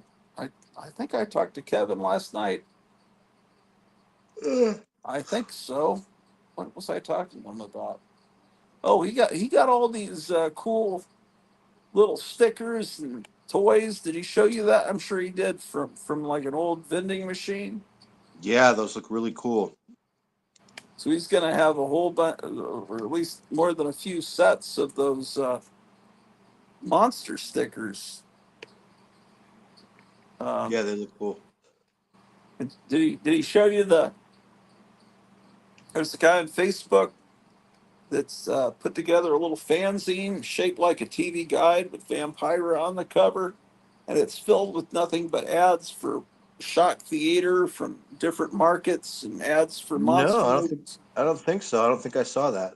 Well, Sounds yeah, cool. he put this thing together, this guy, and then he also has a bigger fanzine. It's nothing but ads for the spook show kind of things, and they're expensive. They're $20 each. But he said I'm only going to be selling this for about a week here on Facebook or from my website. Then I'm only going to sell them at shows.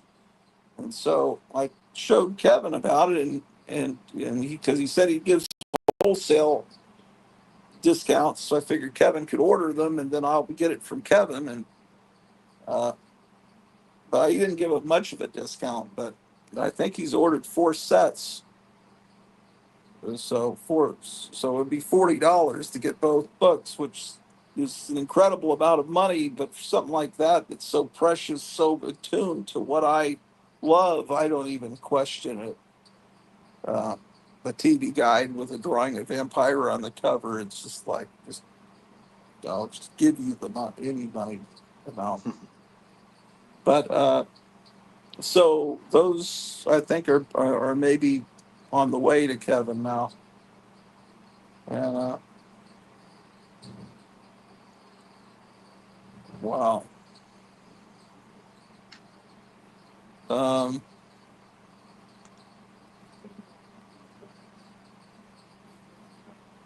so yeah, the facsimiles are what I get most excited about. Um, That's what I'm buying most of probably. and I didn't know there was a new Savage Sword of Conan. You got one without the logo? Yeah, yeah. I got the one without the logo. There's another one with the logo, and then there's a whole other cover altogether with the logo. But they didn't continue. Remember how the last issue, the thing that attracted us to it was the old original font from the old logo, and it hit our brains, and we're like, "Oh, look, it's Savage Sword. It's actually back." So then this month they don't have it. It's back to the new logo that doesn't look like the original, so it doesn't give you the same feeling. You know what I mean? Yeah, yeah, the original Marvel design logo. Yeah. Yeah, Still good though. Still, it's they're doing a good job. It looks great. yeah. I just think it's weird that Robert E. Howard characters are scattered around. You know, why is Red Sonja with dynamite while Conan is with this other Heightened company, whoever's doing it? heightened books, I think. And then and then you realize, well, Red Sonja wasn't even really a Robert E. Howard character as she's uh, depicted now. It was he had a character named Red Sonja, but it was nothing like the comic character. That's Roy Thomas's thing. And, uh,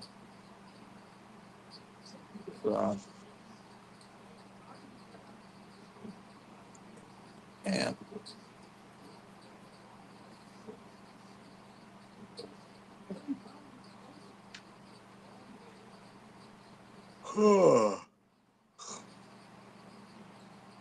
I think I'm gonna get something to eat. Yeah, Kevin must be busy today, huh? yeah,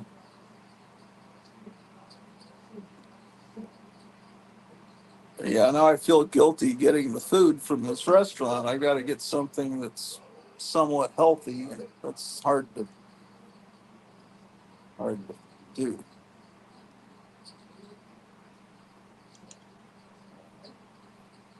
What are you gonna eat? I already had sushi, but I'm gonna have pizza with the kids next door because there's a big UFC fight tonight. Oh, you got a UFC night. Yeah, there's a big fight next door. It's a long thing. It's like it starts. There's all the prelims, and it's going to be like 3 or 4 hours of people beating each other up. And I'm supposed to bring pizza, and I have two pizzas that I got from the deli and some chicken tenders, and so that's what I'm going to take. But I'm going to probably snack on something before I head over there. But so Okay. I've got like 3 hours before I go over, but it's a long time, dude. It's a whole long thing. I might not go over right away. Although it depends what the first fights are like, I guess. I don't know. What's the name of this artist you've been showing me stuff from again? Johnny Ryan, Yeah, yeah. That stuff looks good. That guy it's goes pretty far. it's brilliant. Yeah, and he goes all the way across the line, and but he's brilliant. He's pretty genius, and from the references and the stuff he's into, I don't know his exact age. My son knows him much better. Knows everything about the guy, but he's got to be close to our age. He's in his 50s.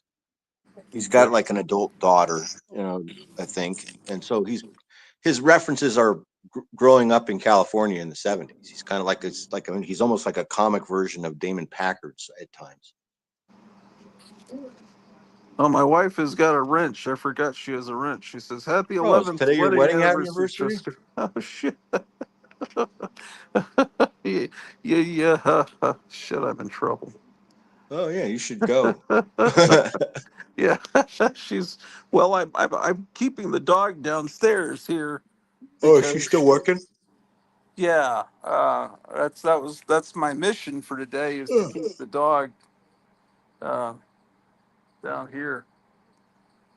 Uh, yeah, so I got to stay down here. But anyway, I guess I'll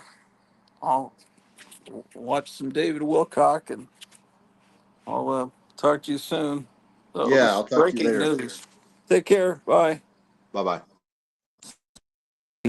Here, just got a flash.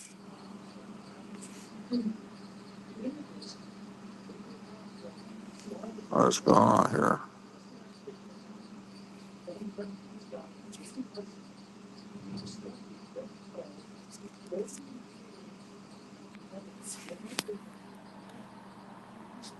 What am I doing?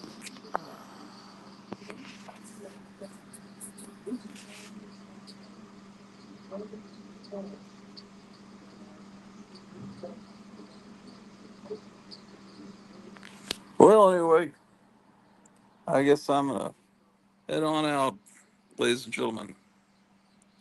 Um, I was talking about the history of superheroes in movies and TV shows. I think I got up to Batman, but yeah, the Marvel TV shows of the late '70s were weak. Hulk was the best of them, but it wasn't really the Hulk from the comic book. That was really more updated version of the Fugitive.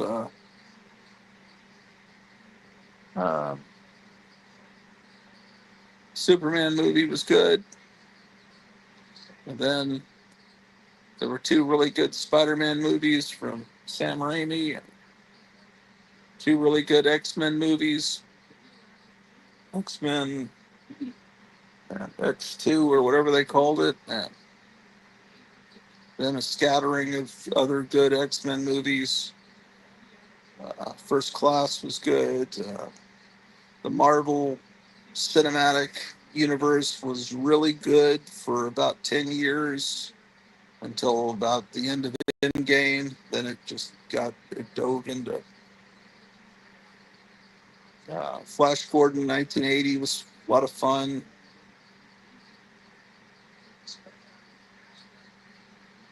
And the first two Batman movies were good, really good.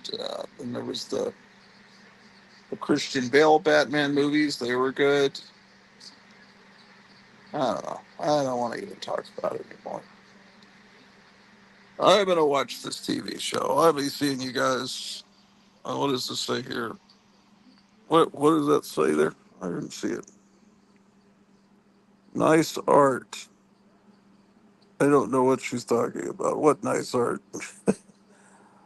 Um, I'll be talking to you guys soon. Goodbye.